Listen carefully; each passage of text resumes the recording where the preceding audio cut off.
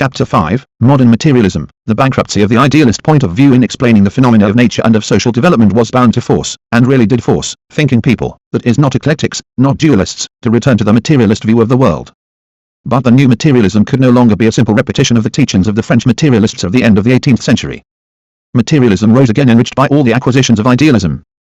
The most important of these acquisitions was the dialectical method, the examination of phenomena in their development, in their origin and destruction. The genius who represented this new direction of thought was Karl Marx. Marx was not the first to revolt against idealism. The banner of revolt was raised by Ludwig Feuerbach. Then, a little later than Feuerbach, the Bauer brothers appeared on the literary scene. Their views merit particular attention on the part of the present-day Russian reader. The views of the Bauers were a reaction against the idealism of Hegel. Nevertheless, they themselves were saturated through and through with a very superficial, one-sided and eclectic idealism. We have seen that the great German idealists did not succeed in understanding the real nature or discovering the real basis of social relations. They saw in social development a necessary process, conforming to law, and in this respect they were quite right. But when it was a question of the prime mover of historical development, they turned to the absolute idea, the qualities of which were to give the ultimate and most profound explanation of that process. This constituted the weak side of idealism, against which accordingly a philosophical revolution first broke out. The extreme left wing of the Hegelian school revolted with determination against the absolute idea. The absolute idea exists, if, of course, it does exist, outside time and space and, in any case, outside the head of each individual man. Reproducing in its historical development the course of the logical development of the idea, mankind obeys a force alien to itself, standing outside itself. In revolting against the absolute idea, the young Hegelians revolted first of all in the name of the independent activity of man, in the name of ultimate human reason. Speculative philosophy, wrote Edgar Bauer, is very mistaken when it speaks of reason as some abstract, absolute force. Reason is not an objective abstract force, in relation to which man represents only something subjective, accidental, passing. No, the dominating force is man himself, his consciousness of self, and reason is only the strength of that consciousness. Consequently there is no absolute reason, but there is only reason which changes eternally with the development of consciousness of self. It does not exist at all in its final form, it is eternally changing. And so there is no absolute idea, there is no abstract reason, but there is only men's consciousness, the ultimate and eternally changing human reason. This is quite true. Against this even Mr. Mikhailovsky would not argue, although as we already know he can find everything arguable with more or less doubtful success. But, strangely enough, the more we underline this correct thought, the more difficult becomes our position. The old German idealists adapted to the absolute idea the conformity to law of every process in nature and in history. The question arises, to what will we adapt this conformity to law when we have destroyed its carrier, the absolute idea? Let us suppose that in relation to nature a satisfactory reply can be given in a few words, we adapt it to the qualities of matter. But in relation to history things are far from being as simple. The dominating force in history turns out to be man's consciousness of self, eternally changing ultimate human oneness. Der Kritik mit Kirchenstaat, Edgar Bauer, Bern, 1844, pages 184. Reason. Is there any conformity to law in the development of this reason? Edgar Bauer would naturally have replied in the affirmative, because for him man, and consequently his reason also, were not at all something accidental, as we have seen. But if you had asked the same Bauer to explain to you his conception of conformity to law in the development of human reason, if you had asked him, for example, why in a particular historical epoch reason developed in this way, and in another epoch in that way, you would have not received any reply from him, practically speaking. He would have told you that eternally developing human reason creates social forms, that historical reason is the motive force of world history, and that consequently every particular social order proves to be obsolete directly reason makes a new step in its development. But all these and similar assurances would not be a reply to the question, but rather a wandering around the question of why human reason takes new steps in its development, and why it takes them in this direction and not in that. Obliged by you to deal precisely with this question, E. Bauer would have hastily put it aside with some meaningless reference to the qualities of the ultimate, eternally changing human reason, just as the old idealists confined themselves to a reference to the qualities of the absolute idea. To treat reason as the motive force of world history, and to explain its development by some kind of special, immanent, internal qualities meant to transform it into something unconditional or, in other words, to resurrect in a new form that same absolute idea which they had just proclaimed to be buried forever. The most important defect of this resurrected absolute idea was the circumstances that it peacefully coexisted with the most absolute dualism or, to be more precise, even unquestionably presupposed it. As the processes of nature were not conditioned by ultimate, eternally changing human reason, two forces turned out to be in existence, in nature matter, in history human reason. And there was no bridge connecting the motion of matter with the one low sit, pages 185. Development of reason, the realm of necessity with the realm of freedom. That was why we said that the views of Bauer were saturated through and through with a very superficial, one-sided and eclectical idealism. Opinion governs the world, thus declared the writers of the French Enlightenment. Thus also spoke, as we see, the Bauer brothers when they revolted against Hegelian idealism. But if opinion governs the world, then the prime movers of history are those men whose thought criticizes the old and creates the new opinions. The Bauer brothers did in fact think so. The essence of the historical process reduced itself, in their view, to the refashioning by the critical spirit of the existing store of opinions, and of the forms of life in society conditioned by that store. These views of the Bauers were imported in their entirety into Russian literature by the author of the historical letters who, by the way, spoke not of the critical spirit, but of critical thought, because to speak of the spirit was prohibited by the sovereign monarch.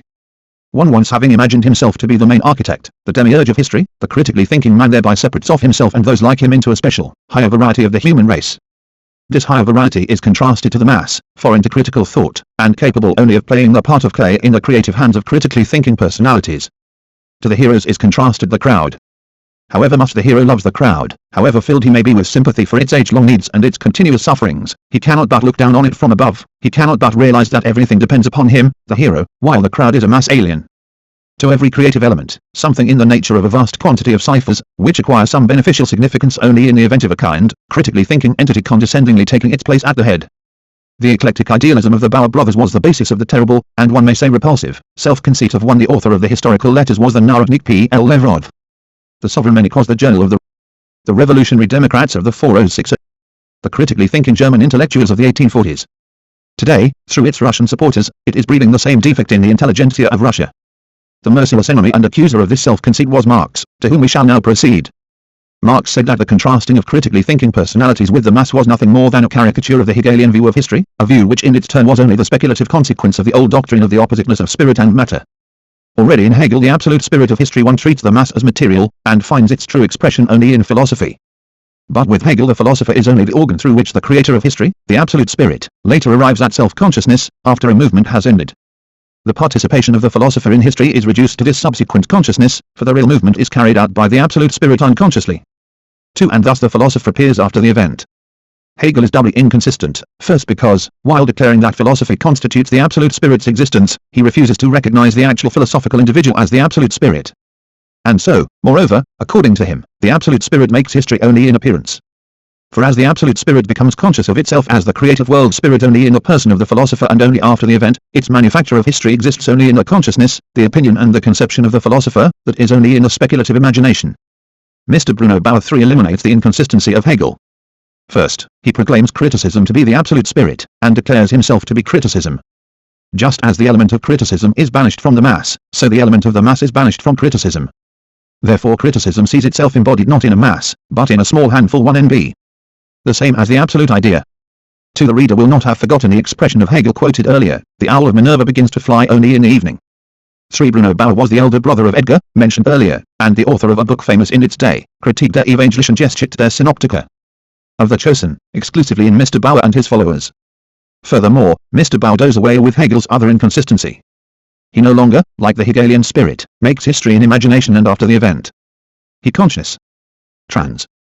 2 Ibid. S. I 83. Writers of the 40s, or some of our contemporary sociologists, who gravely discourse on the theme that the Catholic sees the course of historical events in one way, the Protestant in another, the monarchist in a third, the Republican in a fourth, and that therefore a good subjective person not only can, but must, invent for himself, for his own spiritual use, such a history as would fully correspond to the best of ideals. Did Engels really foresee our Russian stupidities? Not at all. Naturally, he did not even dream of them, and if his irony, half a century later, fits our subjective thinkers like a glove, this is to be explained by the simple fact that our subjective nonsense has absolutely nothing original in it, it represents nothing more than a cheap provincial print from a caricature of that sane Hegelianism against which it wars so unsuccessfully. From the point of view of critical criticism, all great historical conflicts amounted to the conflict of ideas. Marx observes that ideas were worsted every time they did not coincide with the real economic interests of that social stratum which at the particular time was the bearer of historical progress. It is only the understanding of those interests that can give the key to understanding the true course of historical development. We already know that the French writers of the Enlightenment themselves did not close their eyes to interests, and that they too were not averse to turning to them for an explanation of the given condition of a given society. But with them this view of the decisive importance of interests was only a variation of the formula that opinions govern the world. According to them, the interests themselves depend on men's opinions, and change with changes in the latter. Such an interpretation of the significance of interests represents the triumph of idealism in its application to history. It leaves far behind even German dialectical idealism, according to the sense of which men discover new material interests every time the absolute idea finds it necessary to take a new step in its logical development. Marx understands the significance of material interests quite otherwise. To the ordinary Russian reader the historical theory of Marx seems some kind of disgraceful libel on the human race. G. I. Uspensky, if we are not mistaken, in his ruin, has an old woman, the wife of some official who even in her deathbed delirium obstinately goes on repeating the shameful rule by which all her life she was guided, aim at the pocket, the pocket. The Russian intelligentsia naively imagines that Marx attributes this base rule to all mankind, that he asserts that, whatever the sons of man have busied themselves with, they have always, exclusively and consciously aimed at the pocket. The selfless Russian intellectual naturally finds such a view just as unsympathetic as the theory of Darwin is unsympathetic for some official dame who imagines that the whole sense of that theory amounts to this outrageous proposition, that she, forsooth, a most respectable official's lady, represents nothing more than a monkey dressed up in a bonnet. In reality Marx slanders the intellectuals just as little as Darwin does official dames. In order to understand the historical views of Marx, we must recall the conclusions at which philosophy and social and historical science had arrived in the period immediately preceding his appearance. The French historians of the Restoration came as we know to the conclusion that civil conditions, property relations, constitute the basic foundation of the entire social order. We know also that the same conclusion was arrived at, in the person of Hegel, by idealist German philosophy against its will, against its spirit, simply on account of the inadequacy and bankruptcy of the idealist explanation of history. Marx, who took over all the results of the scientific knowledge and philosophic thought of his age, agrees completely about the conclusion just mentioned with the French historians and with Hegel. I became convinced, he said, that legal relations, such as forms of the state, are to be grasped neither from themselves, nor from the so-called general development of the human mind, but rather have their roots in the material conditions of life, the sum total of which Hegel, following the precedent of the English and French of the 18th century, grouped under the name of civil society. But that the anatomy of civil society is to be sought in political economy. 1. The historical theory of Marx, but on what then depends the political economy of the given society? Neither the French historians, nor the utopian socialists nor Hegel have been able to reply to this at all satisfactorily. All of them, directly or indirectly, referred to human nature. The great scientific merit of Marx lies in this, that he approached the question from the diametrically opposite side, and that he regarded man's nature itself as the eternally changing result of historical progress, the cause of which lies outside man. In order to exist, man must support his organism, borrowing the substances he requires from the external nature surrounding him. This borrowing presupposes a certain action of man on that external nature. But, acting on external nature, man changes his own nature. In these few words is contained the essence of the whole historical theory of Marx, although naturally, taken by themselves, they do not provide an adequate understanding of it, and require explanations. Franklin called man a tool-making animal. The use and production of tools in fact does constitute the distinguishing feature of man. Darwin contests the opinion that only man is capable of the use of tools, and gives many examples which show that in an embryonic form their use is characteristic for many mammals. And he naturally is quite right from his point of view, that is in the sense that in that notorious human nature there is not a single feature which is not to be found in some other variety of animal, and that therefore there is absolutely no foundation for considering man to be some special being and separating him off into a special kingdom. But it must not be forgotten that quantitative differences pass into qualitative. What exists as an embryo in one species of animal can become the distinguishing one. K. Marx, preface to a contribution to the critique of political economy trans. Feature of another species of animal. This particularly applies to the use of tools. An elephant breaks off branches and uses them to brush away flies. This is interesting and instructive. But in the history of the development of the species elephant, the use of branches in the fight against flies probably played no essential part. Elephants did not become elephants because their more or less elephant-like ancestors brushed off flies with branches. It is quite otherwise with man. 1. The whole existence of the Australian savage depends on his boomerang, just as the whole existence of modern Britain depends on her machines. Take away from the Australian his boomerang, make him a tiller of the soil, and he of necessity will change all his mode of life, all his habits, all his manner of thinking, all his nature. We have said, make him a tiller of the soil. From the example of agriculture it can clearly be seen that the process of the productive action of man on nature presupposes not only the implements of labor. The implements of labor constitute only part of the means necessary for production.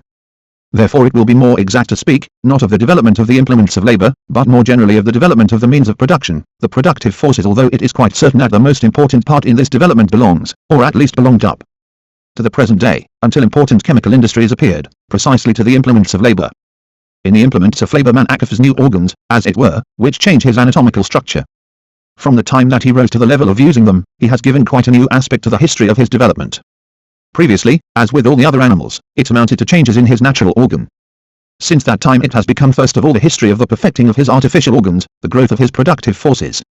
Man, the tool-making animal, is at the same time a social animal, originating in ancestors who, for anyone so thoroughly is the use of tools the exclusive attribute of man that the discovery of a single artificially shaped flint in the drift or cave bricks here is deemed proof enough that man has B6N there. Prehistoric Man, by Daniel Wilson, Vol.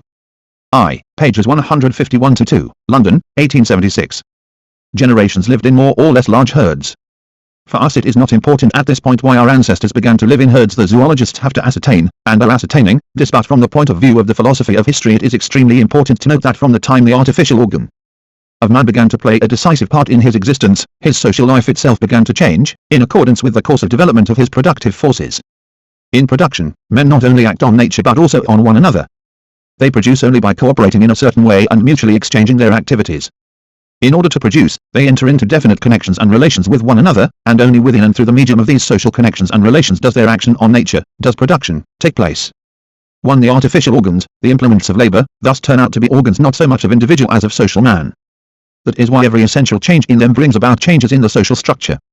These social relations into which the producers enter with one another, the conditions under which they exchange their activities and participate in the whole act of production, will naturally vary according to the character of the means of production. With the invention of a new instrument of warfare, firearms, the whole internal organization of the army necessarily changed.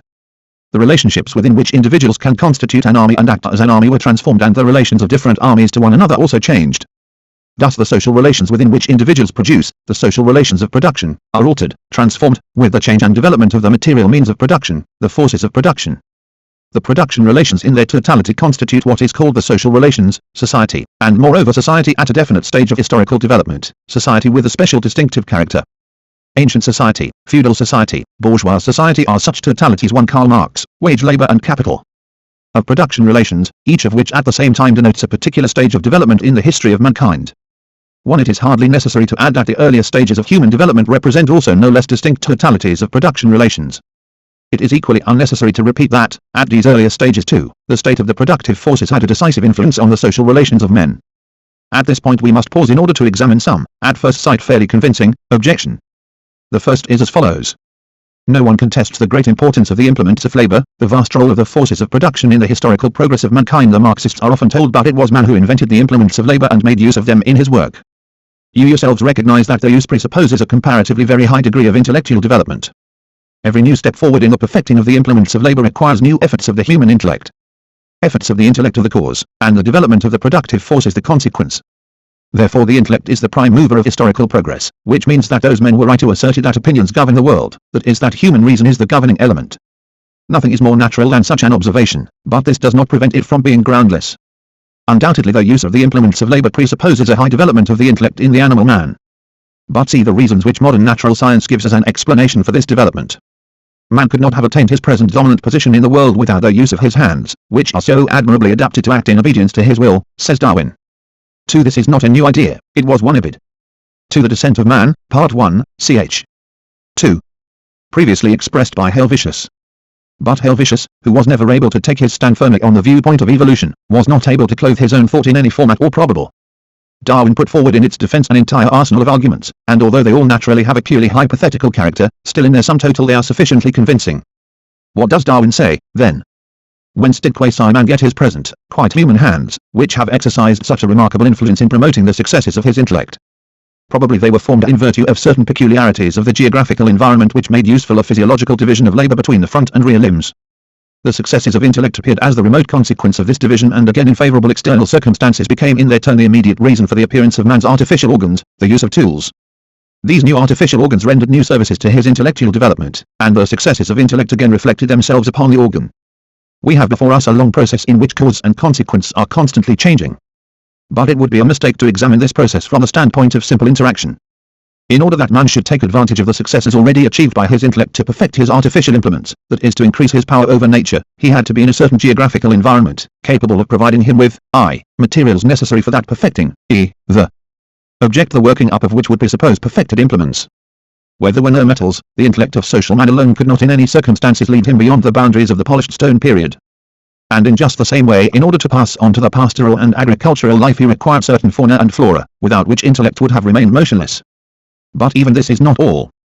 The intellectual development of primitive societies was bound to proceed the more quickly, the greater were the mutual connections between them, and these connections were, of course, the more frequent, the more varied were the geographical conditions of the localities which they inhabited, that is the less similar, consequently, were the products of one locality and those of another.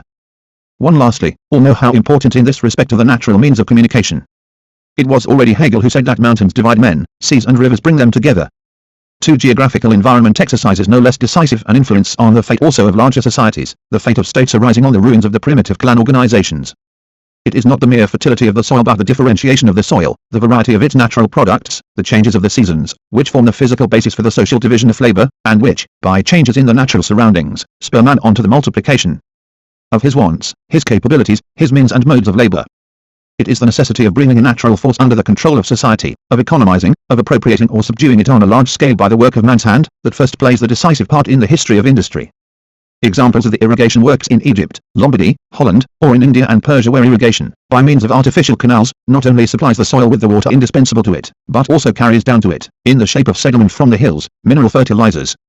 The secret of the flourishing state of industry in Spain and Sicily under the one in the well-known book of von Martius, on the primitive inhabitants of Brazil, dominion of the Arabs lay in their irrigation works. 1 Thus only thanks to certain particular qualities of the geographical environment could our anthropomorphic ancestors rise to that height of intellectual development which was necessary to transform them into tool-making animals.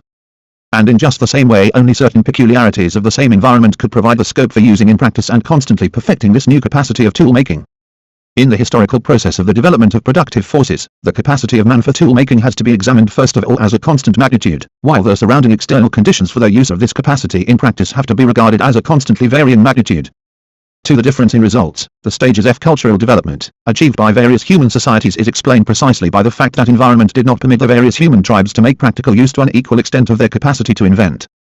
There is a school of anthropologists who trace the origin of the difference. 1 Marx, Capital, Vol. I, English Eden. Pages 522-3. In a footnote Marx adds, one of the material bases of the power of the state over the small disconnected producing organisms in India was the regulation of the water supply. The Mohammedan rulers of India understood this better than their English successors. We may compare with the opinion of Marx, quoted above, the opinion of a most recent investigator, among the gifts which living nature offers to men, that to be prized in results mentioned in the different qualities of the races of man. But the view of this school cannot stand up to criticism. It represents only a new variation of the old method of explaining historical phenomena by references to human nature, or here, references to racial nature, and in its scientific profundity it has not gone very much farther than the views of Moliere's doctor, who sagely proclaimed that opium sends one to sleep because it has the quality of sending to sleep, a race is backward because it has the quality of backwardness. Acting on external nature, man changes his own nature. He develops all his capacities, among them also the capacity of tool-making. But at any given time the measure of that capacity is determined by the measure of the development of productive forces already achieved. The development of productive forces once an implement of labor has become an object of production, the very possibility as well as the greater or lesser degree of perfecting its manufacture entirely depends on the implements of labor with the help of which it is manufactured. This is comprehensible to anyone even without explanation. But this is what, for example, may seem quite incomprehensible at first glance. Plutarch, when mentioning the inventions made by Archimedes during the siege of Syracuse by the Romans, finds it necessary to apologize for the inventor. It is, of course, indecent for a philosopher to occupy himself with things of this kind, he reflects, but Archimedes was justified by the extremity in which his country found itself. We ask, who would now think of seeking for circumstances which extenuate the guilt of Edison? We nowadays do not consider shameful, quite the opposite, the use by man in practice of his capacity for mechanical inventions, while the Greeks, or if you prefer the Romans, as you see, took quite a different view of this. Hence the course of mechanical discovery and invention among them was bound to proceed and actually did proceed incomparably more slowly than amongst ourselves. Here once again it might seem that opinions govern the world. But whence did the Greeks derive such a strange opinion? Its origin cannot be explained by the qualities of the human intellect. It remains only to recall their social relations. The societies of Greece and Rome were, as we know, societies of slave owners. In such societies all physical labor, all the work of production, fall to the lot of the slaves.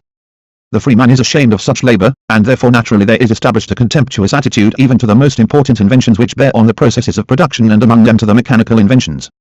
That is why Plutarch looked on Archimedes in a very different way from that in which we now regard Edison. 1 But why was slavery established in Greece? Was it not because the Greeks, on account of some errors of their intellect, considered the slave-owning order to be the best? No, it was not because of that. There was a time when the Greeks also had no slavery, and at that time they did not at all consider the slave-owning social order to be natural and inevitable. Later on, slavery arose among the Greeks, and gradually began to play a more and more important part in their life. Then the view of the citizens of Greece also changed, they began to defend slavery as a quite natural and unquestionably essential institution. But why, then, did slavery arise and develop among the Greeks? Probably for the same reason that it arose and developed in other countries as well, at a certain stage of their social development. And this reason is well known, it consists in the state of the productive forces. For, in fact, in order that it should be more profitable for me to make my conquered enemy into a slave, rather than into roast meat, it one for the art of mechanics, is necessary that the product of his unfree labor should be able to maintain not only his own existence but, at least in part, mine too. In other words, there is necessary a certain stage of development of the productive forces at my disposal. and it is precisely through this door that slavery enters history. Slave labor is not very favorable to the development of the productive forces. In conditions of slavery it advances extremely slowly, but still it does advance. Finally there arrives a moment at which the exploitation of slave labor proves to be less advantageous than the exploitation of free labor. Then slavery is abolished, or gradually dies out. It is shown to the door by that same development of the productive forces which introduced it into history. Thus we, returning to Plutarch, see that his view of Archimedes' inventions was conditioned by the state of the productive forces of his age. And as views of this kind undoubtedly have a vast influence on the further course of discovery and invention, we can say all the more that for every given people, at every given period of its history, the further development of its productive forces is determined by their condition in the period under examination. Naturally, wherever we have to deal with inventions and discoveries, we deal also with reason. Without reason discoveries and inventions would have been just as impossible as they were before man appeared on the earth. The teaching we are setting forth does not at all leave out of account the role of reason. It only tries to explain why reason at every given time acted in this way, and not otherwise. It does not despise the successes of reason, but only seeks to find a sufficient cause for them. Lately another objection has begun to be made to the one it is known that for a long time the Russian peasants themselves could have, and not infrequently did have, their own serfs. The condition of a serf could not be attractive. Same teaching, and we shall leave Mr. Karayev to set it forth, in course of time, says this writer. Having more or less successfully expounded the historical philosophy of Engels, Engels supplemented his view by new considerations which introduced an essential alteration. If previously he had recognized as the foundation of the material conception of history only the investigation of the economic structure of society, later on he recognized as equally important the study of family structure. This took place under the influence of new conceptions of the primitive forms of marriage and family relations, which forced him to take into account not only the process of the production of products but also the process of the reproduction of human generations.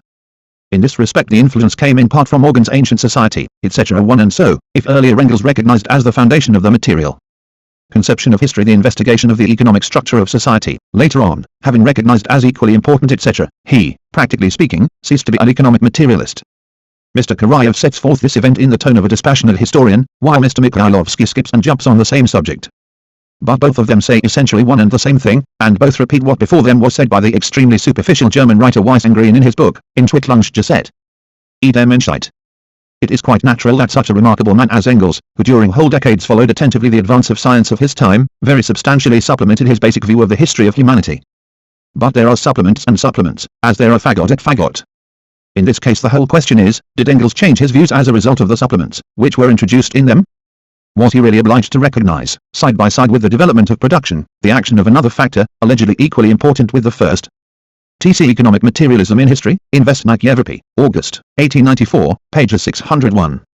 It is easy for anyone to reply to this question who has even the least willingness to make an attentive and serious approach to it.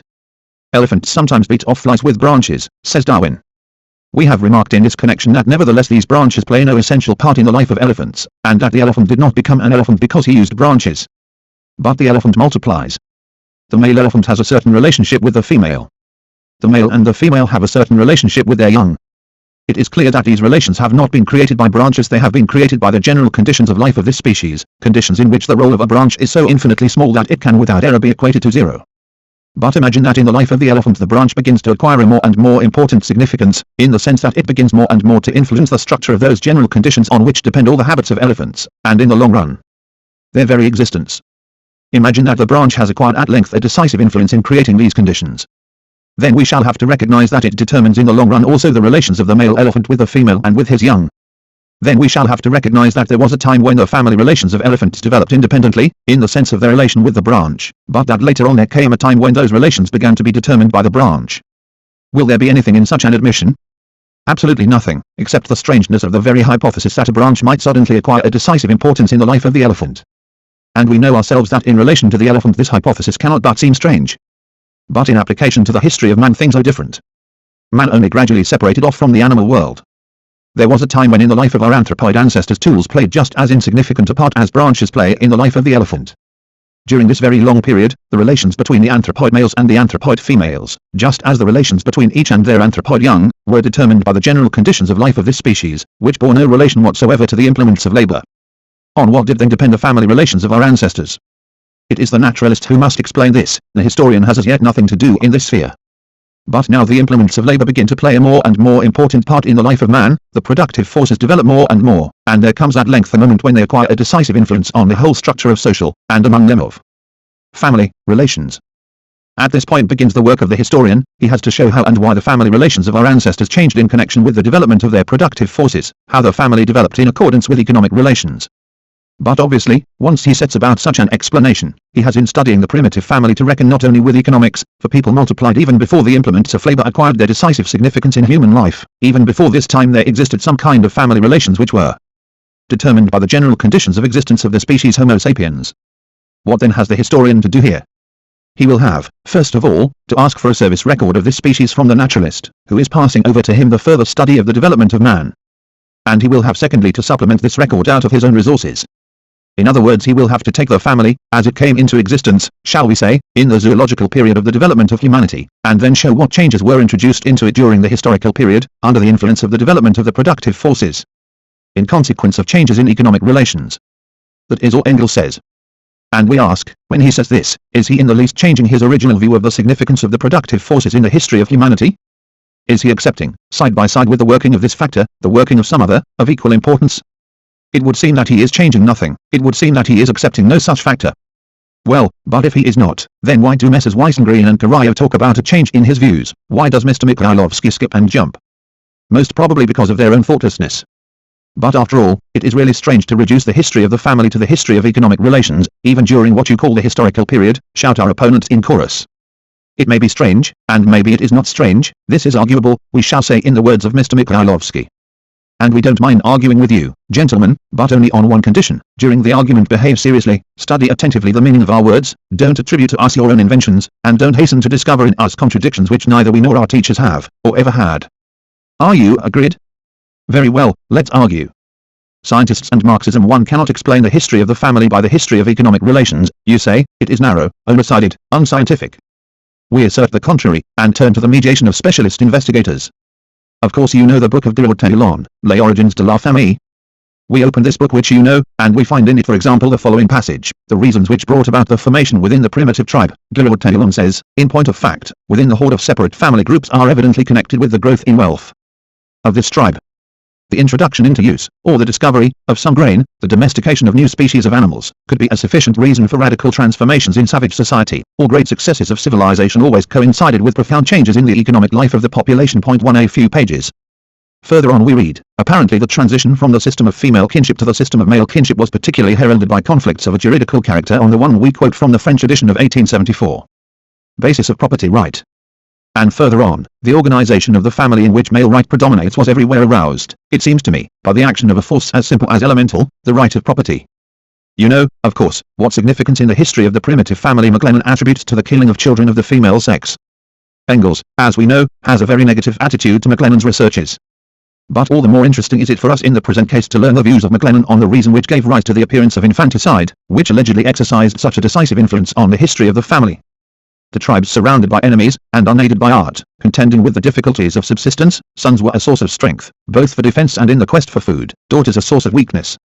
What was it, then, that brought about, in McLennan's opinion, the killing of children of the female sex by the primitive tribes?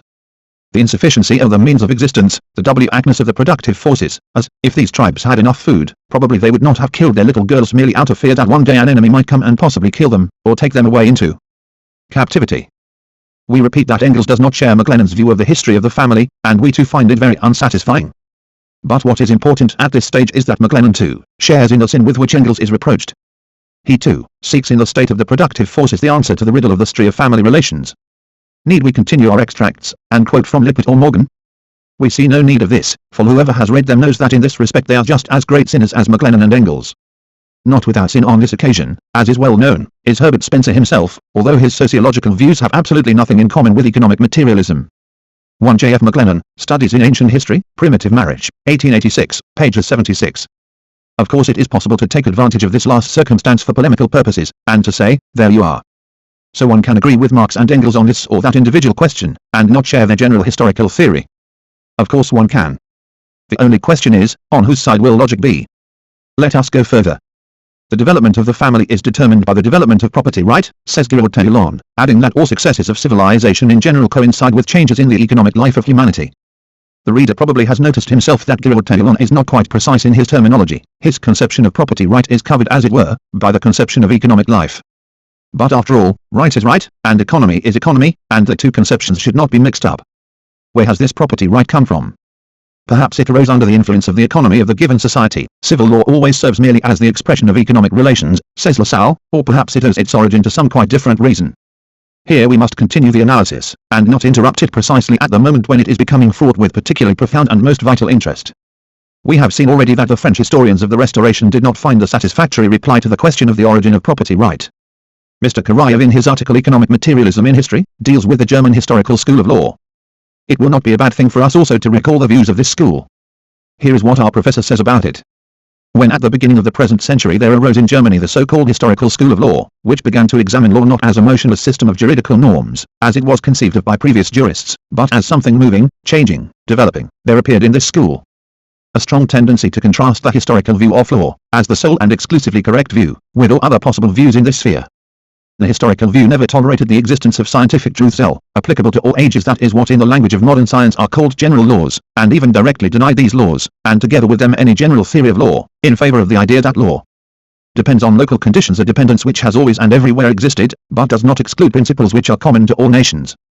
One in these few lines there are very many. How shall we put it? Shall we say, inexactitudes, against which the representatives and supporters of the historical school of law would have raised a protest. Thus, for example, they would have said that, when Mr. Karayev ascribes to them the denial of what in the language of science are called general laws, he either deliberately distorts their view, or else is confusing conceptions in a way most unbefitting a historiosophist, mixing up those laws, which fall within the scope of the history of law, and those by which is determined the historical development of nation. The historical school of law never dreamed of denying the existence of the second kind of law, and always tried to discover them, although its efforts were not crowned with success. But the very cause of its failure is extremely instructive, and if Mr. Karayev were to give himself the trouble of thinking about it, perhaps who knows he too would make clear for himself, at last, the substance of the historical process. In the 18th century people were inclined to explain the history of law by the action of the legislator. The historical school strongly revolted against this inclination. As early as 1814, Savigny formulated the new view in this way: the sum total of this view consists of the following: every law arises from what in common usage, but not quite exactly, is called customary law, that is, it is brought into being first of all by the custom and faith of the people, and only afterwards by jurisprudence. Thus it is everywhere created by internal forces, which act unnoticed, and not by the personal will of the legislator. 2-1 Vestnik Evropy, July, 1894, pages 12. 2 Friedrich Karl von Savigny, von Berufunserzeit für Gesetzgebung und Rechtswissenschaft, 3rd edition, Heidelberg, 1840, pages 14. The first edition appeared in 1814. This view was later developed by Savigny in his famous work System des Heutigen Römischen Rechts. Positive law, he says in this work, lives in the general consciousness of a people, and therefore we have to call it popular law. But this must not in any event be understood as meaning that law has been created by individual members of the people arbitrarily. Positive law is created by the spirit of a people, living and acting in its individual members, and therefore positive law, not by accident but of necessity, is one and the same law in the consciousness of individual persons. 1 Savigny continues, if we consider the question of the origin of the state, we shall have in the same way to locate it in supreme necessity, in the action of a force building outward from within, as was shown earlier in the case of law in general. And this applies not only to the existence of the state in general, but also to that particular form which the state assumes in every individual nation. 2 Law arises in exactly the same invisible way as language, and it lives in the general consciousness of a people, not in the shape of abstract rules, but in the shape of a living conception of institutions of law and in their organic connection, so that, when necessity arises, the abstract rule has to be formed in its logical shape from this general conception, by means of a certain artificial process, der Cheinen Kunstlichen process. 3 We are not concerned here with the practical aspirations of the historical school of law. But as far as its theory is concerned, we can already say, on the basis of the words of Savigny here quoted, that it represents 1. A reaction against the view held widely in the 18th century that law is created by the arbitrary will of individual persons, legislators, and an attempt to discover a scientific explanation of the history of law, to understand that history as a process which is necessary, and therefore conforming to law. 2. An attempt to explain that process, starting from a completely idealist point of view, the spirit of a people. 1 Berlin edition, 1840, vol. I, pages 14. 2 Ibid, pages 22. Ibid, pages 16. The consciousness of a people, is the final authority to which the historical school of law appealed. With Pachter the idealist character of the views of this school is expressed even more sharply. Primitive law, according to Pachter, just as with Savigny, is customary law. But how does customary law arise? The opinion is often expressed that this law is created by everyday practice, Werbung, but this is only a particular case of the materialist view of the origin of popular conceptions. Exactly the opposite view is the right one. Everyday practice is only the last moment, in it is only expressed and embodied the law which has arisen, and which lives in the conviction of the individuals belonging to the particular people. Custom influences conviction only in the sense that the latter, thanks to custom, becomes more conscious and more stable. 1. And so the conviction of a people concerning this or that legal institution arises independently of everyday practice, and earlier than custom. Whence does this conviction come from, then? It arises from the depth of the spirit of the people. The particular form this conviction takes with a particular people is to be explained by the particular features of the spirit of the people concerned. This is very obscure, so obscure that it does not contain any symptom of a scientific explanation. Pafter himself feels that things here are not quite satisfactory, and tries to put them right with an observation of this kind. Law arises by an imperceptible path. Who could take upon himself to trace those paths which lead to the origin of the given conviction, to its conception, its growth, its flourishing, its expression? Those who try to do so, for the most part started from mistaken ideas. 2. For the most part. That means that there also one curses der Institutionen, Leipzig, 1841, vol. I, pages 31. In a footnote Pafter speaks sharply of the eclectics who strive to reconcile contradictory views of the origin of law, and uses such expressions that willy-nilly the question arises, can he possibly have anticipated the appearance of Mr. Karayev? But on the other hand it must be said also that in Germany at the time of Pafter they had quite enough eclectics of their own. Whatever else there may be a shortage of, there are always and everywhere inexhaustible reserves of that type of mind. 2. Ibid, pages 28. Existed investigators whose initial ideas were correct. To what conclusions, then, about the genesis of popular views on law did these persons arrive? We must suppose that this remained a secret for Pafter, because he does not go one step further than meaningless references to the qualities of the spirit of the people. Nor is any explanation provided by the above-quoted remark of Savigny that law lives in the general consciousness of a people, not in the shape of abstract rules but in the shape of a living conception of legal institutions in their organic connection. And it is not difficult to understand what it was that impelled Savigny to give us this somewhat muddled information. If he had presumed that law exists in the consciousness of a people in the shape of abstract rules, we should thereby in the first place, have come up against the general consciousness of the jurists, who know very well with what difficulty a people grasps these abstract rules, and secondly, our theory of the origin of law would have assumed a too incredible form. It would have appeared that before entering into any practical relations one with another, before acquiring any practical experience whatsoever, the men constituting the given people work out definite conceptions for themselves, and having laid in a store of these, as a tramp does of crusts, they set forth into the sphere of everyday practice, enter upon the historical path. Nobody, of course, would believe this, and so Savigny eliminates the abstract rules. Law exists in the consciousness of the people, not in the shape of definite conceptions. It represents, not a collection of already fully shaped crystals, but a more or less saturated solution out of which, when necessity for this arises, that is when coming up against everyday practice, the required juridical crystals are precipitated. Such an approach is not without its ingenuity, but naturally it does not in the least bring us nearer to a scientific understanding of phenomena. Let us take an example. The Eskimos, Ring tells us, scarcely have any property, correctly so called. But in so far as it can be spoken of, he enumerates 3 forms which it takes. 1. Property owned by an association of generally more than one family, for example the winter house. 2. Property the common possession of one, or at most of 3 families of kindred, viz. a tent and everything belonging to the household such as lamps, tubs, dishes of wood, soapstone pots.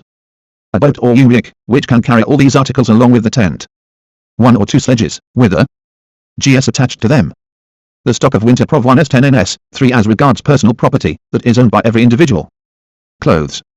The sewing implements of the women. The kayaks of the men, with tools and weapons belonging to these. And weapons for the land chase. These things were even regarded as having a kind of supernatural relation to the owner, reminding us of that between the body and the soul. Lending them to others was not customary. 1. Let us try and conceive of the origin of these 3 views of property from the standpoint of the old historical school of law. As, in the words of Pafter, convictions precede everyday practice, and do not arise on the basis of custom, one must suppose that matters proceeded in the following way. Before living in winter houses, even before they began to build them, the Eskimos came to the conviction that once winter houses appeared among them, they must belong to a union of several families. In the same way, our savages convinced themselves that, once there appeared among them summer tents, barrels, wooden plates, boats, pots, sledges and dogs, all these would have to be the property of a single family or, at most, of 3 kindred families. Finally, they formed no less firm a conviction that clothes, arms and tools must constitute personal property, and that it would be wrong even to lend these articles. Let us add to this that probably all these convictions existed, not in the shape of abstract rules, but in the shape of a living conception of legal institutions in their organic connection, and that out of this solution of legal conceptions they were precipitated, when 1 H.J. Rink, Tales and Traditions of the Eskimo, 1875, pages 9 30. Necessity for this arose, that is as they encountered winter dwellings, summer tents, barrels, stone pots, wooden plates, boats, sledges and dogs, the norms of customary Eskimo law in their more or less logical form. And the qualities of the above-mentioned legal solution were determined by the mysterious qualities of the Eskimo spirit. This is not a scientific explanation at all, but a mere way of talking red Sutton, as the Germans say. that variety of idealism which was maintained by the supporters of the historical school of law proved in its explanation of social phenomena to be even less solvent than the much more profound idealism of Schelling and Hegel. How private property arose. How did science emerge from that blind alley in which idealism found itself? Let us hear what Mr. M. Kovalovsky, one of the most distinguished representatives of modern comparative law, has to say.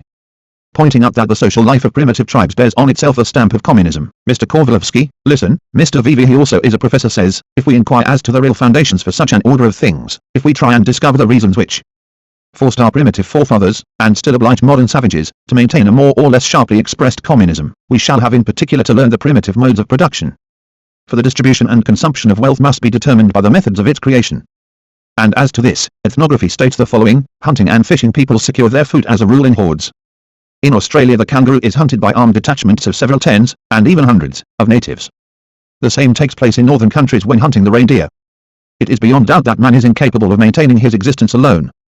He needs help and support, and his forces are multiplied tenfold by association. Thus we see social production at the beginning of social development and, as the necessary natural consequence of this, social consumption. Ethnography abounds in facts which prove this. One having quoted the idealist theory of Lermanet, according to which private property arises from the self-consciousness of the individual, Mr. Kovalovsky continues, no, this is not so. It is not for this reason that primitive man arrives at the idea of the personal appropriation of the chipped stone which serves him as a weapon, or of the skin which covers his body. He arrives at this idea in consequence of the application of his individual forces to the production of the object concerned. The flint which serves him as an axe has been chipped by his own hands. At the hunt in which he engaged together with many comrades, he struck the final blow at the animal, and therefore the skin of that animal becomes his personal property. The customary law of savages is distinguished by great exactness on this question. It carefully provides beforehand, for example, for the case in which the hunted animal fell under the joint blows of two hunters. In that event the animal's skin becomes the property of the hunter whose arrow penetrated nearest to the heart. It also provides for the case in which an already wounded animal was given the finishing blow by a hunter who turned up accidentally. The application of individual labor logically gives rise, consequently, to individual appropriation. We can trace this phenomenon through all history. He who planted a fruit tree becomes its owner, later a warrior who won a certain booty becomes its exclusive owner, so that his family no longer has any right to it. In just the same way a priest's family has no right to the sacrifices which are made by the faithful, and which become his personal property. All this is equally well confirmed by the Indian laws and by the customary law of the South Slavs, Don Cossacks or ancient Irish.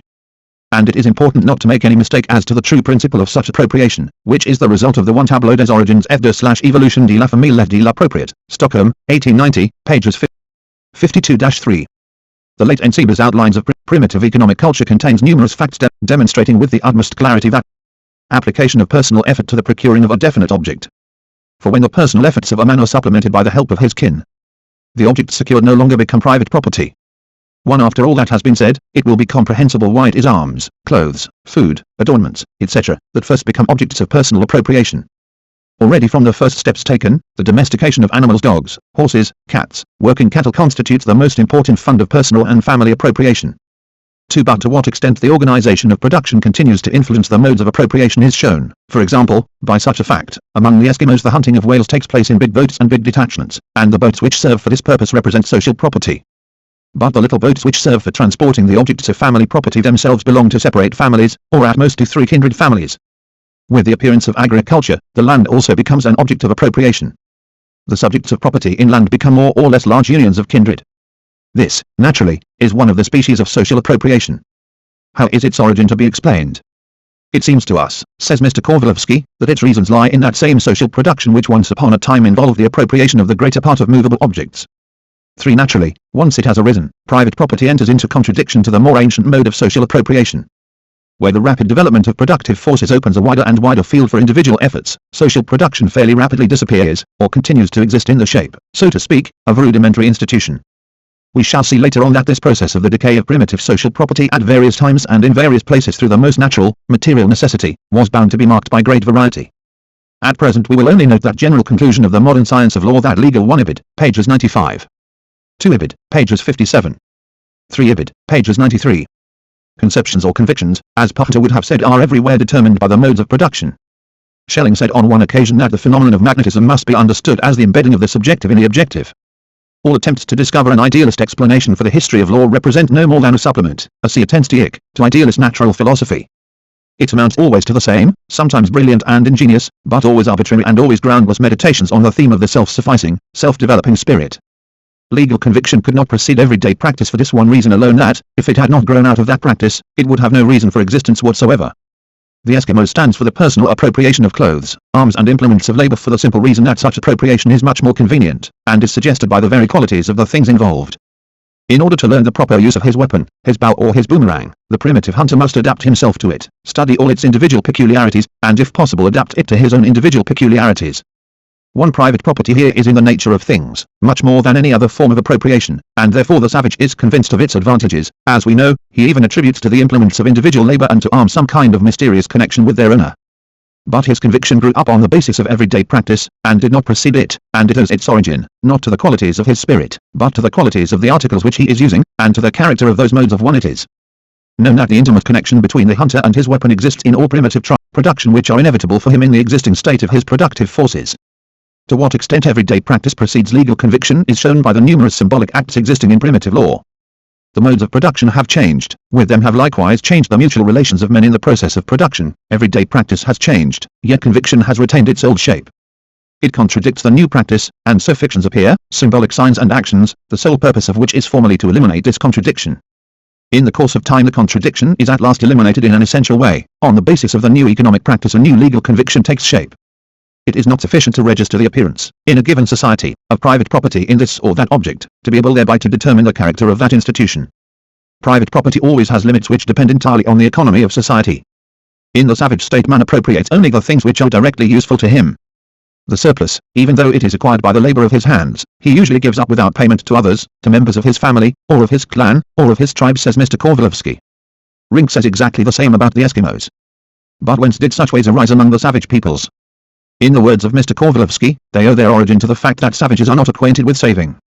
1. This is not a very clear expression, and is particularly unsatisfactory because it was very much abused by the vulgar economists. Nevertheless, it can be understood in what sense our author uses the expression. Saving is really unknown to primitive peoples, for the simple reason that it is inconvenient and, one may say, impossible for them to practice it. The flesh of an animal that has been killed can be saved only to an inconsiderable extent. It goes bad, and then becomes quite unsuitable for use. Of course, if it could be sold, it would be very easy to save the money got for it. But money does not yet exist at this stage of economic development. 1 Losit, pages 56. Consequently, the economy of primitive society itself fixes narrow limits within which the spirit of thrift can develop. Moreover, yesterday I was lucky enough to kill a big animal, and I shared JTS meat with others, but tomorrow, hunting is an uncertain business, I will return with empty hands, and others of my kin will share their booty with me. The custom of sharing thus appears as something in the nature of mutual insurance, without which the existence of hunting tribes would be quite impossible. Finally, one must not forget that among such tribes private property exists only in an embryo form, while the prevailing property is social. The habits and customs which have grown up on this basis, in their turn, set limits to the arbitrary will of the owner of private property. Conviction, here too, follows economy. The connection of the legal conceptions of men with their economic life is well illustrated by the example which Rodbertus readily and frequently used in his works. It is well known that the ancient Roman writers energetically protested against usury. Cato the censor considered that a usurer was twice as bad as a thief. That was just what the old man said, exactly twice. In this respect the fathers of the Christian Church were completely at one with the heathen writers. But a remarkable fact, both revolted only against interest produced by money capital. But to loans in kind, and to the surplus which they brought, there was an incomparably milder attitude. Why this difference? Because it was precisely money or usurer's capital that was effecting terrible devastations in society at that time, because it was precisely this that was ruining Italy. Legal conviction, here too, went hand in hand with economy. Law is the pure product of necessity, or, more exactly, of need, says Post. In vain should we seek in it any ideal basis whatsoever. We should say that this was quite in the spirit of the most modern science of law, if our scholar did not display a fairly considerable confusion of conceptions, very harmful in its consequences. Speaking generally, every social union strives to work one Dr. Albert Herman Post, Der Ursprung des Rechts. Paul Gumner. Einordnungen Vergleichung und Rechtswissenschaft, Oldenburg, 1876, pages 25. Out such a system of law as would best satisfy its needs and would be most useful for it at the given time. The circumstance that the particular sum total of legal institutions is useful or harmful for society cannot in any way depend on the qualities of any idea whatsoever, from whomsoever the idea might come. It depends, as we have seen, on the modes of production and on those mutual relations between people which are created by those modes. In this sense law has not and cannot have any ideal foundations, as its foundations are always real. But the real foundations of every given system of law do not exclude an ideal attitude towards that system on the part of the members of the given society. Taken as a whole, society only gains from such an attitude of its members towards that system. On the contrary, in its transitional epochs, when the system of law existing in society no longer satisfies its needs, which have grown in consequence of the further development of productive forces, the advanced part of the population can and must idealize a new system of institutions, more in keeping with the spirit of the time. French literature is full of examples of such an idealization of the new advancing order of things. The origin of law in need excludes an ideal basis of law only in the conception of those people who are accustomed to relegate need to the sphere of crude matter, and to contrast this sphere to the pure spirit, foreign to need of every kind. In reality, only that is ideal which is useful to men, and every society in working out its ideals is guided only by its needs. The seeming exceptions from this incontestably general rule are explained by the fact that, in consequence of the development of society, its ideals frequently lag behind its new needs. One post belongs to the consciousness of the dependence of social relations on the state of productive forces is penetrating more and more into modern social science, in spite of the inevitable eclecticism of many scientists and in spite of their idealist prejudices. Just as comparative anatomy has raised to the level of a scientific truth the Latin proverb that from the claws I recognize the lion, so the study of peoples can from the armament of a particular people form an exact conclusion as to the degree of its civilization, says Oscar Peschel, whom we have already quoted. 1. With a mode of procuring food is bound up most intimately the dissection of society. Wherever man joins with man a certain authority appears. Weakest of all are the social ties among the wandering hunter hordes of Brazil. The pastoral tribes are for the most part under the authority of patriarchal sovereigns, as the herds belong as a rule to a single master, who is served by his fellow tribesmen or by previously independent but later impoverished possessors of herds. The pastoral form of life is mostly, though not exclusively, characterized by great migrations of peoples, both in the north of the Old World and in South Africa. On the other hand, the history of America knows only of individual attacks by wild hunter tribes on the fields of civilized peoples which attract them. Entire peoples which leave their previous places of habitation could effect great and prolonged journeys only when accompanied by the herds, which provided them with the necessary food on their way. Furthermore, prairie cattle breeding itself impels a change of pastures. But with the settled mode of life and agriculture there immediately appears the striving to make use of the labor of slaves. Slavery leads sooner or later to tyranny, since he who has the largest number of slaves can with the help subject the weakest to his will. The division into free men and slaves is the beginning of the division of society into estates. 2.1 Losit, pages 139. When we were making this, Peschel has many considerations of this kind. Some of them are quite just and very instructive. Others are arguable for more than Mr. Mikhailovsky. But what we are concerned with here are not particular details but the general direction of Peschel's thought. And that general direction completely coincides with what we have already seen in the work of Mr. Kovalovsky. It is in the modes of production, in the state of the productive forces, that he seeks the explanation of the history of law and even of the whole organization of society. And this is precisely what Marx long ago and insistently advised writers on social science to do. And in this lies to a considerable extent, though not completely, the reader will see later why we say, not completely, the sense of that remarkable preface to a critique of political economy which had such bad luck here in Russia, which was so terribly and so strangely misunderstood by the majority of Russian writers who read it in the original or in extracts. In the social production which men carry on they enter into definite relations that are indispensable and independent of their will. These relations of production correspond to a definite stage of development of their material forces of production. The sum total of these relations of production constitutes the economic structure of society, the real foundation on which rises a legal and political superstructure. One Hegel says of Schelling that the fundamental principles of the system of that philosopher remain undeveloped, and his absolute spirit appears unexpectedly, like a pistol shot, wie aus der Pistole geschossen. When the average Russian intellectual hears that in Marx everything is reduced to the economic foundation, others say simply, to the economic, he loses his head, as though someone had suddenly fired a pistol by his ear. But why to the economic? He asks dejectedly and uncomprehendingly. Of course the economic is also important, especially for the poor peasants and workmen. But after all, no less important is the intellectual, particularly for us intellectuals. What has just been one Marx, Selected Works, English Eden. Vol. I, pages 356. Set forth has, we hope, shown the reader that the perplexity of the average Russian intellectual occurs in this case only because he, that intellectual, was always a little careless about what was particularly important intellectually for himself. When Marx said that the anatomy of civil society must be sought in political economy, he did not at all intend to upset the world of leering by sudden pistol shots. He was only giving a direct and exact reply to the damned questions, which had tormented thinking heads for a whole century. More on freedom and necessity the French materialists, consistently developing their sensationalist views, came to the conclusion that man, with all his thoughts, feelings and aspirations, is the product of his social environment. In order to go further in applying the materialist view to the study of man, it was necessary to solve the problem of what conditions the structure of the social environment, and what are the laws of its development. The French materialists were unable to reply to this question, and thereby were forced to be false to themselves, and to return to the old idealist point of view which they had so strongly condemned. They said that environment is created by the opinion of men. Dissatisfied with this superficial reply, the French historians of the Restoration set themselves the task of analyzing social environment. The result of their analysis was the conclusion, extremely important for science, that political constitutions are rooted in social relations, while social relations are determined by the state of property.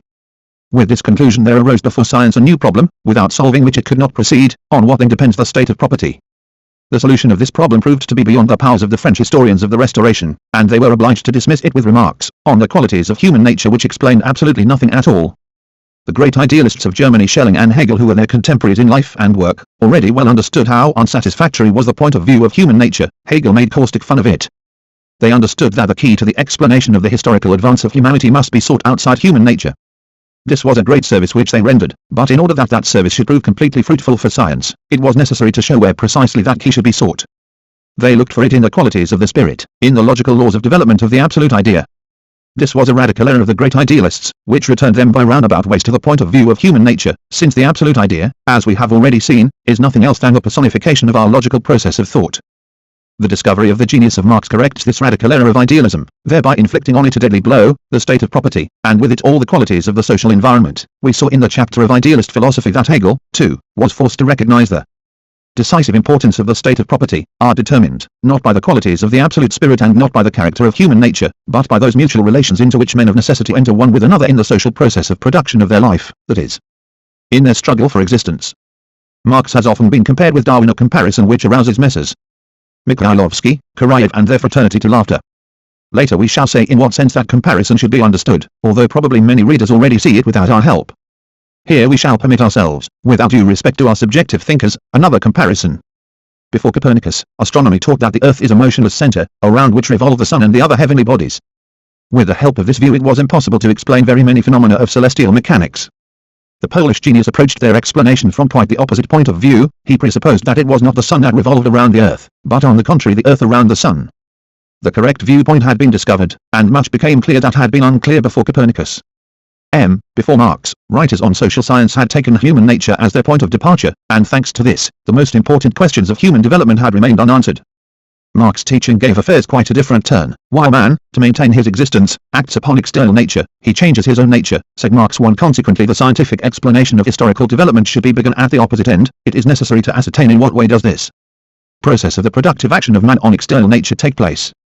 In its great importance for science, this discovery can be boldly placed on a level with the discovery of Copernicus, and on a level generally with the greatest and most fruitful discoveries of science. Strictly speaking, previous to Marx social science had much less in the way of a firm foundation than astronomy before Copernicus. The French used to call, and still call, all the sciences bearing on human society, moral and political sciences, as distinct from science in the strict sense of the word, under which name were understood, and are still understood, only the exact sciences. And it must be admitted that, before Marx, social science was not and could not be exact. So long as learned men appealed to human nature as to the highest authority, of necessity they had to explain the social relations of men by their views, their conscious activity. But the conscious activity of man necessarily has to present itself to him as free activity. But free activity excludes the conception of necessity, that is of conformity to law, and conformity to law is the necessary foundation of any scientific explanation of phenomena. The idea of freedom obscured the conception of necessity, and thereby hindered the development of science. This aberration can up to the present day be watched with amazing clarity in the sociological works of subjective Russian writers. But we already know that freedom must be necessary. By obscuring the conception of necessity, the idea of freedom itself became extremely dim and a very poor comfort. Driven out at the door, necessity flew in at the window. Starting from their idea of freedom, investigators Vol. I. Eden. Pages 197-8. Every moment came up against necessity, and in the long run arrived at the melancholy recognition of its fatal, irresistible and utterly invincible action. To the horror, freedom proved to be an eternally helpless and hopeless tributary, an impotent plaything in the hands of blind necessity. And truly pathetic was the despair which at times seized upon the clearest and most generous idealistic minds. For several days already I have been taking up my pen every minute, says Georg Buchner, but cannot write a word. I have been studying the history of the revolution. I have felt myself crushed, as it were, by the frightful fatalism of history. I see in human nature the most repulsive dullness, but in human relations an invincible force, which belongs to all in general and to no one in particular. The individual personality is only foam on the crest of the wave, greatness is only an accident, the power of genius is only a puppet show, a ridiculous attempt to fight against iron law, which at best can only be discovered, but which it is impossible to subject to one's will. It may be said that, even to avoid such bursts of what naturally was quite legitimate despair, it was worthwhile even for a time abandoning one's old point of view, and attempting to liberate freedom, by appealing to that same necessity which made a mock of her.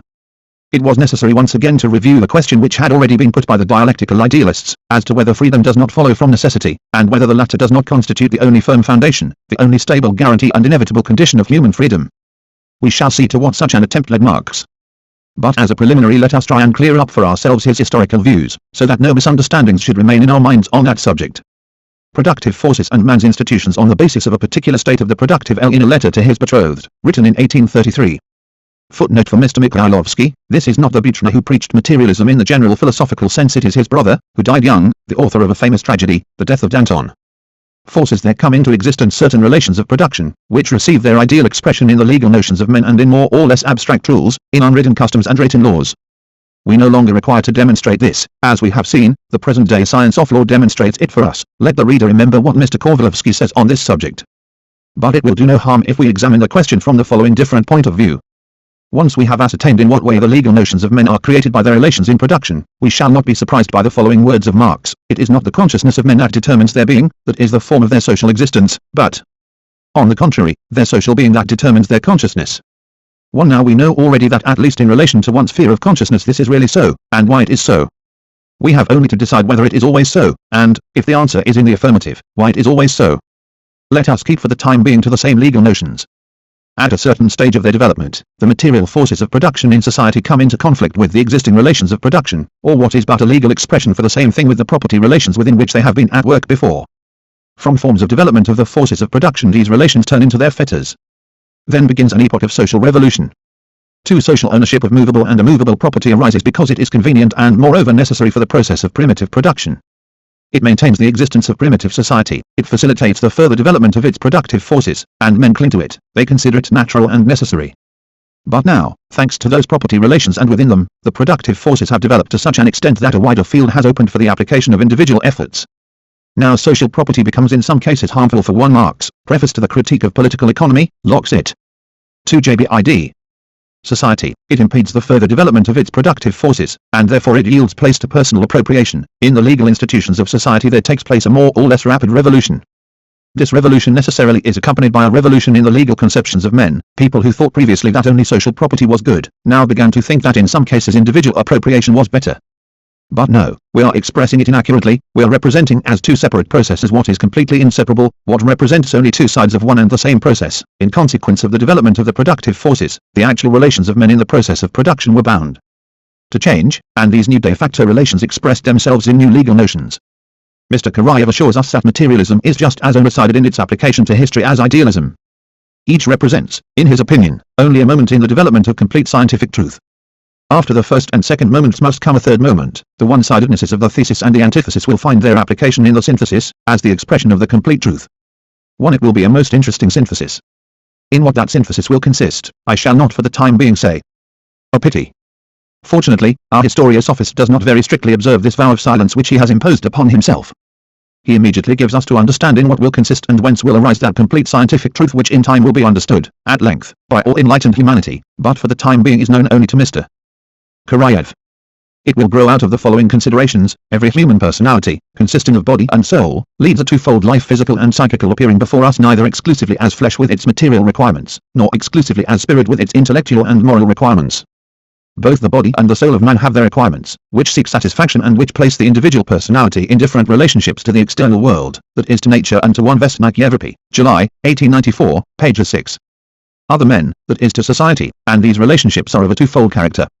One, that man consists of soul and body, is a just synthesis, though hardly what one would call a very new discovery. If Mr. Professor is acquainted with the history of modern philosophy, he must know that it has been breaking its teeth on this same synthesis for whole centuries, and has not been able to deal with it properly. And if he imagines that this synthesis will reveal to him the essence of the historical process, Mr. V.V. himself will have to agree that something is going wrong with his professor, and that it is not Mr. Karayev who is destined to become the Spinoza of historiosophy.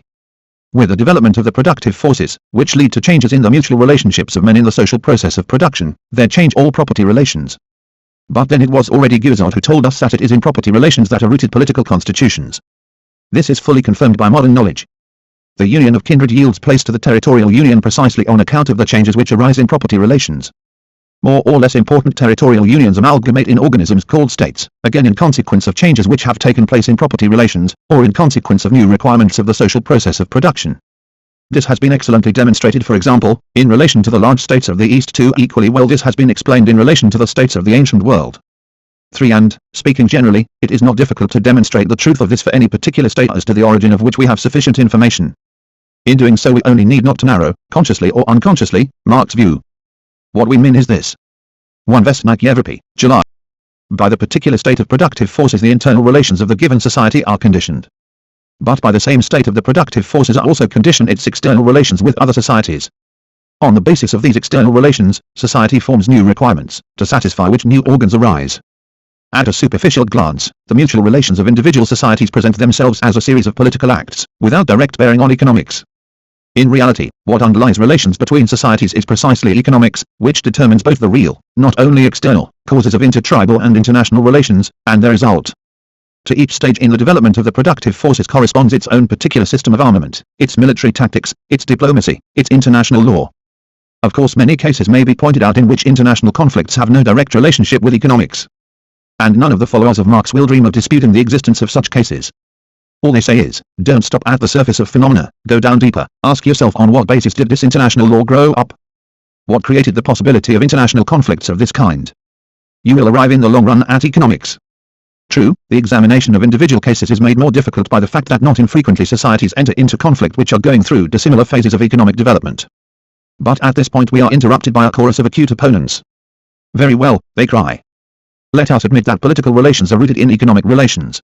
But once political relations have been given, then, wherever they came from, they influence economics in their turn. Consequently there is interaction here, and nothing but interaction. This objection has not been invented by us. The high value placed upon it by opponents of economic materialism is shown by the following true event. Marx in his Capital cites facts which show that the English aristocracy used its political power in order to arrange its little affairs in the sphere of land ownership. Dr. Paul Barth, who wrote a critical essay entitled Die Geschichtsphilosophie Hegels und der Hegelianer, has seized on this to reproach Marx with contradicting himself. You yourself, he says, admit that there is interaction here, and to prove that interaction really exists, our doctor refers to the book of Steneg, a writer who has done much for the study of the economic history of Germany. Mr. Karayev thinks that the pages devoted in Barth's book to the criticism of economic materialism may be recommended as a model of how the problem of the role of the economic factor in history should be solved. Naturally, he has not failed to point out to his readers the objections raised by Barth and the authoritative statement of Steneg, who even formulates the general proposition that interaction between politics and economy is the fundamental characteristic of the development of all states and all peoples. We must bring at least a little light into this muddle. First of all, what is it that Steneg actually says?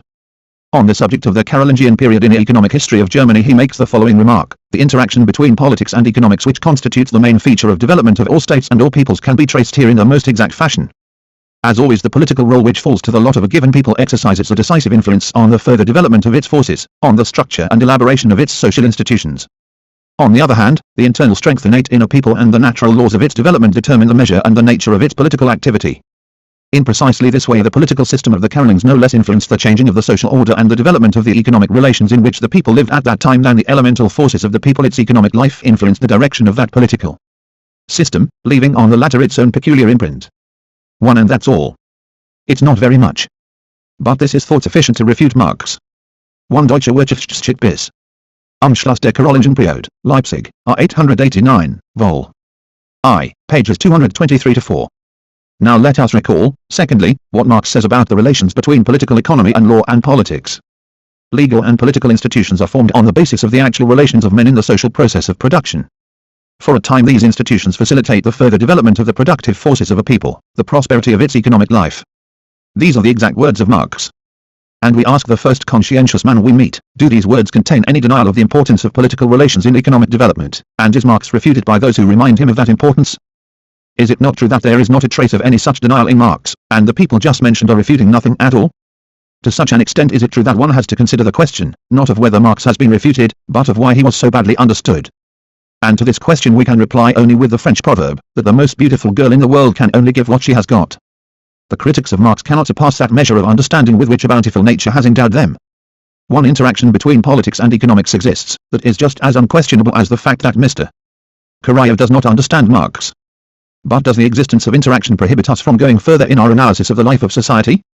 No, to think that would mean almost the same as to imagine that the lack of understanding displayed by Mr. Karayev can prevent one. Marx says that every class struggle is a political struggle. Us from attaining correct historiosophical conceptions. Political institutions influence economic life.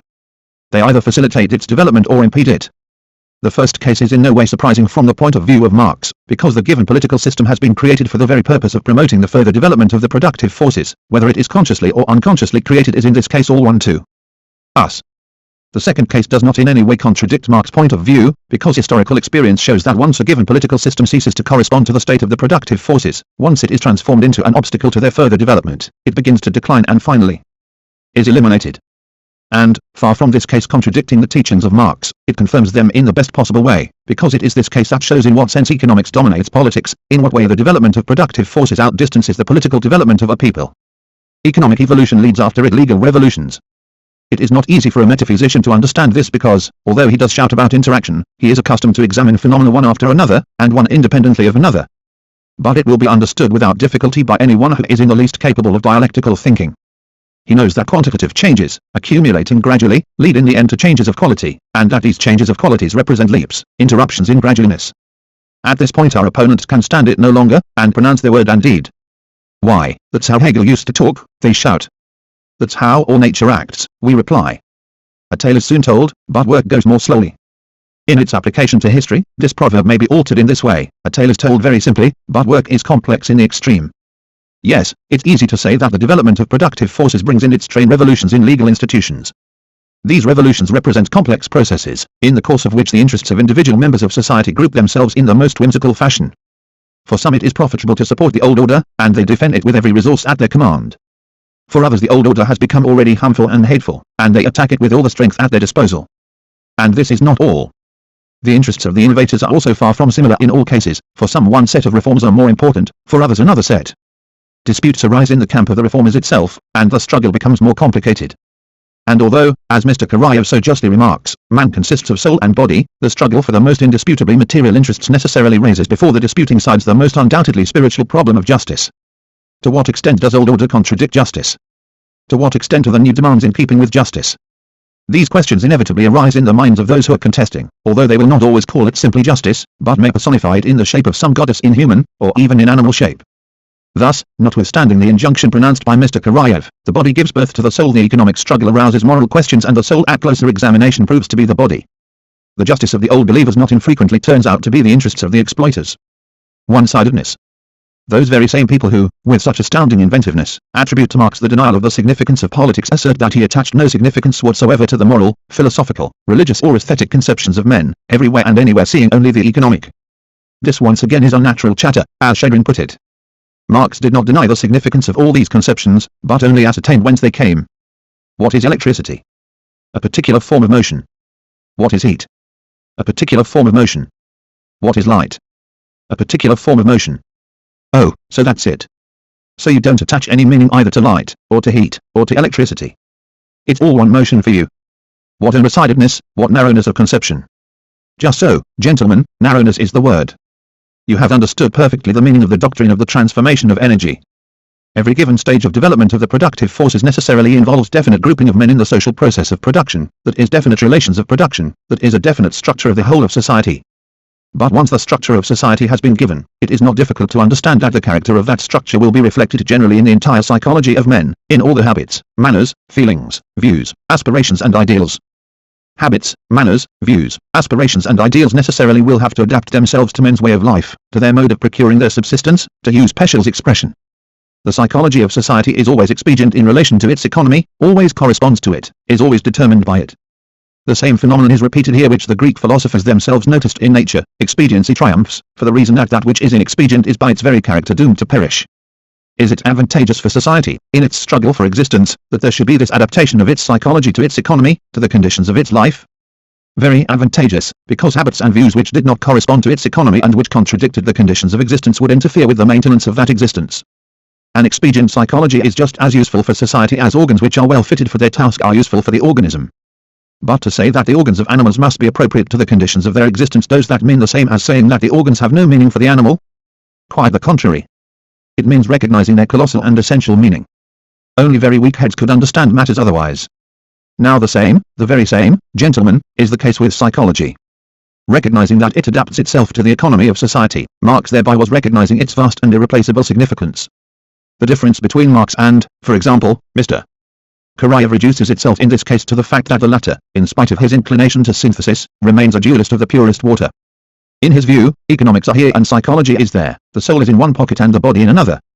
Between these two substances there is interaction, but each of them maintains its independent existence, the origin of which is wrapped in the darkest mystery. The point of view of Marx eliminates this dualism. With him the economy of society and its psychology represent two sides of one and the same phenomenon of the production of life of men, their struggle for existence, in which they are grouped in a particular way thanks to the particular state of the productive forces. The struggle for existence creates their economy, and on the same basis arises their psychology as well. Economy itself is something derivative, just like psychology.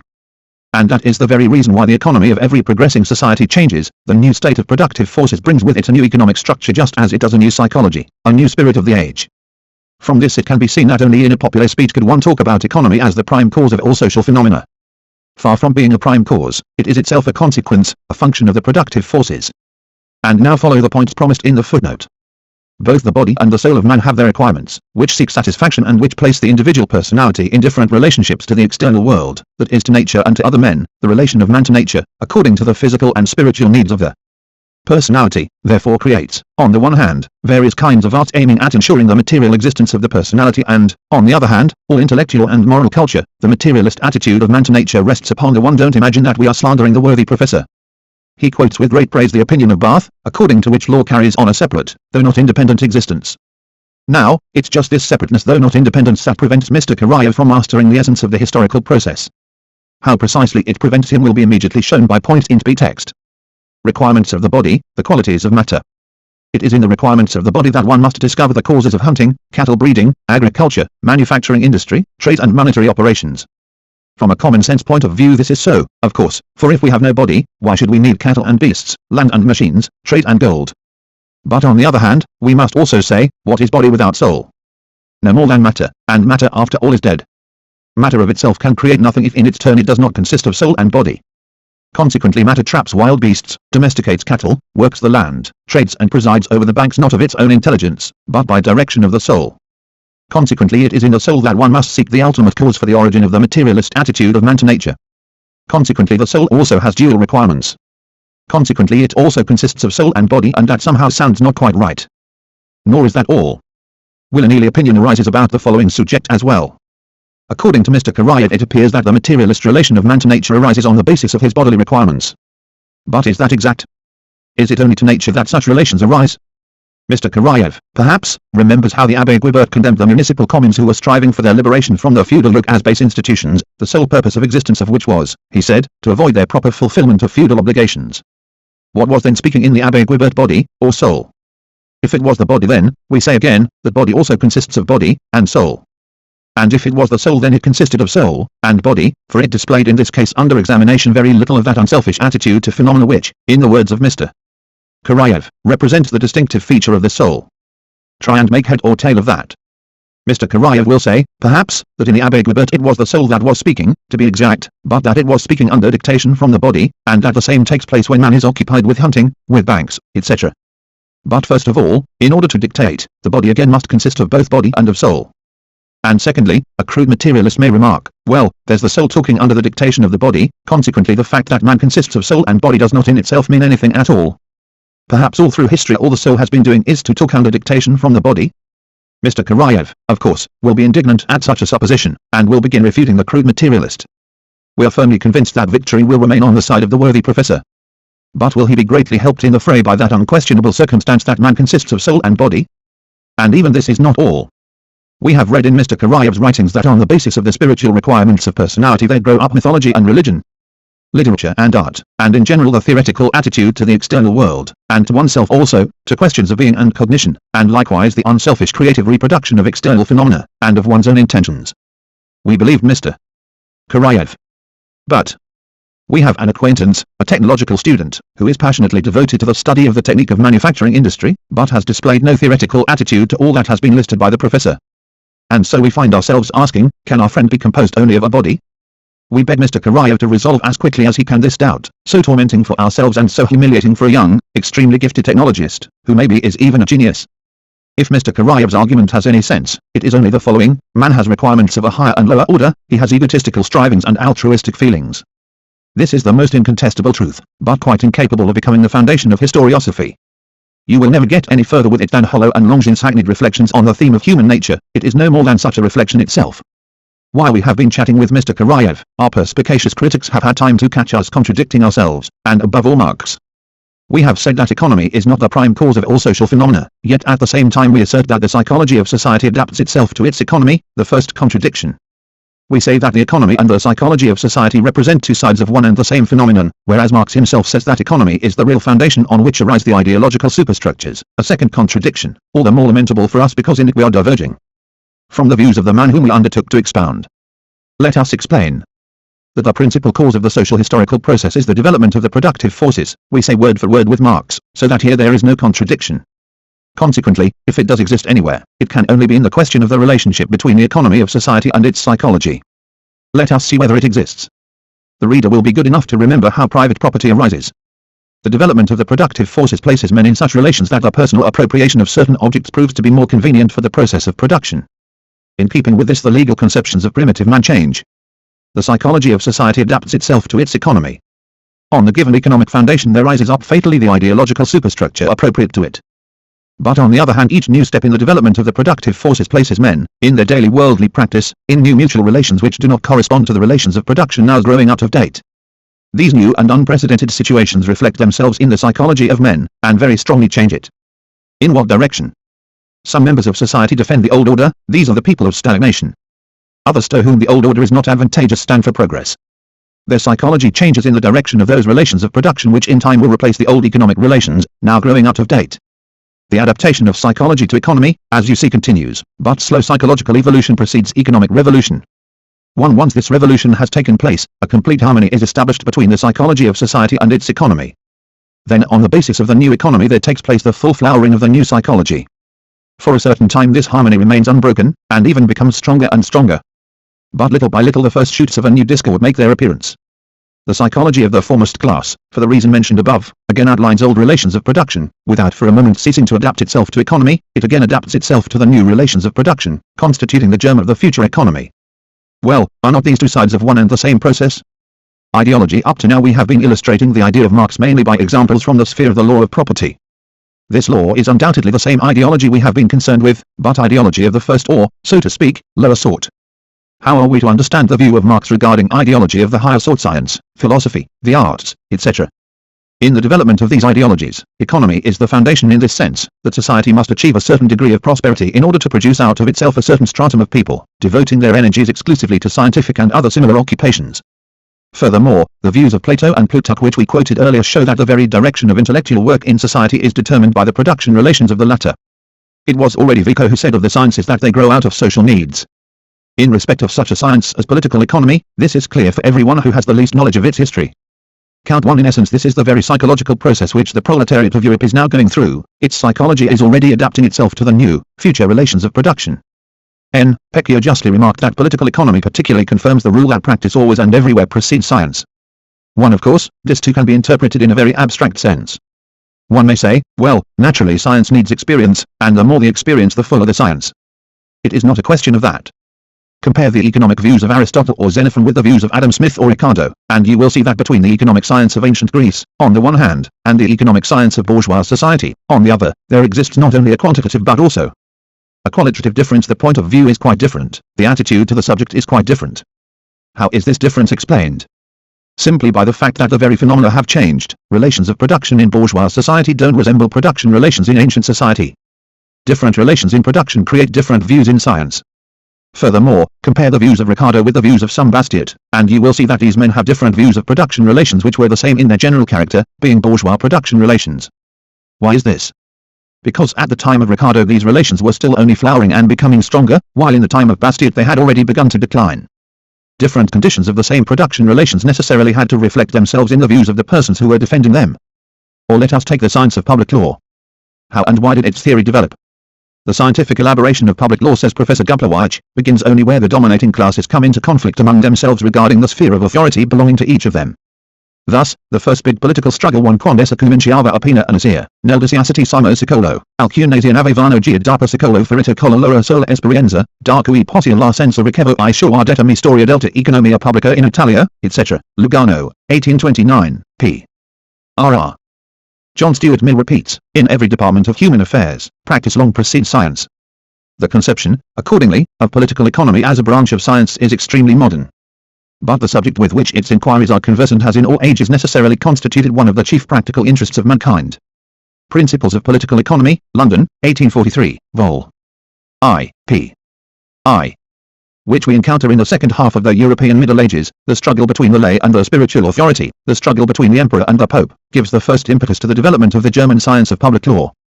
The second disputed political question which brought division into the midst of the dominating classes, and gave an impulse to the elaboration by publicists of the appropriate part of public law was the question of the election of the emperors, and so on. What are the mutual relations of classes? They are, in the first place, just those relations which people adopt to one another in the social process of production relations. These relations find their expression in the political organization of society and in the political struggle of various classes, and that struggle serves as an impetus for the appearance and development of various political theories. On the economic foundation there necessarily arises its appropriate ideological superstructure. Still, all these ideologies too, may be of the first quality, but are certainly not of the highest order. How do matters stand, for example, with philosophy or art? Before replying to this question, we must make a certain digression. Helvetius started from the principle that man is only sensibility. From this point of view it is obvious that man will avoid unpleasant sensations and will strive to acquire only those which are pleasant. This is the inevitable, natural egotism of sentient matter. But if this is so, in what way do there arise in man quite unselfish strivings, like love for truth and heroism? Such was the problem which Helvetius had to solve. He did not prove capable of solving it, and in order to get out of his difficulty he simply crossed out that same x, that same unknown quantity, which he had undertaken to define. He began to say that there is not a single learned man who loves truth unselfishly, that every man sees in it only the path to glory, and in glory the path to money, and in money the means of procuring for himself one red stort und Socialismus, Innsbruck. 1881, pages 124-5 pleasant physical sensations, as for example by purchasing savory food or beautiful slaves. One need hardly say how futile are such explanations. In them there was only demonstrated what we noted earlier, the incapacity of French metaphysical materialism to grapple with questions of development. The father of modern dialectical materialism is credited with a view of the history of human thought which would be nothing else than a repetition of the metaphysical reflections of Helvetius. Marx's view of the history of, say, philosophy is often understood approximately as follows: if Kant occupied himself with questions of transcendental aesthetics, if he talked of the categories of mind or of the antinomies of reason, these were only his phrases. In reality he wasn't at all interested in either aesthetics, or antinomies, or categories. All he wanted was one thing, to provide the class to which he belonged, that is the German petty bourgeoisie, with as many savory dishes and beautiful slaves as possible. Categories and antinomies seemed to him an excellent means of securing this, and so he began to breed them. Need I assure the reader that such an impression is absolute nonsense? When Marx says that a given theory corresponds to such and such a period of the economic development of society, he does not in the least intend to say thereby that the thinking representatives of the class which ruled during this period deliberately adapted their views to the interests of the more or less wealthy, more or less generous benefactors. They have always and everywhere been sycophants, of course, but it is not they who have advanced the human intellect. And those who really moved it forward were concerned for the truth, and not for the interests of the great ones of this world. Upon the different forms of property, says Marx, upon the social conditions of existence rises an entire superstructure of distinct and characteristically formed sentiments, illusions, modes of thought and views of life. The entire class creates and forms them out of its material one. This did not prevent them from sometimes fearing the strong. Thus, for example, Kant said of himself, "No one will force me to say that which is against my beliefs. But I will not venture to say all I believe." Foundations and out of the corresponding social relations. The process by which the ideological superstructure arises takes place unnoticed by men. They regard that superstructure, not as the temporary product of temporary relations, but as something natural and essentially obligatory. Individuals whose views and feelings have been formed under the influence of education and environment may be filled with the most sincere, most devoted attitude to the views and forms of social existence which arose historically on the basis of more or less narrow class interests. The same applies to whole parties. The French Democrats of 1848 expressed the aspirations of the petty bourgeoisie. The pretty bourgeoisie naturally strove to defend its class interests. But one must not form the narrow-minded notion that the petty bourgeoisie, on principle, wishes to enforce an egotistic class interest. Rather it believes that the special conditions of its emancipation are the general conditions under which modern society can alone be saved, and the class struggle avoided. Just as little must one imagine that the democratic representatives are all shopkeepers or enthusiastic champions of shopkeepers. According to their education and their individual position, they may be separated from them as widely as heaven from earth. What makes them representatives of the petty bourgeoisie is the fact that in their minds they do not go beyond the limits which the latter do not go beyond in life, that they are consequently driven theoretically to the same tasks and solutions to which material interest and the social position practically drive the latter. This is in general the relationship of the political and literary representatives of a class to the class that they represent. 21 Obth Brumaire of Louis Bonaparte, Section 3. to proving that the conditions of life, later constancies, influence the organization of animals, Lamarck makes an observation which it will be useful to recall here in order to avoid misunderstandings. It is true, if this statement were to be taken literally, I should be convicted of an error. For whatever the environment may do, it does not work any direct modification whatever in the shape and organization of animals. Thanks to considerable changes in that environment, however, new requirements, different from those previously existing, make their appearance. If these new requirements last a long time, they lead to the appearance of new habits. Now, if a new environment induces new habits in these animals, that is to say, leads them to new activities which have become habitual, the result will be the use of some one part in preference to some other part, and in some cases the footnote continued on next /e. Marx says this in his book on the coup d'état of Napoleon III. In another of his works he perhaps still better elucidates for us the psychological dialectics of classes. He is speaking of the emancipatory role which sometimes individual classes have to play.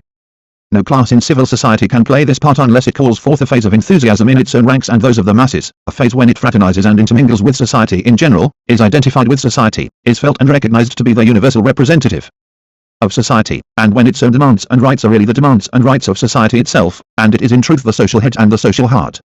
Only in the name of society and its rights in general can a particular class vindicate its general domination.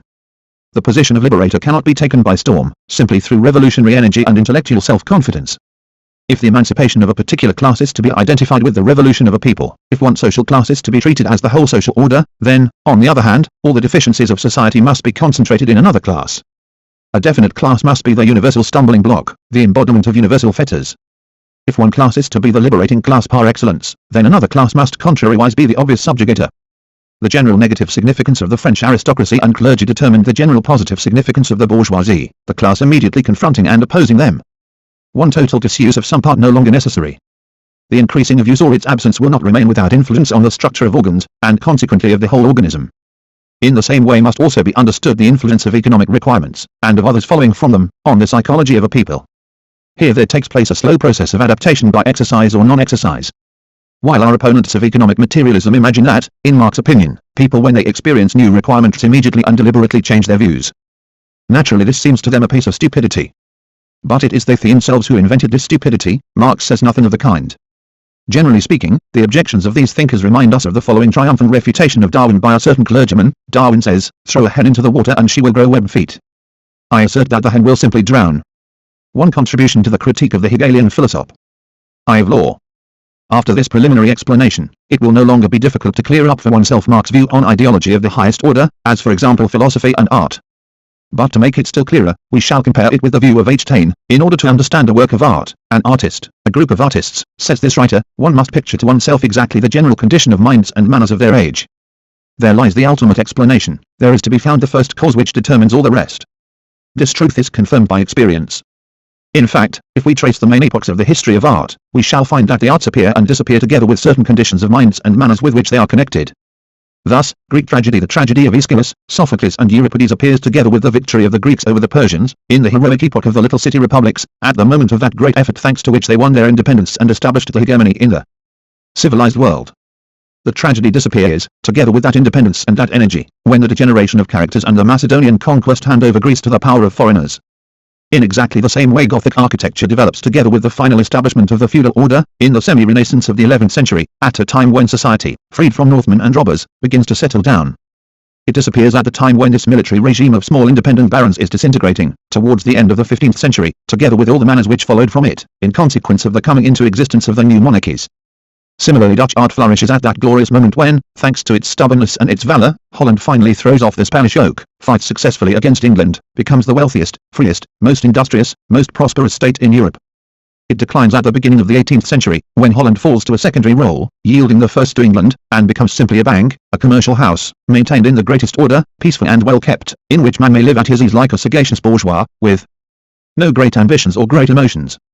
Finally, just in the same way does French tragedy appear at the time when, under Louis XIV, the firmly established monarchy carries with it the rule of decorum, court life, the brilliance and domestic elegance of the aristocracy, and disappears when noble society and court manners are abolished by the revolution, just as naturalists study the physical temperature in order to understand the appearance of this or that plant, maize or oats, aloes or pine. In exactly the same way must one study the moral temperature in order to explain the appearance of this or that form of art, pagan sculpture or realistic painting, mystic architecture or classical literature, voluptuous music or idealistic poetry. The works of the human spirit, like the works of living nature, are explained only by their environment. Point 1. Any follower of Marx will unquestionably agree with all this. Yes, any work of art, like any philosophical system, can be explained by the state of minds and manners of the particular age. But what explains this general state of minds and manners? The followers of Marx think that it is explained by the social order, the qualities of the social environment. When a great change takes place in the condition of humanity, it brings by degrees a corresponding change in human conceptions, says the same Taine. To that too, is correct. The only question is, what is it that causes changes in the position of social man, that is in the social order? It is only on this question that economic materialists differ from Taine. For Taine the task of history, as of science, is in the last resort a psychological task. The general state of minds and manners, according to him, creates not only the different forms of art, literature and philosophy but also the industry of the given people and all its social institutions. And this means that social environment has one philosophy de art, 2e edition, Paris, 1872, pages 13 to 17. 2 Philosophy de art dans les Pays Bas, Paris, 1869, pages 96. Its ultimate cause in the state of minds and manners. Thus it turns out that the psychology of social man is determined by his position, and his position by his psychology. This is once again the antinomy we know so well, with which the writers of the Enlightenment of the 18th century were so utterly failed to grapple. Taine did not resolve this antinomy. He only gave, in a number of remarkable works, numerous brilliant illustrations of its first proposition, the thesis that the state of minds and manners is determined by the social environment. Taine's contemporaries in France, who contested his aesthetic theory, put forward the antithesis that the qualities of the social environment are determined by the state of minds and manners. This kind of discussion could be carried on until the Second Advent, not only without resolving the fateful antinomy, but even without noticing its existence. It is only the historical theory of Marx that resolves the antinomy and thereby brings the argument to a satisfactory conclusion, or, at any rate, provides the possibility of concluding it is satisfactorily, if people have ears to hear and a brain wherewith to think. The qualities of the social environment are determined by the state of the productive forces in every given age. Once the state of the productive forces is determined, the qualities of the social environment are also determined, and so is the psychology corresponding to it, and the interaction between the environment on the one side and minds and manners on the other. Brunetière is quite right when he says that we not only adapt ourselves to our environment, but also adapt it to our needs. You will ask, but whence come the needs which do not correspond with the qualities of the environment around us?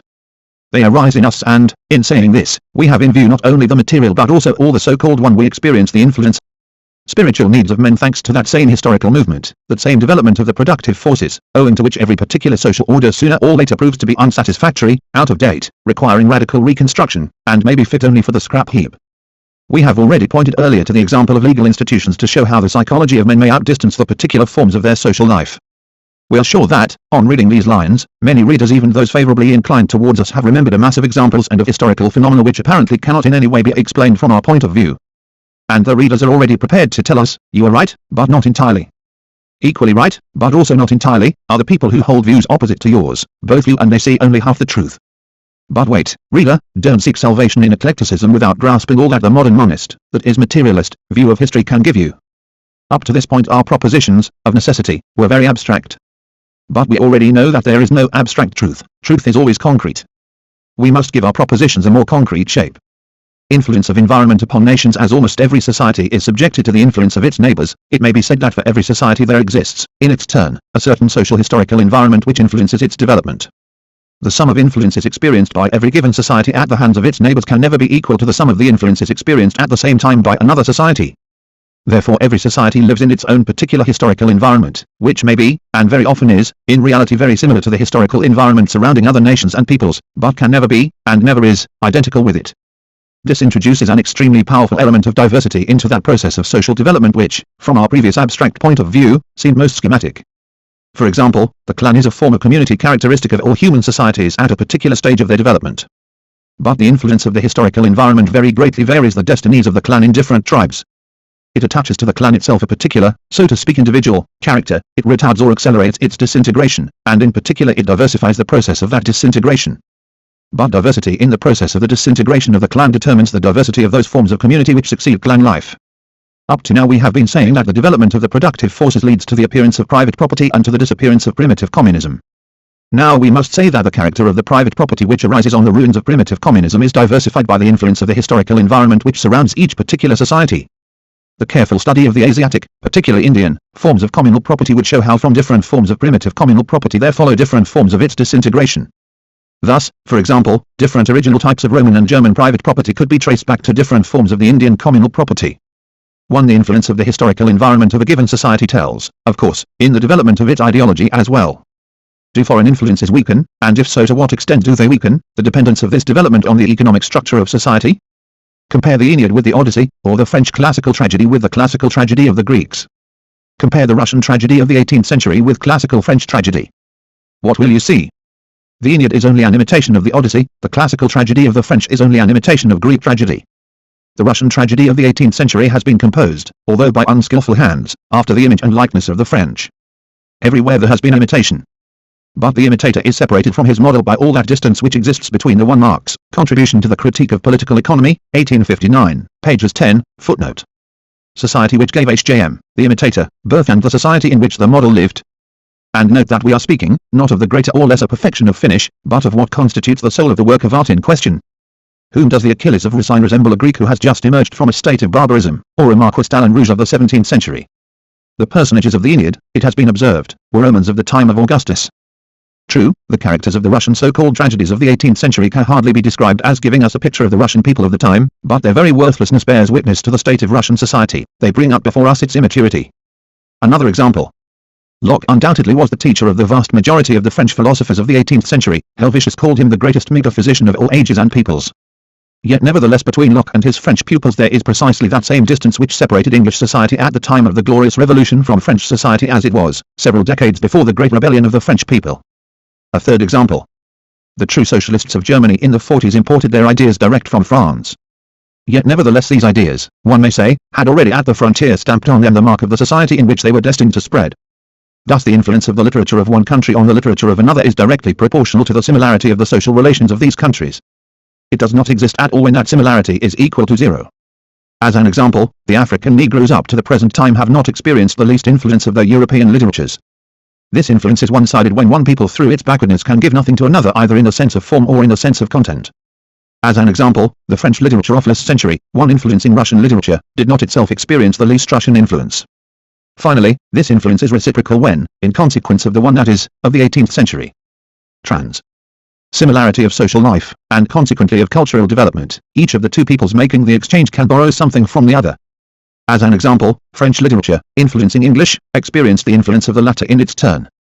The pseudo-classical English literature was very much to the liking, at one time, of the English aristocracy. But the English imitators could never equal their French models. This was because all the efforts of the English aristocrats could not transport into England those relations of society in which the French pseudo-classical literature flourished. The French philosophers were filled with admiration for the philosophy of Locke. But they went much further than their teacher. This was because the class which they represented had gone in France, fighting against the old regime, much further than the class of English society whose aspirations were expressed in the philosophical works of Locke. When, as in modern Europe, we have an entire system of societies, which influenced one another extremely powerfully, the development of ideology in each of these societies becomes just as increasingly complex as its economic development becomes more and more complex, under the influence of constant trade with other countries. We have in these conditions one literature, as it were, common to all civilized mankind. But just as a zoological genus is subdivided into species, so this world literature is subdivided into the literatures of the individual nations. When Hume visited France, the French philosophers greeted him as their fellow thinker. But on one occasion, when dining with Holbach, this undoubted fellow thinker of the French philosophers began talking about natural religion. As regards atheists, he said, I do not admit their existence, I have never met a single one. You have not had much luck up to now, retorted the author of The System of Nature. Here, for a start, you can see 17 atheists seated at table. The same Hume had a decisive influence on Kant, whom he, as the latter himself admitted, awakened from his dogmatic drowsiness. But the philosophy of Kant differs considerably from the philosophy of Hume. The very same fund of ideas leads to the militant atheism of the French materialists, to the religious indifferentism of Hume and to the practical religion of Kant. The reason was that the religious question in England at that time did not play the same part as it was playing in France, and in France not the same as in Germany. And this difference in the significance of the religious question was caused by the fact that in each of these three countries the social forces were not in the same mutual relationship as in each of the others. Similar in their nature, but dissimilar in their degree of development, the elements of society combined differently in the different European countries, and thereby brought it about that in each of them there was a very particular state of minds and manners, which expressed itself in the national literature, philosophy, art etc. In consequence of this, one and the same question might excite Frenchmen to passion and leave the English cold. One and the same argument a progressive German might treat with respect, while a progressive Frenchman would regard it with bitter hatred. To what did German philosophy owe its colossal successes? The German realities, answers Hegel. The French have no time to occupy themselves with philosophy. Life pushes them into the practical sphere. Some practition, while German realities are more reasonable, and the Germans may perfect theory in peace and quiet, beim theoretischen Stehen bleiben. As a matter of fact, this imaginary reasonableness of German realities reduced itself to the poverty of German social and political life, which left educated Germans at that time no other choice than to serve as officials of unattractive realities, to adapt themselves to the practical or to seek consolation in theory, and to concentrate in this sphere all the strength of their passion, all the energy of their thought. But if the more advanced countries, going away into the practical, had not pushed forward the theoretical reasoning of the Germans, if they had not awakened the latter from their dogmatic drowsiness, never would that negative quality, the poverty of social and political life, have given birth to such a colossal positive result as the brilliant flowering of German philosophy. Goethe makes Mephistopheles say, Vernunft wird Unsinn, wohltätig. One in its application to the history of German philosophy, one may almost venture such a paradox: nonsense gave birth to reason, poverty proved a benefaction. But I think we may finish this part of our exposition. Let us recapitulate what has been said in it. Interaction exists in international life as in the internal life of peoples. It is quite natural and unquestionably inevitable. Nevertheless, by itself it explains nothing. In order to understand interaction, one must ascertain the attributes of the interacting forces, and these attributes cannot find their ultimate explanation in the fact of interaction, however much they may change thanks to that fact. In the case we have taken, the qualities of the interacting forces, the attributes of the social organisms influencing one another, are explained in the long run by the cause we already know, the economic structure of these organisms, which is determined by the state of their productive forces. Now the historical philosophy we are setting forth has assumed, we hope, a somewhat more concrete shape. But it is still abstract, it is still far from real life. We have to make yet a further step towards the latter. Dialectics in intellectual development. At first we spoke of society, then we went on to the interaction of societies. But societies, after all, are not homogeneous in their composition. We already know that the breakup of primitive communism leads to inequality, to the origin of classes which have different and often quite opposed interests. We already know that classes carry on between themselves an almost uninterrupted, now hidden, now open and chronic, now sharp struggle. And this struggle exercises vast and in the highest degree important influence on the development of one sense becomes nonsense, and benefaction a calamity. Ideology. It may be said without exaggeration that we shall understand nothing of this development without taking into account the class struggle. Do you wish to discover, if one may put it that way, the true cause of the tragedy of Voltaire? Asks Brunetière. Look for it, first, in the personality of Voltaire, and particularly in the necessity which hung over him of doing something different from what Racine and Quinault had already done, yet at the same time of following in their footsteps. Of the romantic drama, the drama of Hugo and Dumas, I will permit myself to say that its definition is fully comprised in the definition of the drama of Voltaire. If Romanticism did not want to do this or that on the stage, it was because it wanted to do the opposite of Classicism. In literature as in art, after the influence of the individual, the most important influence is that of some works on others. Sometimes we strive to compete with our predecessors in their own field, and in that way certain methods become stable, schools are established, traditions formed. Or sometimes we try to act otherwise than they did, and then development proceeds in contradiction to tradition, new schools appear, methods are transformed. One living aside for the time being the question of the role of the individual, we shall remark that it has long been time to ponder over the influence of some works on others. In absolutely all ideologies development takes place in the way indicated by Brunetière. The ideologists of one epoch either move in the tracks of their predecessors, developing their thoughts, applying their methods and only allowing themselves to compete with their forerunners, or else they revolt against the old ideas and methods, enter into contradiction to them. Organic epochs, Saint Simon would have said, are replaced by critical epochs. The latter are particularly noteworthy. Take any question, like for example that of money. For the mercantilists money was wealth par excellence, they attributed to money an exaggerated, almost exceptional importance. The people who revolted against the mercantilists, entering into contradiction to one Losit, pages 262-3. Them, not only corrected their exceptionalism but themselves, at least the most headstrong among them, fell into exceptionalism, and precisely into the opposite extreme. They said that money is simply a symbol, which in itself has absolutely no value. That was the view of money held, for example, by Hume. If the view of the mercantilists can be explained by the immaturity of commodity production and circulation in their day, it would be strange to explain the views of their opponents simply by the fact that commodity production and circulation had developed very strongly. For that subsequent development did not for a moment actually transform money into a mere symbol, deprived of internal value. Whence did the exceptionalism of Hume's view, then, originate?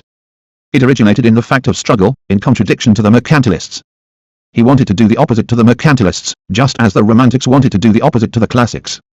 Therefore one may say, just as Brunetière says of the romantic drama, that Hume's view of money is completely included in the view of the mercantilists, being its opposite. Another example. The philosophers of the 18th century resolutely and sharply struggle against any kind of mysticism. The French utopians are all more or less penetrated with religious feeling. What brought about this return to mysticism? Did such men as the author of the New Christianity 1 have less enlightenment than the encyclopedists? No, they had no less enlightenment, and, generally speaking, their views were very closely linked with the views of the encyclopedists. They were descended from the latter in the direct line. But they entered into contradiction to the encyclopedists on some questions, particularly, that is, on the question of the organization of society, and there appeared in them the striving to do the opposite to the encyclopedists. Their attitude to religion was the plain opposite to the attitude to it taken up by the philosophers. Their view of religion was already included in the view of the latter. 1 St. Simon Trans. 0 Take, finally, the history of philosophy. In France during the second half of the 18th century, materialism triumphed. Under its banner marched the extreme section of the French Third Estate.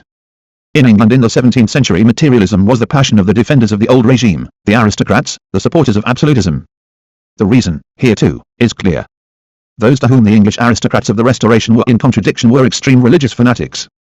In order to do the opposite to what they were doing, the reactionaries had to go as far as materialism. In France of the 18th century things were exactly opposite. The defenders of the old order stood for religion, and it was the extreme revolutionaries who arrived at materialism. The history of human thought is full of such examples, and all of them confirm one and the same thing. In order to understand the state of minds of each particular critical epoch, in order to explain why during this epoch precisely these, and not those, teachings gain the upper hand, we must as a preliminary study the state of minds in the preceding epoch, and discover what teachings and tendencies were then dominant. Without this we shall not understand at all the intellectual condition of the epoch concerned, however well we get to know its economy. But even this must not be understood in abstract fashion, as the Russian intelligentsia is accustomed to understand everything. The ideologists of one epoch never wage against their predecessors a struggle all along the line, on all questions of human knowledge and social relations. The French utopians of the 19th century were completely in agreement with the encyclopedists in a number of anthropological views. The English aristocrats of the Restoration were quite in agreement with the Puritans, whom they so hated, on a number of questions, such as civil law, etc. The territory of psychology is subdivided into provinces, the provinces into counties, the counties into rural districts and communities, and the communities represent unions of individuals, that is of individual questions. When a contradiction rises, when struggle blazes up, its passion seizes, as a rule, only upon individual provinces if not individual counties, and only its reflection falls upon the neighboring areas. First of all, that province to which hegemony belonged in the preceding epoch is subjected to attack. It is only gradually that the miseries of war spread to the nearest neighbors and most faithful allies of the province which has been attacked. Therefore we must add that, in ascertaining the character of any particular critical epoch, it is necessary to discover not only the general features of the psychology of the previous organic period, but also the individual peculiarities of that psychology. During one period of history hegemony belongs to religion, during another to politics, and so forth. This circumstance inevitably reflects itself in the character of the corresponding critical epochs, of which each, according to circumstances, either continues formally to recognize the old hegemony, introducing a new, opposite content into the dominating conceptions, as, for example, the First English Revolution, or else completely rejects them, and hegemony passes to new provinces of thought, as, for example, the French literature of the Enlightenment. If remember that these disputes over the hegemony of individual psychological provinces also extend to their neighbors, and moreover extend to a different degree and in a different direction in each individual case, we shall understand to what an extent here, as everywhere, one cannot confine oneself to abstract proposition. All that may be so, retort our opponents. But we don't see what the class struggle has got to do with all this, and we strongly suspect that, having begun with a toast to its health, you're now finishing with one for rest to its soul.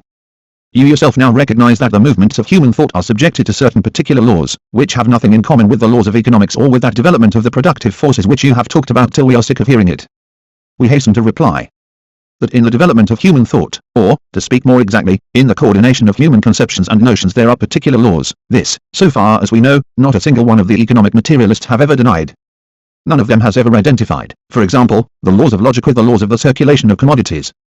But nevertheless not one of this variety of materialists has found it possible to seek in the laws of thought the ultimate cause, the prime mover of the intellectual development of humanity.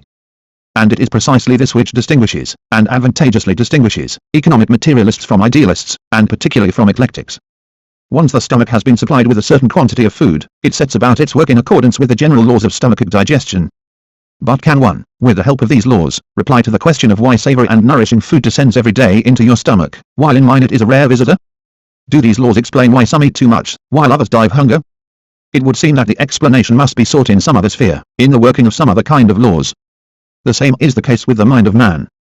Once it has been placed in a definite situation, once its environment supplies it with certain impressions, it coordinates them according to certain general laws. Moreover, here too, the results are varied in the extreme by the variety of impressions received.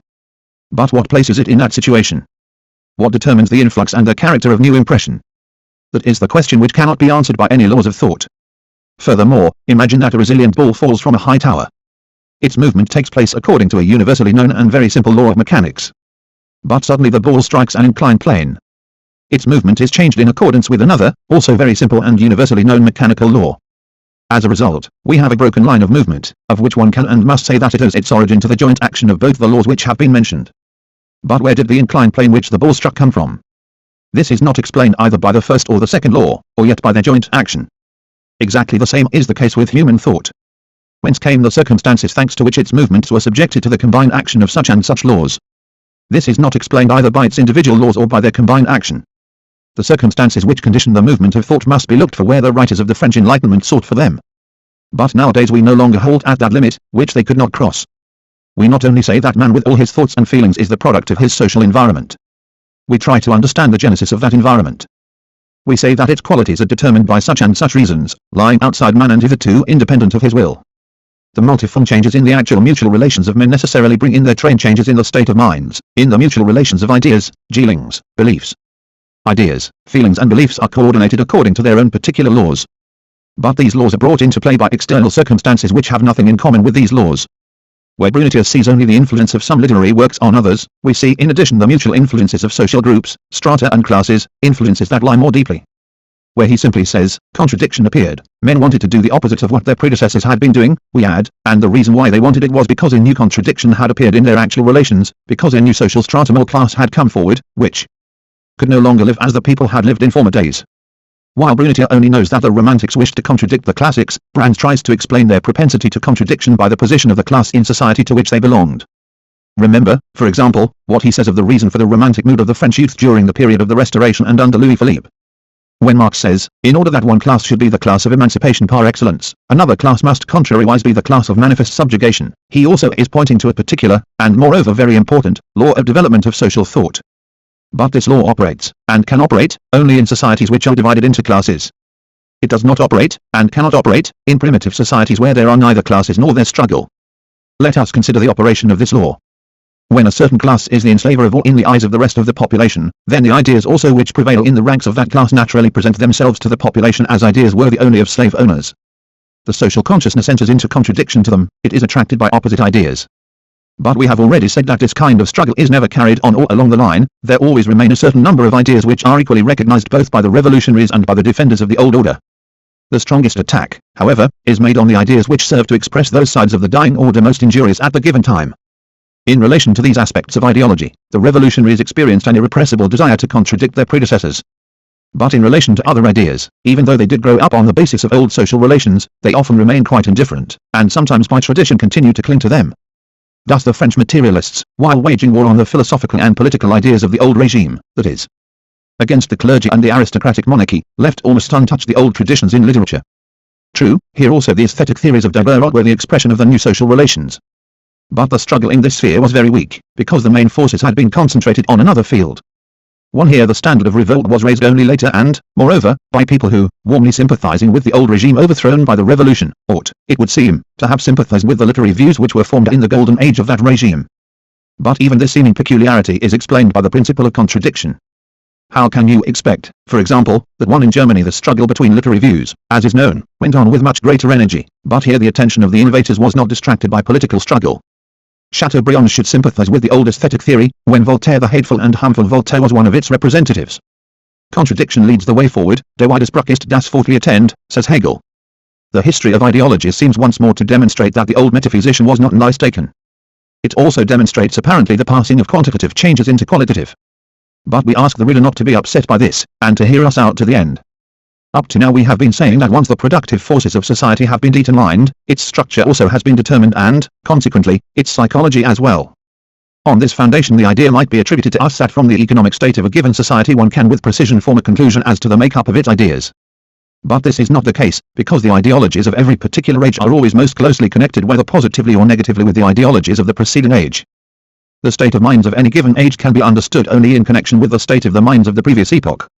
Of course, not a single class will find itself captivated by ideas which contradict its aspirations. Every class excellently, even though unconsciously, always adapts its ideals to its economic needs. But this adaptation can take place in various ways, and why it takes place in this way, not in that, is explained not by the situation of the given class taken in isolation, but by all the particular features of the relations between this class and its antagonist, or antagonists. With the appearance of classes, contradiction becomes not only a motive force, but also a formative principle. Point 1. The individual and his ideals. But what then is the role of the individual in the history of ideology? Brunity attributes to the individual of vast importance, irrespective of his environment. One might ask, what relation to the class struggle has the history of such an art as, shall we say, architecture? Yet it too is closely connected with that struggle. See Ikaroa, L'Architecture Gothique, particularly Part 4, Large I Lecture Civile. Guyot asserts that a genius always creates something new. We shall say that in the sphere of social ideas a genius outdistances his contemporaries, in the sense that he grasps earlier than they do the meaning of new social relations which are coming into existence. Consequently, it is impossible in this case even to speak of the genius being independent of his environment. In the sphere of natural science a genius discovers laws the operation of which does not, of course, depend upon social relations. But the role of the social environment in the history of any great discovery tells, first of all, in the accumulation of that store of knowledge without which not a single genius will do anything at all, and, secondly, in turning the attention of the genius in this or that direction. 2. In the sphere of art the genius gives the best possible expression of the prevailing aesthetic tendencies of the given society, or given class in society. Lastly, in all one he introduces into the world new ideas, sentiments, types. L'Art au point de vue sociologique, Paris, 1889, pages 31. 2. However, it is only in a formal sense that this influence is of a dual nature. Every given store of knowledge has been accumulated just because social needs impelled people to its accumulation, turned their attention in the appropriate direction. 3. And to what extent the aesthetic inclinations and judgments of any given class depend on its economic situation was well known to the author of Aesthetic Relations of Art and Reality. The beautiful is life, he said, and explained his thought by such considerations as the following. The good life, life as it should be, among the simple people consists in eating one's fill, living in a good cottage, sleeping as long as one likes. But at the same time the villager always includes in his conception of life the notion of work. One can't live without work, and it would be boring. The consequence of life insufficiency, with plenty of work but not reaching the stage of exhaustion, in a young villager or peasant girl will be an extremely fresh color and thoroughly rosy cheeks, the first condition of beauty, according to the notions of the common people.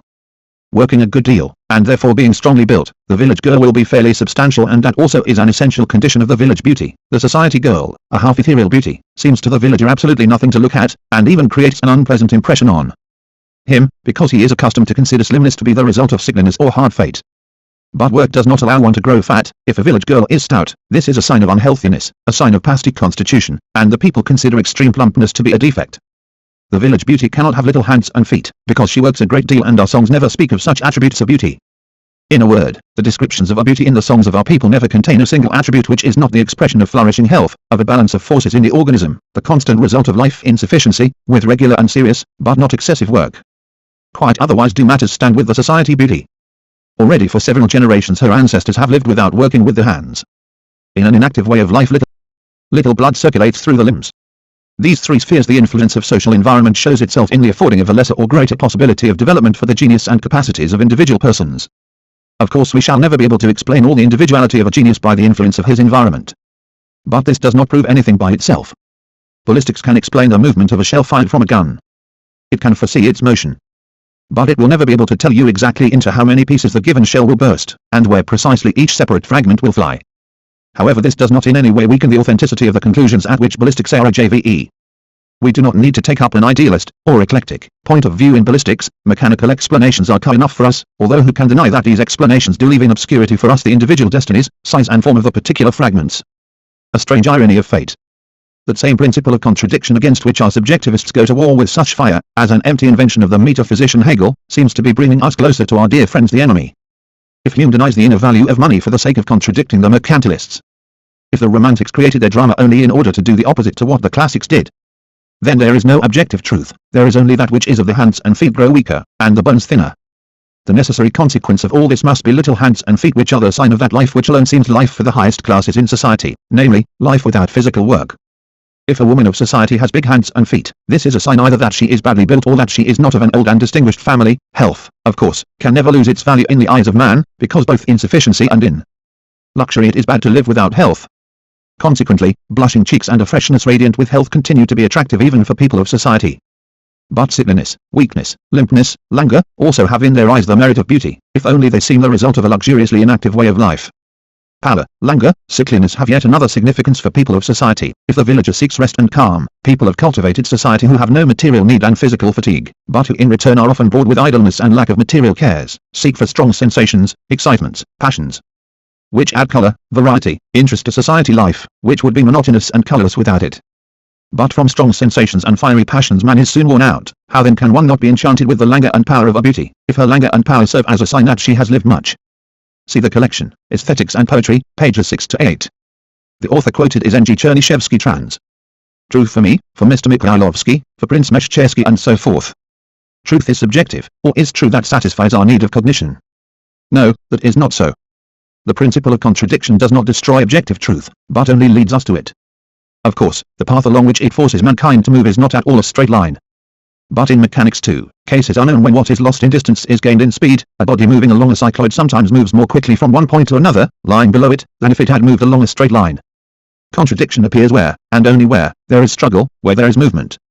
And where there is movement, thought goes forward, even though by roundabout ways. Contradiction to the mercantilists brought Hume to a mistaken view of money. But the movement of social life, and consequently of human thought also, did not stop at the point which it reached at the time of Hume. It placed us in a state of contradiction to Hume, and this contradiction produced as a result a correct view of money. And this correct view, being the result of the examination of reality from all sides, is now objective truth, which no further contradictions will eliminate. It was the author of the footnotes to Mill one who said with enthusiasm, "What life once has taken fate cannot snatch from us." In its application to knowledge, this is unquestionably true. No fate is now strong enough to take from us the discoveries of Copernicus, or the discovery of the transformation of energy, or the discovery of the mutability of species, or the discoveries of the genius Marx. Social relations change, and with them change scientific theories. As a result of these changes there appears, finally, the examination of reality from all sides, and consequently objective truth. Xenophon had economic views which were different from those of Jean-Baptiste Say. The views of Say would certainly have seemed rubbish to Xenophon. Say proclaimed the views of Xenophon to be rubbish. But we know now whence one N.G. Chernyshevsky trans. Came the views of Xenophon, whence came the views of Say, whence came the one-sidedness. And this knowledge is now objective truth, and no fate will move us any more from this correct point of view, discovered at last. But human thought, surely, is not going to stop at what you call the discovery of the discoveries of Marx? Of course not, gentlemen.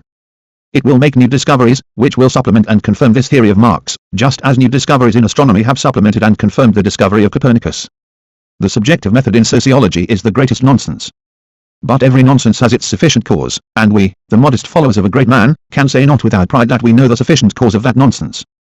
Here it is, the subjective method was first discovered not by Mr. Mikhailovsky and not even by the angel of the school, that is not by the author of the historical letters one, it was followed by Bruno Bauer and his followers, that same Bruno Bauer who gave birth to the author of the historical letters, that same author who gave birth to Mr. Mikhailovsky and his brethren. The objectivity of the historian is, like every objectivity, nothing more than mere chatter. And not at all in the sense that objectivity is an unattainable ideal. To objectivity, that is to the view characteristic of the majority, to the world outlook of the mass, the historian can only lower himself, and once he does this, he ceases to be a creator, he is working for peace rate, he is becoming the hireling of his time. To these lines belong to Seliger, who was a fanatical follower of Bruno Bauer, and whom Marx and Engels held up to such biting ridicule in their book The Holy Family.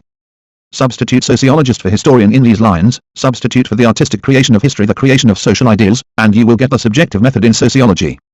1 P.L. Levrov. Trans. 2 Die Organisation der Arbeit der Menschheit und die Kunst der Geschichtsschreibungskolosses, Gervinusses, Daemons und Bruno Bauers, Charlottenburg, 1846, pages 6. Try and imagine the psychology of the idealist. For him the opinions of men are the fundamental, ultimate cause of social phenomena. It seems to him that, according to the evidence of history, very frequently the most stupid opinions were put into effect in social relations. Why then, he meditates, should not my opinion too be realized, since, thank God, it is far from being stupid. Once a definite ideal exists, there exists, at all events, the possibility of social transformations which are desirable from the standpoint of that ideal. As for testing that ideal by means of some objective standard, it is impossible, because such a standard does not exist. After all, the opinions of the majority cannot serve as a measure of the truth. And so there is a possibility of certain transformations because my ideals call for them, because I consider these transformations useful. And I consider them useful because I want to do so. Once I exclude the objective standard, I have no other criterion than my own desires. Don't interfere with my will. That is the ultimate argument of subjectivism. The subjective method is the reductio ad absurdum of idealism, and incidentally of eclecticism, as all the mistakes of the respectable gentlemen of philosophy, eaten out of hearth and home by that parasite, fall on the latter's head. From the point of view of Marx it is impossible to contrapose the subjective views of the individual to the views of the mob, the majority, etc., as to something objective. The mob consists of men, and the views of men are always subjective, since views of one kind or another are one of the qualities of the subject. What are objective are not the views of the mob, but the relations, in nature or in society, which are expressed in those views. The criterion of truth lies not in me, but in the relations which exist outside me. Those views are true which correctly present those relations. Those views are mistaken which distort them. That theory of natural science is true which correctly grasps the mutual relations between the phenomena of nature. That historical description is true which correctly depicts the social relations existing in the epoch described. Where the historian has to describe a struggle of opposite social forces, he will inevitably sympathize with one or another, if only he himself has not become a dry pedant. In this respect he will be subjective, independently of whether he sympathizes with the minority or the majority. But such subjectivism will not prevent him from being a quite objective historian if only he does not begin distorting those real economic relations on the basis of which there grew up the struggling social forces. The follower of the subjective method, however, forgets these real relations, and therefore he can produce nothing but his precious sympathy or his terrible antipathy, and therefore he makes a big noise, reproaching his opponents for insulting morality, every time he is told that that's not enough. He feels that he cannot penetrate into the secret of real social relations, and therefore every allusion to their objective force seems to him an insult, a taunt at his own impotence. He strives to drown these relations in the waters of his own moral indignation. From the point of view of Marx it turns out, consequently, that ideals are of all kinds, base and lofty, true and false. That ideal is true which corresponds to economic reality. The subjectivist who hear this will say that if I begin adapting my ideals to reality, I shall become a miserable lickspittle of those who triumph. But they will say this only because, in their capacity of metaphysicians, they don't understand the dual, antagonistic character of all reality. Those who triumph are relying on reality which is already passing away, under which is being born a new reality, the reality of the future, to serve which means to promote the triumph of the great cause of love. The reader now sees whether that conception of the Marxists, according to which they attribute no importance to ideals, corresponds to reality. This picture of them proves to be the exact opposite of reality. If one is to speak in the sense of ideals, one must say that the theory of Marx is the most idealistic theory which has ever existed in the history of human thought. And this is equally true in respect both of its purely scientific tasks and of its practical aims. What would you have us do, if Mr. Marx does not understand the significance of consciousness of self and its strength? What would you have us do, if he values so low the recognized truth of self-consciousness? These words were written as long ago as 1847 by one of the followers of Bruno Bauer.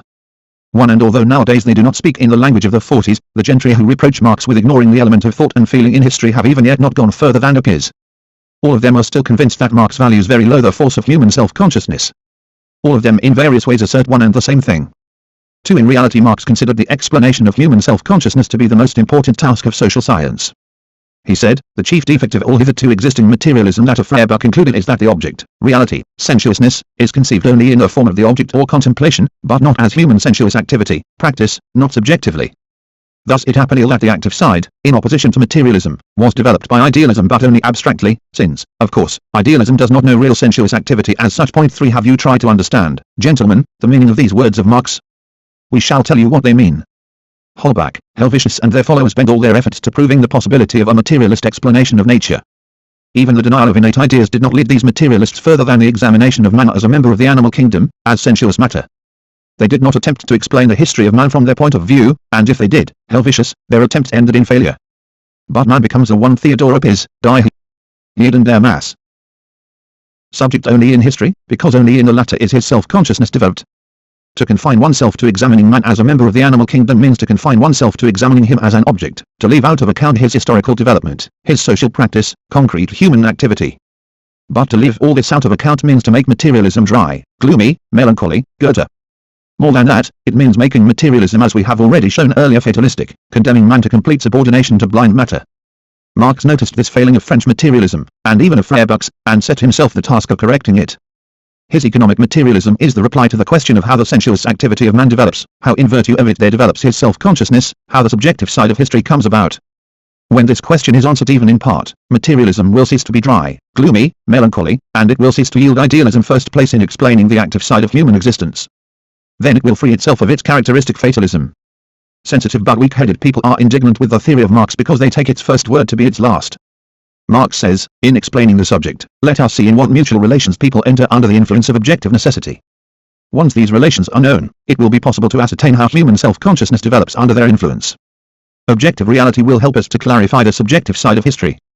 And this is the point at which the sensitive but weak-headed people usually interrupt Marx. It is here that is usually repeated something astonishingly like the conversation between Chatsky and Famisov in the social production which men carry on envr into definite relations that are indispensable and independent of their will, these relations of production. Oh, good heavens, he's a fatalist. On the economic foundation rises ideological superstructures. What is he saying? And he talks as he writes. He simply does not recognize the role of the individual in history. But hear me one in Griboidov's comedy, Woe from Whittrans. Out, if only for once. From what I said earlier, it follows that I won't listen, send him for trial. Send him for moral trial by actively progressive personalities, under open observation by subjective sociology. Chatsky was rescued, as you know, by the appearance of Scalosiu. In the arguments between the Russian followers of Marx and their strict subjective judges, matters have hitherto taken another turn. Scalosiu gagged the mouth of the Chatskys, and then the philosophers of subjective sociology took the fingers out of their ears and said, with a full consciousness of their superiority, there you are, they've only said 2 words. Their views have remained completely unclarified. It was Hegel who said that any philosophy may be reduced to empty formalism, if one confines oneself to the simple repetition of its fundamental principles. But Marx is not guilty of that sin either. He did not confine himself to repeating that the development of the productive forces lies at the basis of the entire historical progress of mankind. Rarely has a thinker done so much as he to develop his fundamental propositions. Marx and Darwin, but where precisely, where did he develop his views? The subjectivist gentry sing, howl, appeal and thunder in various voices. Look at Darwin, now, he's got a book. But Marx hasn't even got a book, and one has to reconstruct his views. Undoubtedly, reconstruction is an unpleasant and difficult business, particularly for those who have no subjective gifts of correctly understanding, and therefore of reconstructing other people's ideas. But there's no need to reconstruct, and the book of which the subjectivists lament the absence has long ago been in existence. There are even several books, one explaining better than another the historical theory of Marx. The first book is the history of philosophy and social science, beginning with the end of the 18th century. Study that interesting book. Of course, it won't be enough to read Lewis. It will show you why there appeared, why there had to appear, the theory of Marx, to what previously unanswered and unanswerable questions it provided the replies, and consequently what is its true sense. The second book is Capital, that same Capital which you have all read, with which you are all in agreement, but which not one of you, dear sirs, has understood. The third book is the history of European events beginning with 1848, that is with the appearance of a certain manifesto. Give yourselves the trouble of penetrating into the contents of that vast and instructive book and tell us, putting your hand on your heart if only there is impartiality in your subjective heart, did not the theory of Marx provide him with an astounding, previously unknown, capacity to foresee events? What has now become of the utopians of reaction, stagnation or progress who were his contemporaries? Into what putty has gone the dust into which their ideals were transformed at their first contact with reality? Not a trace has been left even of the dust, while what Marx said has come into effect naturally, in broad outlines every day, and will invariably come into effect until, at last, his ideals are fully realized. Is not the evidence of these 3 books sufficient? And it seems to us that you cannot deny the existence of any of them? You will say, of course, that we are reading from them what is not written in them? Very well, say it and prove it. We await your proofs WJTH impatience, and in order that you should not be too muddled in them, we shall for a beginning explain to you the meaning of the second book. You recognize the economic views of Marx while denying his historical theory, you say. One must admit that this says a very great deal, namely, that you understand neither his historical theory nor his economic views. What does the first volume of Capital discuss? It speaks, for example, of value. It says that value is a social relation of production. Do you agree with this? If not, then you are denying your own words about agreement with the economic theory of Marx. If you do, then you are admitting his historical theory, although evidently you don't understand it. Once you recognize that men's own relations in production, existing independently of their will, acting behind their back, are reflected in the heads in the shape of various categories of political economy, in the shape of value, in the shape of money, in the shape of capital, and so forth. You thereby admit that on a certain economic basis there invariably arise certain ideological superstructures which correspond to its character. In that event the cause of your conversion is already 3 parts 1, for all you have to do is to apply your own view, that is borrowed from Marx, to the analysis of ideological categories of the higher order, law, justice, morality, equality and so forth. Or perhaps you are in agreement with Marx only in regard to the second volume of his Capital? For there are people who recognize Marx only to the extent that he wrote the so-called letter to Mr. Mikhailovsky. You don't recognize the historical theory of Marx? Consequently, in your opinion, he was mistaken in his assessment, for example, of the events of FREJ1IEI5/OLF from R848 to R851 in his newspaper, the JVEUIRUNISH Zeitung, and in the other periodicals of that time, and also in his book The 18th Brumaire of Louis Bonaparte. What a pity that you have not troubled to show where he was mistaken. What a pity that your views remained undeveloped, and that it is impossible even to reconstruct them for insufficiency of data. You don't recognize Marx's historical theory?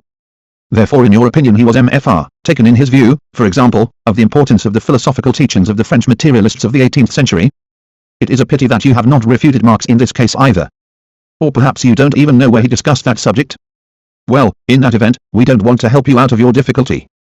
After all, you must know the literature of the subject on which you undertook to argue. After all, many of you, to use the language of Mr. Mikhailovsky, bear the title of ordinary and extraordinary bellman of science. True, the title did not prevent you from concerning yourselves mainly with private sciences, subjective sociology, subjective historiosophy, etc. But why did not Marx write a book in which would have been set forth, from his point of view, the entire history of mankind from ancient times to our day, and in which would have been examined all spheres of development, economic, juridical, religious, philosophical and so forth? The first characteristic of any cultivated mind consists in the ability to put questions, and in knowing what replies can and what cannot be required of modern science. But among the opponents of Marx this characteristic seems to be conspicuous by its absence, in spite of their extraordinary, and sometimes even ordinary quality, or maybe, by the way, just because of it. Do you really suppose that in biological literature there exists a book which has already set forth the entire history of the animal and vegetable kingdom from the point of view of Darwin? Have a talk about this with any botanist or zoologist, and he, after first having a hearty laugh at your childish simplicity, will let you know that to present all the long history of species from the point of view of Darwin is the ideal of modern science, and we do not know when it will attain that ideal. What we have discovered today is the point of view from which alone can be understood the history of species. One matters treat in exactly the same way in modern historical science. What is all the work of Darwin? Asks Mr. Mikhailovsky. A few generalizing ideas, most intimately interconnected, which crown a whole mont blanc of factual material. Where is the corresponding work of Marx? It does not exist, and not only is there no such work of Marx, but there is no such work in all Marxist literature, in spite of all its extensiveness and wide distribution. All these different branches of the history of evolution, the very foundations of economic materialism, repeated as axioms innumerable times, still remain unconnected among themselves and untested by facts, which particularly deserves attention in a theory which in principle relies upon material and tangible facts, and which arrogates to itself the title of being particularly scientific. One that the very foundations of the theory of economic materialism remain unconnected among themselves is sheer untruth. One need only read the preface to the Critique of Political Economy, to see how intimately and harmoniously they are interconnected. That these propositions have not been tested is also untrue. They have been tested with the help of an analysis of social phenomena, both in the 18th Brumaire and in Capital, and moreover not at all particularly in the chapter on primitive accumulation, as Mr. Mikhailovsky thinks, but absolutely in all the chapters, from the first to the last. If nevertheless this theory has not once been set forth in connection with the whole mont blanc of factual material, which in Mr. Mikhailovsky's opinion distinguishes it to its disadvantage from Darwin's theory, there's again a misunderstanding here. With the help of the factual material making up, for example, the origin of species, it is chiefly the variation of species that is demonstrated. Darwin touches on the history of a few separate species only in passing, and only hypothetically. History might have gone this way or might have gone that, but one thing was certain, that there had been a history, and that species had varied. Now we shall ask Mr. Mikhailovsky, was it necessary for Marx to prove that mankind doesn't stand still, that social forms change, that the views of men replace one another? In a word, was it necessary to prove the variation of this kind of phenomena? Of course it was not, although in order to prove it, it would have been easy to pile up a dozen mont blancs of factual material. What did Marx have to do?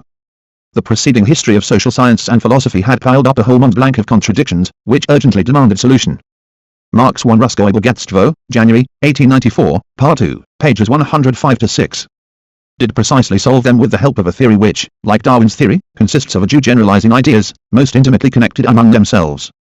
When these ideas appeared, it turned out that, with the help, all the contradictions which threw previous thinkers into confusion could be resolved. Marx required, not to accumulate mountains of factual material which had been collected by his predecessors, but to take advantage of this material, among other matter, and to begin the study of the real history of mankind from the new point of view. And this is what Marx did, turning to the study of the history of the capitalist epoch, as a result of which there appeared Capital, not to speak of monographs such as the 18th Brumaire. But in Capital, Mr. Mikhailovsky remarks, only one historical period is discussed, and even within those limits the subject, of course, is not even approximately exhausted. That is true. But we shall again remind Mr. Mikhailovsky that the first sign of a cultivated mind is knowledge of what demands can be made of men of learning. Marx simply could not in his research cover all historical periods, just as Darwin could not write the history of all animal and vegetable species. Even in respect of one historical period the subject is not exhausted, even approximately. No, Mr. Mikhailovsky, it is not exhausted even approximately. But, in the first place, tell us what subject has been exhausted in Darwin, even approximately. And secondly, we shall explain to you now, how it is and why it is that the subject is not exhausted in Capital. According to the new theory, the historical progress of humanity is determined by the development of the productive forces, leading to changes in economic relations. Therefore any historical research has to begin with studying the condition of the productive forces and the economic relations of the given country. But naturally research must not stop at this point, it has to show how the dry skeleton of economy is covered with the living flesh of social and political forms, and this is the most interesting and most fascinating side of the problem of human ideas, feelings, aspirations, and ideals. The investigator receives into his hands, one may say, dead matter. Here the reader will see that we have even begun talk partly in the style of Mr. Karayev, but an organism full of life has to emerge from his hands. Marx succeeded in exhausting, and that, of course, only approximately solely questions which referred in the main to the material conditions of the period he had selected. Marx died not a very old man. But if he had lived another 20 years, he would probably still have continued, apart again from, perhaps, individual monographs, to exhaust the questions of the material conditions of the same period. And this is what makes Mr. Mikhailovsky angry. With his arms akimbo, he begins lecturing the famous thinker. How now, brother? Only one period. And that not fully? No, I can't approve of it, I simply can't. Why didn't you follow Darwin's example? To all this subjective harangue the poor author of Capital only replies with a deep sigh and a sad admission. Art is long and time is fleeting. Mr. Mikhailovsky rapidly and sternly turns to the crowd of followers of Marx. In that case, what have you been doing? Why didn't you support the old man? Why haven't you exhausted all the periods? We hadn't the time, Mr. Subjective Hero, reply the followers, bowing from the waist, and cap in hand. We had other things to think about. We were fighting against those conditions of production which lie like a crushing yoke on modern humanity. Don't be hard on us. But, by the way, we have done something, all the same, and if you only give us time we will do still more. Mr. Mikhailovsky is a little mollified. So you yourselves now see that it wasn't fully exhausted? Of course, how couldn't we but see? And it's not fully exhausted even among the Darwinists, one, and not even in subjective sociology, and that's quite another opera. Mention of the Darwinists arouses a new attack of one it is interesting. Irritation in our author. What do you come pestering me with Darwin for? He shouts. Darwin was the passion of decent people. Many professors approved of him, but who are the followers of Marx? Only workmen, and a few private bellmen of science, without diplomas from anybody. Mikhailovsky on economic materialism. The dressing down is assuming such an interesting character that willy-nilly we continue to take notice of it. In his book On the Origin of the Family, Engels says in passing that Marx's Capital was hushed up by the professional German economists, and in his book Ludwig Feuerbach remarks that the theoreticians of economic materialism from the outset addressed themselves by preference to the working class, and here found the response which they neither sought nor expected from officially recognized science. To what extent are these facts correct, and what is their significance? First of all, to hush up anything valuable for a long time is hardly possible even here in Russia, with all the weakness and pettiness of our scientific and literary life. All the more is it impossible in Germany with its numerous universities, its general literacy, its innumerable newspapers and sheets of every possible tendency, with the importance of the part played there not only by the printed but also the spoken word. And if a certain number of the official high priests of science in Germany did meet Capital at first in silence, this can hardly be explained by the desire to hush up the work of Marx. It would be more true to suppose that the motive for the silence was failure to understand it, by the side of which there rapidly grew up both warm opposition and complete respect. As a result of which the theoretical part of Capital very rapidly took an unquestionably high place in generally recognized science. Quite different has been the fate of economic materialism as a historical theory, including also those prospects in the direction of the future which are contained in Capital. Economic materialism, in spite of its half-century of existence, has not exercised up to the present any noticeable influence in the sphere of learning, but is really spreading very rapidly in the working class. And so, after a short silence, there rapidly grew up an opposition. That is so. To such an extent is it a warm opposition, that not a single lecturer will receive the title of professor if he declares that even the economic theory of Marx is correct. To such an extent is it a warm opposition that any crammer, even the least talented, can reckon on rapid advancement if he only succeeds in inventing even a couple of objections to Capital which will be forgotten by everybody the next day. Yes, it must be admitted a very warm opposition. And complete respect. That's true also, Mr. Mikhailovsky, it is really respect. Exactly the same kind of respect with which the Chinese must now be looking at the Japanese army. They fight well, and it's most unpleasant to come under their blows. With such respect for the author of Capital the German professors were and still remain filled, up to the present day. And the cleverer the professor, the more knowledge he has, the more respect he has, because all the more clearly does he realize that he stands no chance of refuting Capital. That is why not a single one of the leading lights of official science ventures to attack Capital. The leading lights prefer to send into battle the young, inexperienced private bellmen, who want advancement. No use to waste a clever lad, you just send along Reed and I'll wait and see. Well, what can you say? Great is respect of that kind. But of any other kind of respect we haven't heard, and there can be none in any professor because they don't make a man a professor in Germany who is filled with it. But what does this respect show? It shows the following. The field of research covered by Capital is precisely that which has already been worked over from the new point of view, from the point of view of the historical theory of Marx. That's why adversaries don't dare to Ruskoe Bogatstvo, January, 1894, Part 2, pages 115 to 16. Attack that field, they respect it. And that, of course, is very sensible of the adversaries.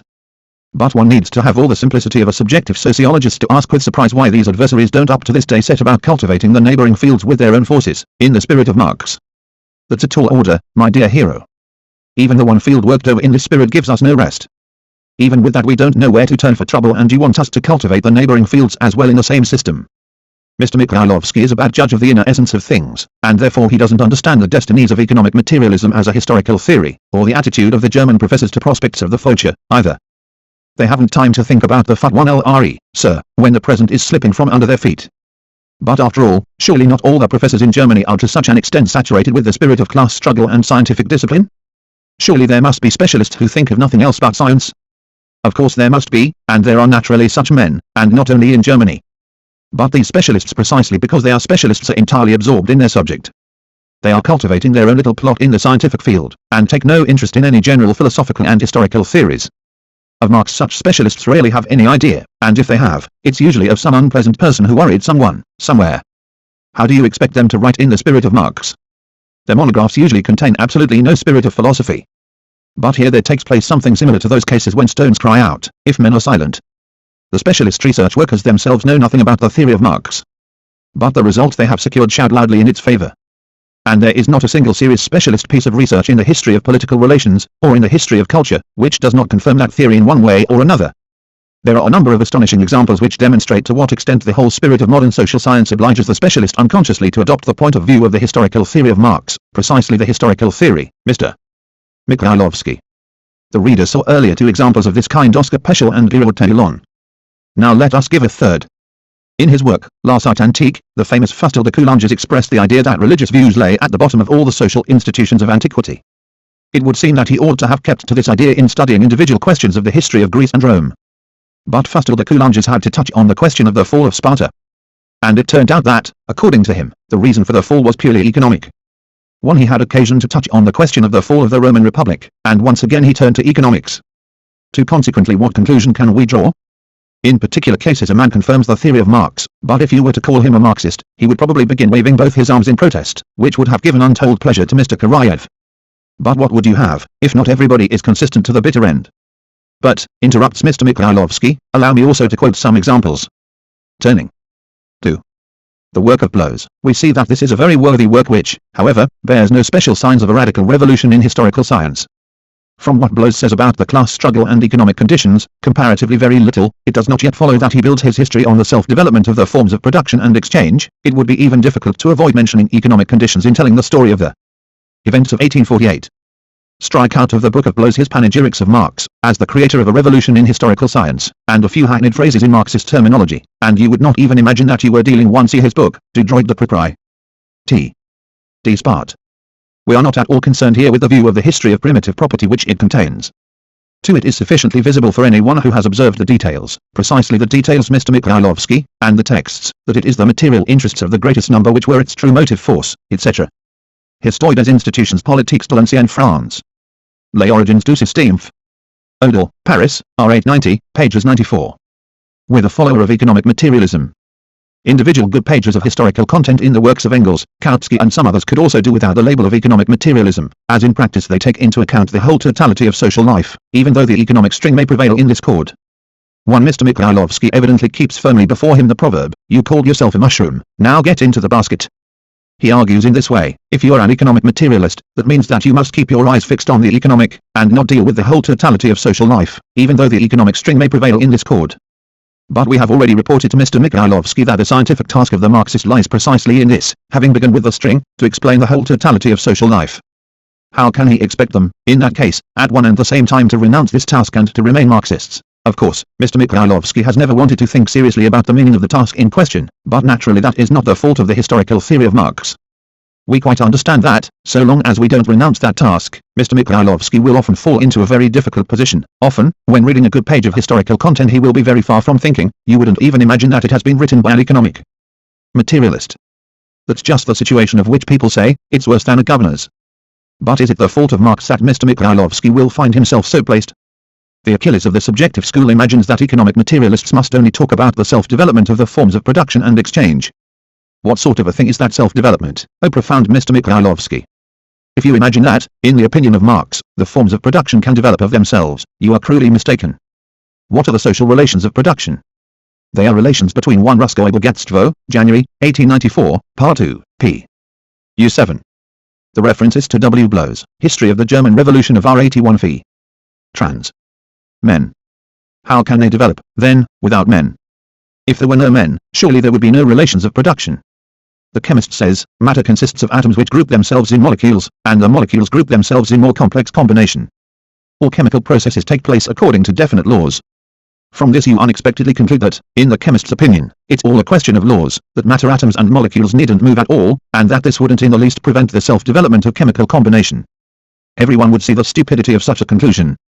Unfortunately, not everyone yet sees the stupidity of an exactly similar, so far as its internal value is concerned, contrasting of individuals to the laws of social life, and of the activity of men to the internal logic of the forms in which they live together. We repeat, Mr. Mikhailovsky, that the task of the new historical theory consists in explaining the whole totality of social life by what you call the economic string, that is, in reality the development of productive forces. The string is in a certain sense the basis, we have already explained in what particular sense, but in vain does Mr. Mikhailovsky think that the Marxist breathes only with a string, like one of the characters in G. I. Uspensky's Budka. It's a difficult job to explain the entire historical process, keeping consistently to one principle. But what would you have? Science generally is not an easy job, providing only it's not subjective science, in that, all questions are explained with amazing ease. And as we have mentioned it, we shall tell Mr. Mikhailovsky that possibly, in questions affecting the development of ideology, even those best acquainted with the string will sometimes prove powerless if they don't possess a certain particular gift, namely of artistic feeling. Psychology adapts itself to economy. But this adaptation is a complex process, and in order to understand its whole course, in order vividly to represent it to oneself and to others as it actually takes place, more than once the talent of the artist will be needed. For example, Balzac has already done a great deal to explain the psychology of various classes in each society in which he lived. We can learn a lot from Ibsen too, and from not a few more. Let's hope that in time there will appear many such artists, who will understand on the one hand the iron laws of movement of the STRJNG, and on the other will be able to understand and to show how, on the string, and precisely thanks to its movement, there grows up the garment of life of ideology. You will say that where poetical fantasy has crept in there cannot but occur the whim of the artist, the guesswork of fantasy. Of course, that is so, that will happen too. And Marx knew it very well, that is just why he says that we have strictly to distinguish between the economic condition of a given epoch, which can be determined with the exactness of natural science, and the condition of its ideas. Much, very much is still obscure for us in this sphere.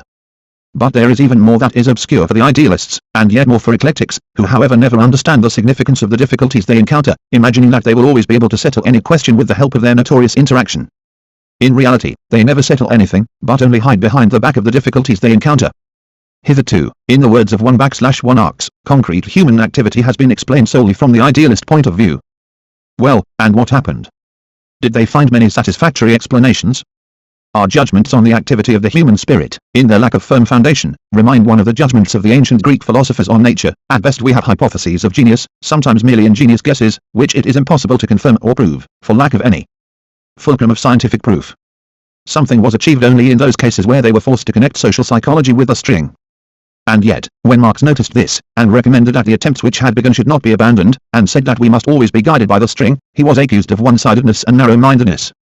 If there is any justice in this, it is only the subjective sociologist, possibly, who knows where it is. Yes, you can talk, Mr. Mikhailovsky sarcastically continues, your new discovery was made 50 years ago. Yes, Mr. Mikhailovsky, about that time. And all the more regrettable that you have still failed to understand it. Are there not many such discoveries in science, made tens and hundreds of years ago, but still remaining unknown to millions of personalities carefree in respect of science? Imagine that you have met a Hottentot and are trying to convince him that the Earth revolves around the Sun. The Hottentot has his own original theory, both about the Sun and about the Earth. It is difficult for him to part with his theory. And so he begins to be sarcastic, you come to me with your new discoveries, and yet you yourself say that it's several hundred years old. What will the Hottentot's sarcasm prove? Only that the Hottentot is a Hottentot. But then that did not need to be proved. However, Mr. Mikhailovsky's sarcasm proves a great deal more than would be proved by the sarcasm of a Hottentot.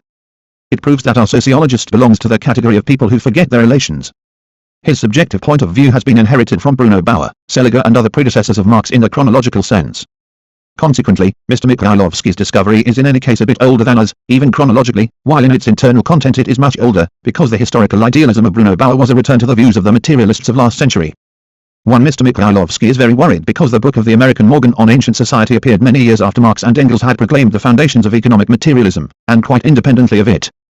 To this we shall observe, in the first place, that Morgan's book is independent of so-called economic materialism for the simple reason that Morgan himself adopts that viewpoint, as Mr. Mikhailovsky will easily one as for the application of biology to the solution of social problems. Mr.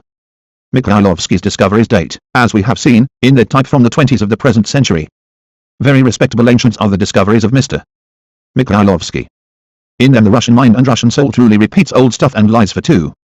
The latter quotation is taken from Pushkin's final revision of his Eugene Onegin, Chapter 3, Stanza XXXVI. Trans. Convince himself if he reads the book to which he refers. True, Morgan arrived at the viewpoint of economic materialism independently of Marx and Engels, but that's all the better for their theory. Secondly, where's the misfortune if the theory of Marx and Engels was many years later confirmed by the discoveries of Morgan? We are convinced that there will yet be very many discoveries which confirm that theory. But now about Mr. Mikhailovsky, on the other hand, we are convinced of the contrary. Not a single discovery will justify the subjective point of view, either in 5 years or in 5,000. From one of Engels' prefaces, Mr. Mikhailovsky has learned that the knowledge of the author of the condition of the working class in England, and of his friend Marx, in the sphere of economic history was in the 40s inadequate, the expression of Engels himself. Mr. Mikhailovsky skips and jumps on this subject, so you see, all the theory of economic materialism, which arose precisely in the 40s, was built on an inadequate foundation. This is a conclusion worthy of a witty fourth-form schoolboy.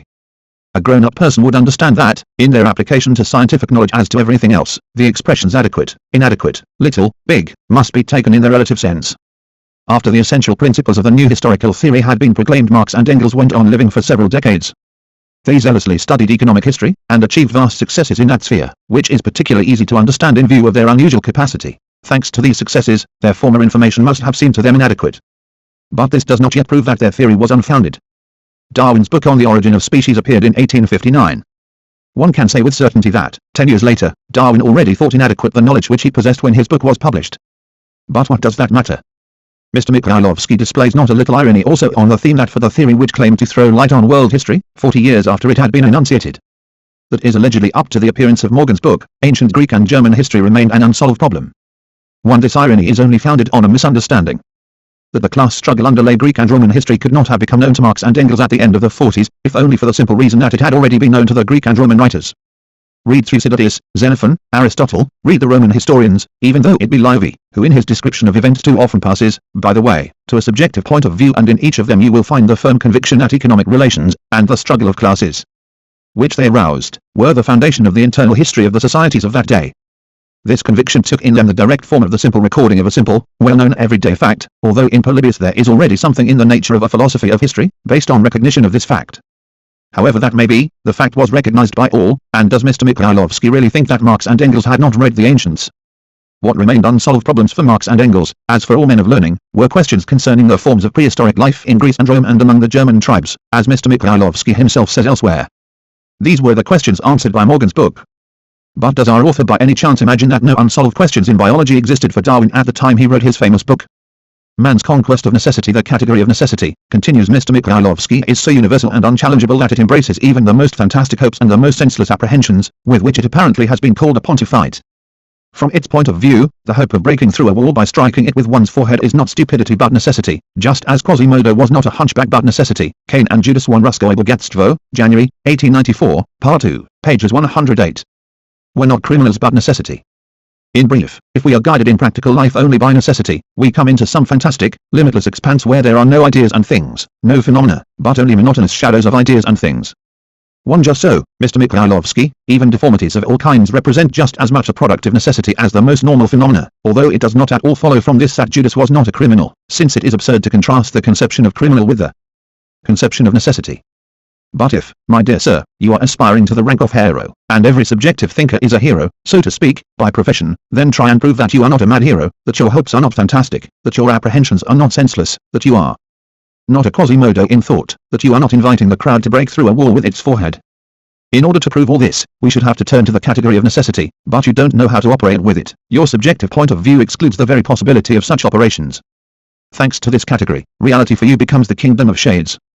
Now that's just where you get into your blind alley. It's at this point you sign the testimonium paupertatis for your sociology. It's just here that you begin asserting that the category of necessity proves nothing, because allegedly it proves too much. A certificate of theoretical poverty is the only document with which you supply your followers, searching for higher things. It's not very much, Mr. Mikhailovsky. A tomtit asserts that it is a heroic bird and, in that capacity, it would think nothing of setting fire to the sea. When it is invited to explain on what physical or chemical laws is founded its plan for setting fire to the sea, it finds itself in difficulties and, in order to get out of them somehow, begins muttering in a melancholy and scarce audible whisper that laws is only a manner of speaking, but in reality laws explain nothing, and one can't found any plans on them. That one must hope for a lucky accident, since it has long been known that at a one-ibid, pp. I 13-14. Q. Pinch you can shoot with a stick too. But that generally speaking la raison finit ta jaws par avoir raison. What a thoughtless and unpleasant bird. Let us compare with this indistinct muttering of the tomtit the courageous, astonishingly harmonious, historical philosophy of Marx.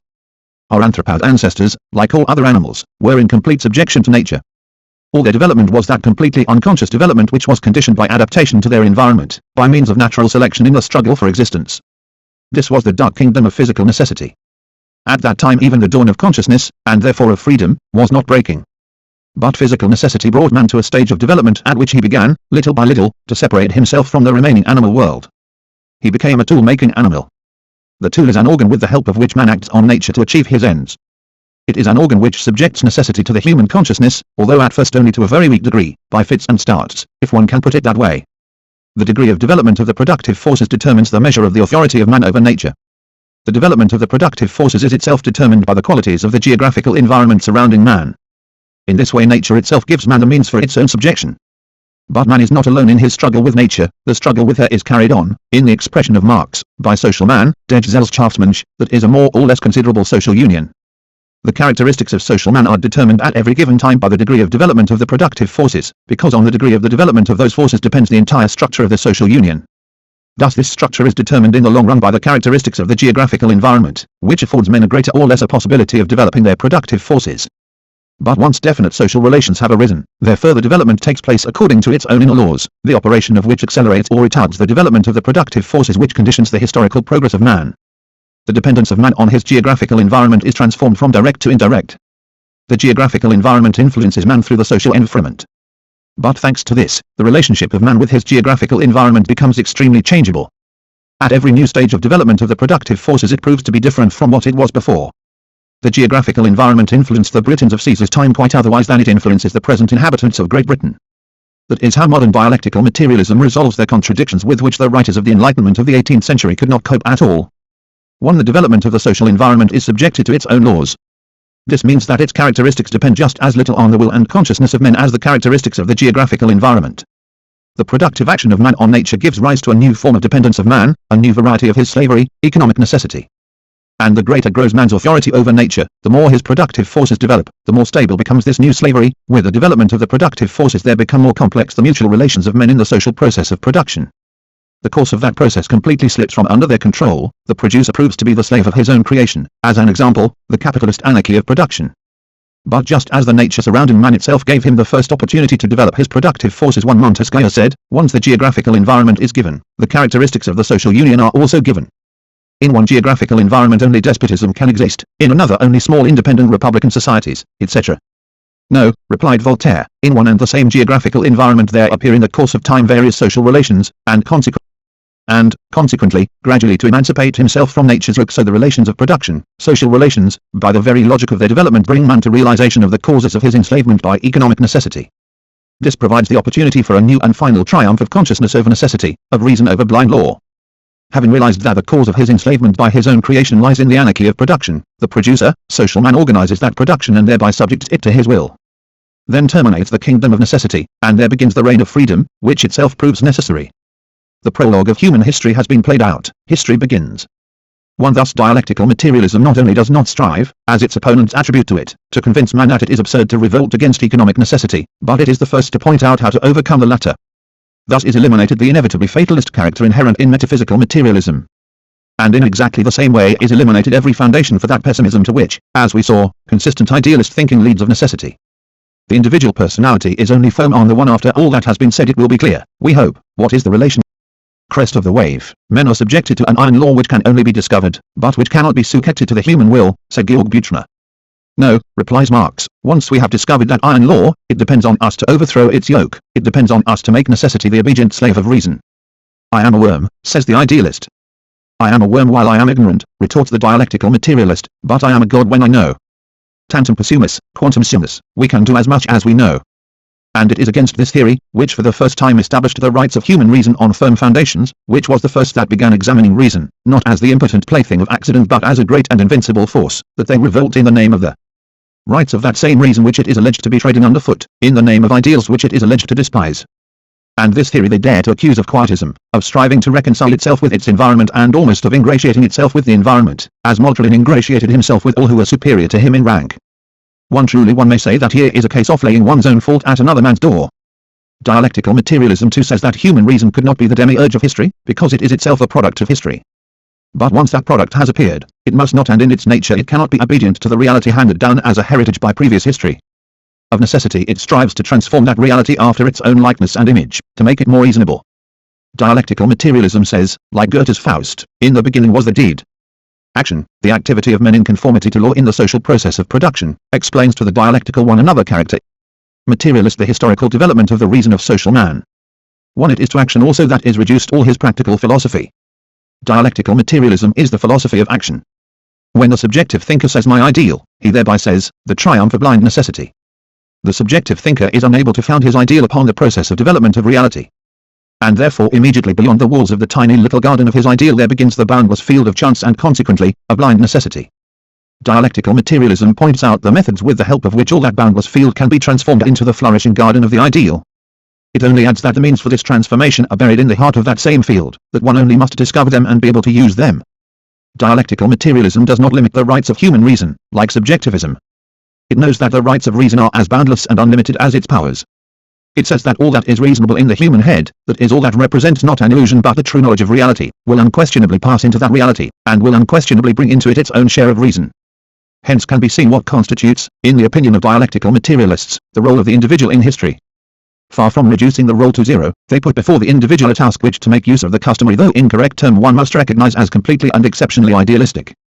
As human reason can triumph over blind necessity only by becoming aware of the latter's peculiar inner laws, only by beating it with its own strength, the development of knowledge, the development of human consciousness, is the greatest and most noble task of the thinking personality. Light, more light. That is what is most of all needed. But if it has long ago been said that no one lights a candle in order to leave it under a bushel, the dialectical materialist adds that one should not leave the candle in one's social life is essentially practical. All mysteries which mislead theory. The narrow study of the intellectual. While there exist heroes, who imagine that it is sufficient for them to enlighten their own heads to be able to lead the crowd wherever they please, and to mold it, like clay, into a nythjng that comes into the heads, the kingdom of reason remains a pretty phrase or a noble dream. It begins to approach us with 7 league strides only when the crowd itself becomes the hero of historical action, and when in it, in that grey crowd, there develops the appropriate consciousness of self. Develop human consciousness, we said. Develop the self-consciousness of the producers, we now add. Subjective philosophy seems to us harmful just because it prevents the intelligentsia from helping in the development of that self-consciousness, setting up heroes over against the crowd, and imagining that the crowd is no more than a totality of ciphers, the significance of which depends only on the ideals of the hero who gives them the lead. If there's only a march, there'll be devils enough, says the popular proverb in its coarse way. If there are only heroes, there'll be a crowd for them, says the subjectivists. And these heroes are we ourselves, the subjective intelligentsia. To this we reply, your contrasting of heroes to the crowd is mere conceit and therefore self-deception. And you will remain mere talkers, until you understand that for the triumph of your own ideals you must eliminate the very possibility of such a contraposition, you must awaken in the crowd the heroic consciousness of self. One opinions govern the world, said the French materialists, we are the representatives of opinion, therefore we are the demiurges of history, we are the heroes, and for the crowd it remains only to follow us. This narrowness of views corresponded to the exceptional position of the French writers of the Enlightenment. They were representatives of the bourgeoisie. Modern dialectical materialism strives for the elimination of classes. It appeared, in fact, when that elimination became an historical necessity. Therefore it turns to the one together with the thoroughness of the historical action producers, who have to become the heroes of the historical period lying immediately ahead. Therefore, for the first time since our world has existed and the earth has been revolving around the sun, there is taking place the coming together of science and workers. Science hastens to the aid of the toiling mass, and the toiling mass relies on the conclusions of science in its conscious movement. If all this is no more than metaphysics, we really don't know what our opponents call metaphysics. Marxism, prophecy or science. But all you say refers only to the realm of prophecy. It's all mere guesswork, which assumes a somewhat symmetrical form only because of the tricks of Hegelian dialectics. That's why we call you metaphysicians, reply the subjectivists. We have already shown that to drag the triad into our dispute is possible only when one has not the least conception of it. We have already shown that with Hegel himself it never played the part of an argument, and that it was not at all a distinguishing feature of his philosophy. We have also shown, we venture to think, that it is not references to the triad but scientific investigation of the historical process that represent the strength of historical materialism. Therefore we might now pay no attention to this retort. But we think it will not be useless for the reader to recall the following interesting fact in the history of Russian literature in the 70s. When examining Capital, Mr. Wyzikowski remarked that the author in his guesses, as people now say, relies only on formal considerations, and that his line of argument represents only an unconscious play upon notions. This is what the late Ch5 replied to discharge. We remain convinced that the investigation of the material problem everywhere in Marx precedes the formal side of his work. We believe that, if Mr. Zhukovsky had read Marx's book more attentively and more dispassionately, he would himself have agreed with us in this. He would then undoubtedly have seen that it is precisely by investigating the material conditions of the period of capitalist development in which we are living that the author of Capital proves that mankind sets itself only such tasks as it can solve. Marx step by step leads his readers through the labyrinth of capitalist production and, analyzing all its component elements, makes us understand its provisional character. 1. Let us take factory industry, continues Ch5, with its uninterrupted changing from hand to hand at every operation, with its feverish motion which throws workmen almost every day from one factory to another. Do not its material conditions represent a preparatory environment for new forms of social order, of social cooperation? Does not the operation of periodically repeated economic crises move in the same direction?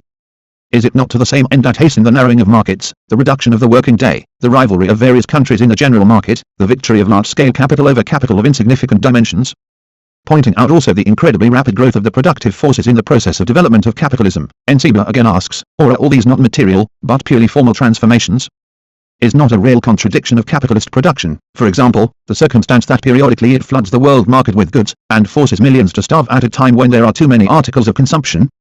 Is it not a real contradiction of capitalism, furthermore one which, be it said in passing, the owners of capital themselves willingly admit that at one and the same time it sets free a great number from work and complains of lack of working hands?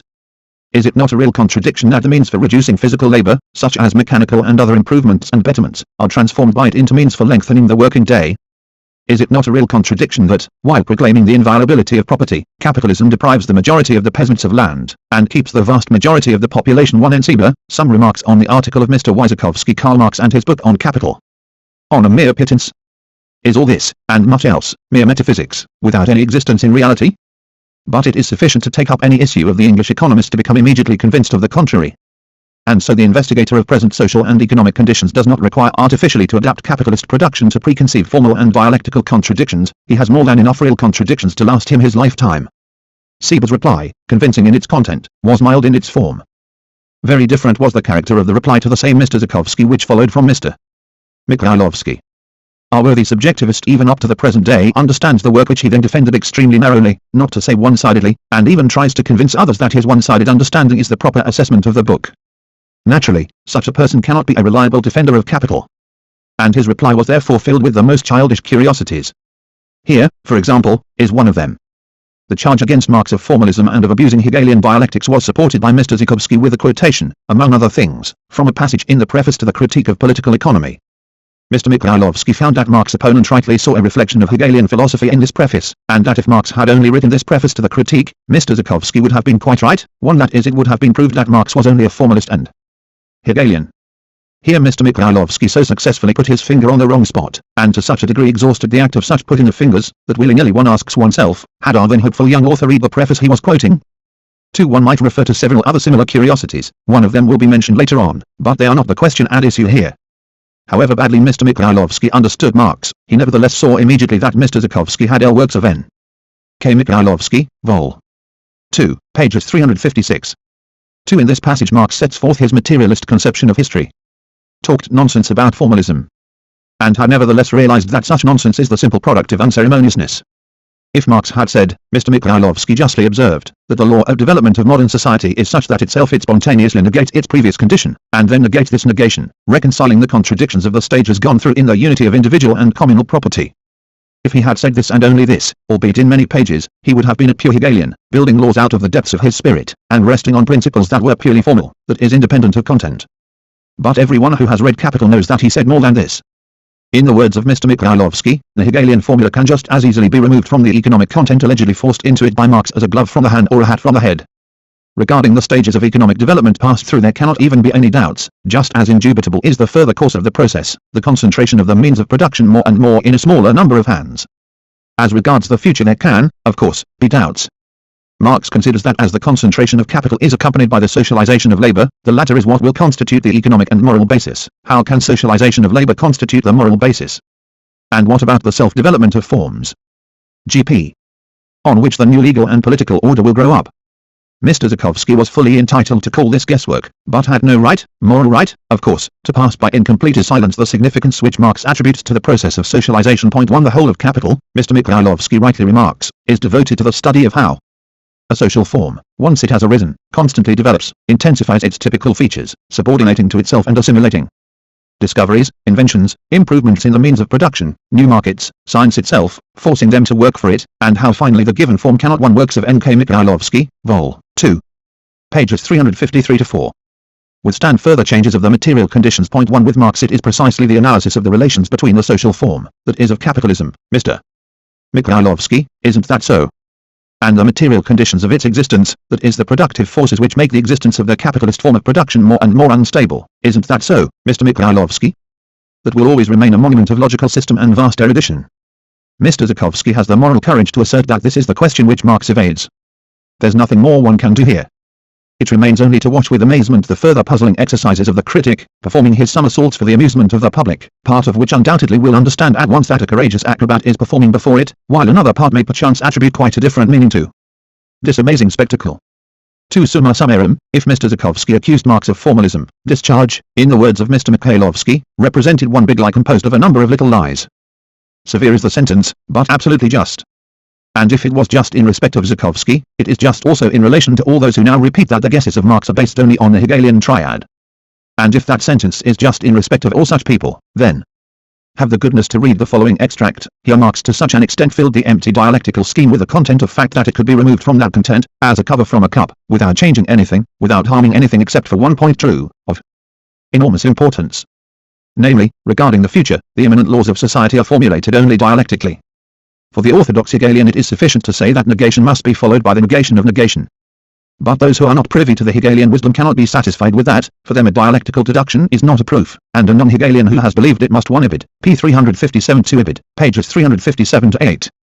Know that he has only believed it, not been convinced by it. 1. Mr. Mikhailovsky has pronounced his own sentence. Mr. Mikhailovsky knows himself that he is now repeating the words of Mr. Zhukovsky regarding the formal character of Marx's arguments in favor of his guesses. He has not forgotten his Karl Marx before the judgment of Mr. Zhukovsky, and even fears lest his reader might recall it at some untimely moment. Therefore he begins by making it appear that he is saying the same now as he said in the 70s.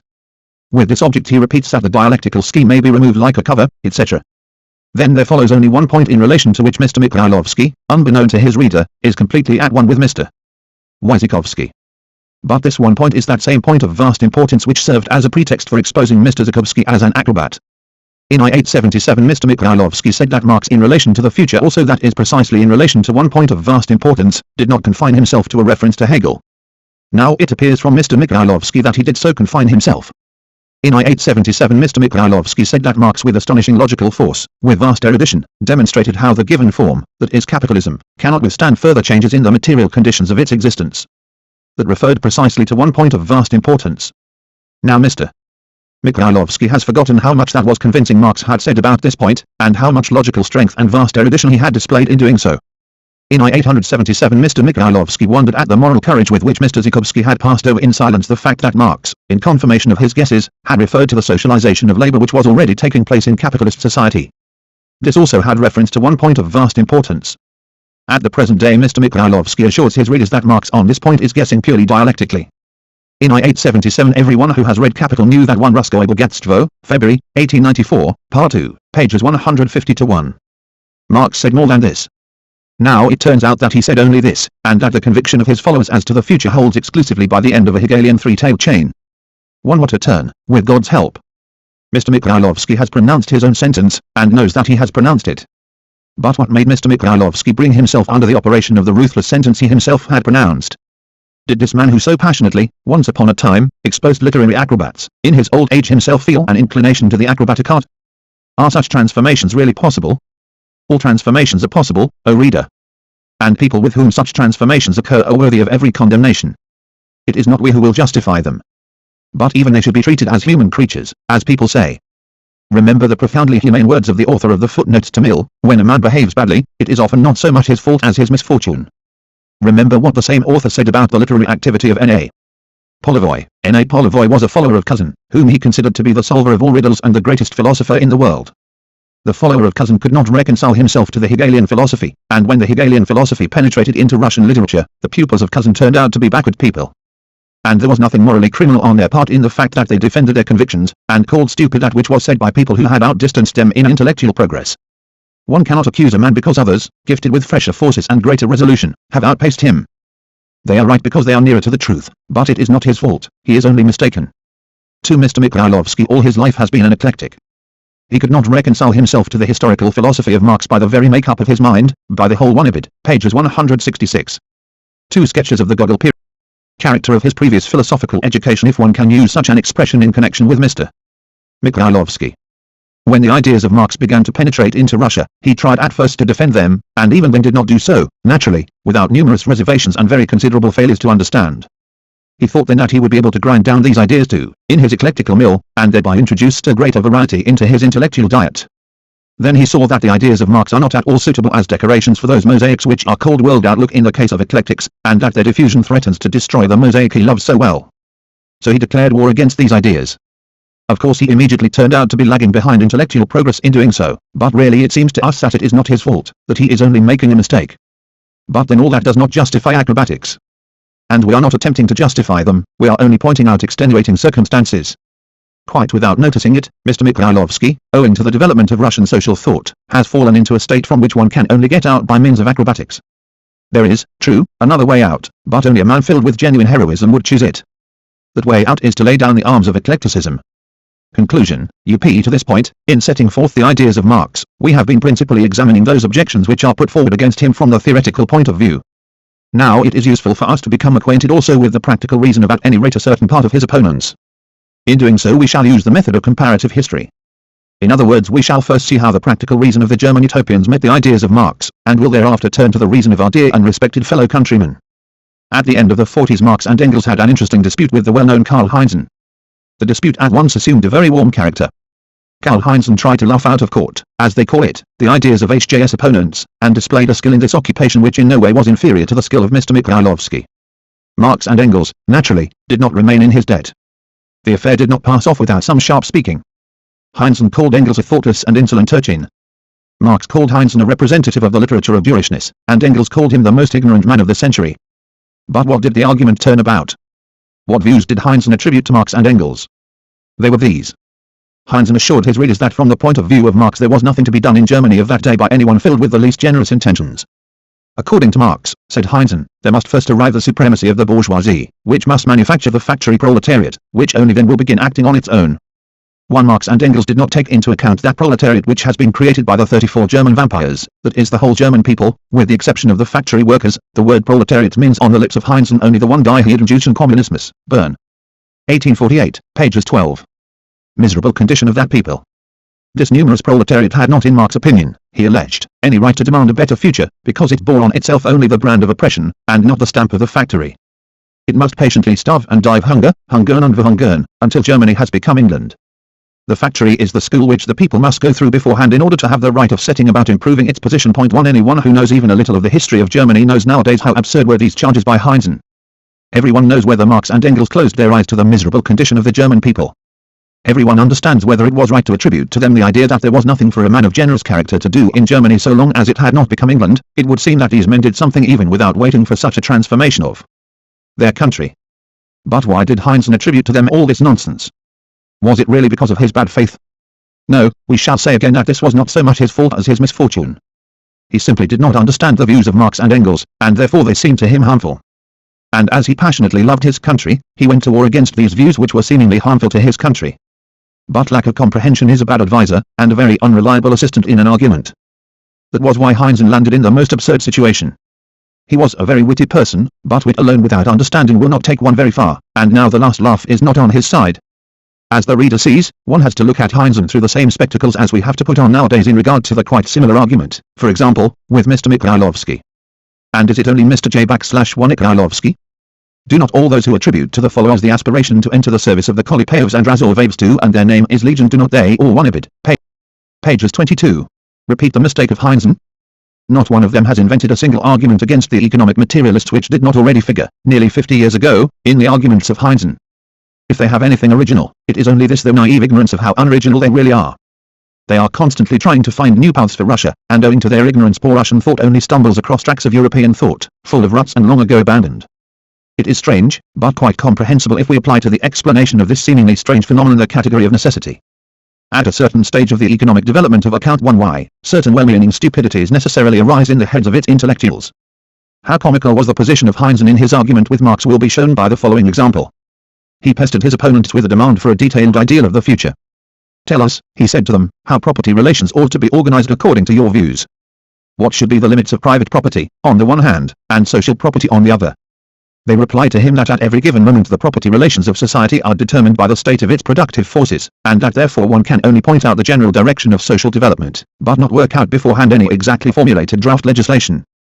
We can already say that the socialization of labor created by modern industry must lead to the nationalization of the means of production. But one cannot say to what extent this nationalization could be carried out, say, in the next 10 years. This would depend on what were the mutual relations between small and large-scale industry at that time, large landowning and peasant landed property, and so forth. So consequently you have no ideal, Heinzen concluded, a fine ideal which will be manufactured only later, by machines. Heinzen adopted the utopian standpoint. The utopian in working out his ideal always starts, as we know, from some abstract notion, for example, the notion of H1 man nature, or from some abstract principle, for example, the principle of such and such rights of personality, or the principle of individuality, etc., etc. Once this Wanaka principle has been adopted, it is not difficult, starting from it, to define with the most perfect exactness and to the last detail what ought to be. Naturally, we do not know at what time and in what circumstances, the property relations between men, for example. And it is comprehensible that the utopian should look with astonishment at those who tell him that there cannot be property relations which are good in themselves, without any regard for the circumstances of their time and place. It seems to him that such people have absolutely no ideals. If the reader has followed our exposition not without attention, he knows that in that event the utopian is often wrong. Marx and Engels had an ideal, and a very definite ideal, the subordination of necessity to freedom, of blind economic forces to the power of human reason. Starting with this ideal, they directed their practical activity accordingly, and it consisted, of course, not in serving the bourgeoisie but in developing the self-consciousness of those same producers who must, in time, become masters of their products. Marx and Engels had no reason to worry about transforming Germany into England or, as people say in Russian nowadays, serving the bourgeoisie. The bourgeoisie developed without their assistance, and it was impossible to arrest that development, that is, there were no social forces capable of doing that. And it would have been needless to do so, because the old economic order was in the last analysis no better than the bourgeois order, and in the 40s had to such an extent grown out of date that it had become harmful for all. But the impossibility of arresting the development of capitalist production was not enough to deprive the thinking people of Germany of the possibility of serving the welfare of its people. The bourgeoisie has its inevitable fellow travelers, all those who really serve its purse on account of economic necessity. The more developed the consciousness of these unwilling servants, the easier their position, the stronger their resistance to the Kolipayevs and Razorvayevs of all lands and all peoples. Marx and Engels accordingly set themselves this particular task of developing that self-consciousness, in keeping with the spirit of dialectical materialism. From the very beginning they set themselves a completely and exclusively idealistic task. The criterion of the ideal is economic reality. That was what Marx and Engels said, and on this foundation they were suspected of some kind of economic servility, readiness to trade down into the mud those who are economically weak and to serve the interests of the economically strong. The source of such suspicion was a metaphysical conception of what Marx and Engels meant by the words economic reality. When the metaphysician hears that one who serves society must take his stand on reality, he imagines that he is being advised to make his peace with that reality. He is unaware that in every economic reality there exist contradictory elements, and that to make his peace with reality would mean making his peace with only one of its elements, namely that which dominates for the moment. The dialectical materialists point to another element of reality, hostile to the first, and one in which the future is maturing. We ask, if one takes one's stand on that element, if one takes it as the criterion of one's ideals, does this mean entering the service of the Kolipayevs and Razorvayevs? But if it is economic reality that must be the criterion of the ideal, then it is comprehensible that a moral criterion for the ideal is unsatisfactory, not because the moral feelings of men deserve indifference or contempt, but because these feelings are not enough to show us the right way of serving the interests of our neighbor. It is not enough for the doctor to sympathize with the situation of his patient, he has to reckon with the physical reality of the organism, to start from it in fighting it. If the doctor were to think of confining himself to moral indignation against the disease, he would deserve the most malicious ridicule. It was in this sense that Marx ridiculed the moralizing criticism and critical morality of his opponents. But his opponents thought that he was laughing at morality. Human morality and will have no value in the eyes of men who themselves have neither morality nor will, exclaimed Heinzen. One must, however, remark that if our Russian opponents of the economic materialists in general only repeat without knowing it the arguments of their German predecessors, nevertheless they do diversify their arguments to some extent in minor detail.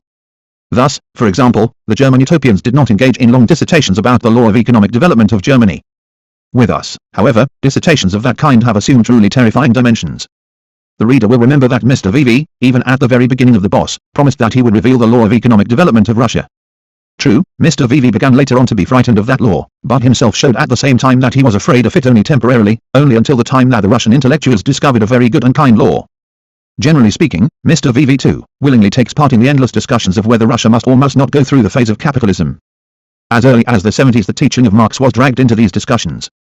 Was capitalism inevitable in Russia? How such discussions are carried on amongst us is shown by the latest and most up-to-date work of Mr. S. Krivenko. This author, replying to Mr. Pistrov, advises his opponent to think harder about the question of the necessity and good consequences of capitalism. If the capitalist regime represents a fatal and inevitable stage of development, through which any human society must pass, if it only remains to bow one's head before that historical necessity, should one have recourse to measures which can only delay the coming of the capitalist order and, on the contrary, should not one facilitate the transition to it and use all one's efforts to promote its most rapid advent, that is strive to develop capitalist industry and capitalization of handicrafts, the development of kulturgdom, the destruction of the village commune, the expropriation of the people from one opposite, pages 22. The land and, generally speaking, the smoking out of the surplus peasantry from the villages into the factories. 1. Mr. S. Krivenko really puts two questions here. I. Does capitalism represent a fatal and inevitable stage? E. If so, what practical tasks follow from it? Let us begin with the first.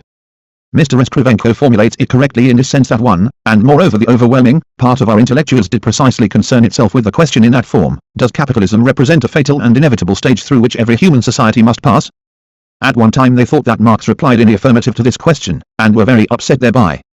When there was published the well-known letter of Marx, allegedly to Mr. Mikhailovsky, too they saw with surprise that Marx did not recognize the inevitability of this stage, and then they decided with malignant joy, hasn't he just put to shame his Russian followers? But those who were rejoicing forgot the proverb that he laughs best who laughs last. From beginning to end of this dispute the opponents of the Russian followers of Marx were indulging in the most unnatural idle chatter. The fact is that, when they were discussing whether the historical theory of Marx was applicable to Russia, they forgot one trifle, they forgot to ascertain what that theory consists of. And truly magnificent was the plight into which, thanks to this, our subjectivists fell, with Mr. Mikhailovsky at the head. Mr. Mikhailovsky read, if he has read, the preface to the Critique of Political Economy, in which the philosophical historical theory of Marx is set forth, and decided it was nothing more than Hegelianism. Without noticing the elephant where the elephant really was, 3. Mr. Mikhailovsky began looking round, and it seemed to one Ruskoe Bogatstvo, December, 1893, Part 2, pages 189. 2. In this draft unfinished sketch of a letter, Marx writes not to Mr. Mikhailovsky, but to the editor of ch5. Opisky. Marx speaks of Mr. Mikhailovsky in the third person. 3. There is a well-known Russian story of the man who went to the zoo and didn't notice the elephant. Trans. Him that he had at last found the elephant he was looking for in the chapter about capitalist accumulation where Marx is writing about the historical progress of Western capitalism, and not at all of the whole history of humanity. Every process is unquestionably inevitable, where it exists. Thus, for example, the burning of a match is inevitable for it, once it has caught fire, the match inevitably goes out, once the process of burning has come to an end. Capital speaks of the course of capitalist development which was inevitable for those countries where that development has taken place.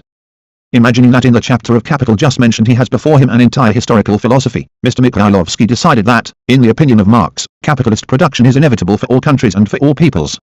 1. Then he began to whine about the embarrassing position of those Russian people who, etc. The Joker. Having paid the necessary tribute to his subjective necessity to whine, he importantly declared, addressing himself to Mr. Zhukovsky, you see, we too know how to criticize Marx, we too do not blindly follow what the master has said. Naturally all this did not advance the question of inevitability 1 inch. But after reading the whining of Mr. Mikhailovsky, Marx had the intention of going to his assistance. He sketched out in the form of a letter to the editor of ch5 his remarks on the article by Mr. Mikhailovsky. When, after the death of Marx, this draft appeared in R1 see the article, Karl Marx before the judgment of Mr. Wysokovsky, in OZ for October, 1877. In the 6th chapter of Capital there is a paragraph headed, the so-called primitive accumulation. Press, Russian people who, etc., had at least the opportunity of finding a correct solution to the question of inevitability. What could Marx say about the article of Mr. Mikhailovsky? A man had fallen into misfortune, by taking the philosophical historical theory of Marx to be that which it was not in the least. It was clear that Marx had first of all to rescue from misfortune a hopeful young Russian writer. In addition, the young Russian writer was complaining that Marx was sentencing Russia to capitalism.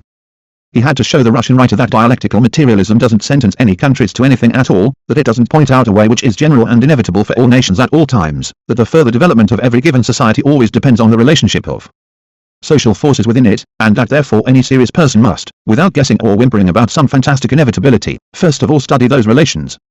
Only such a study can show what is inevitable, and what is not inevitable for the given society. And that's just what Marx did.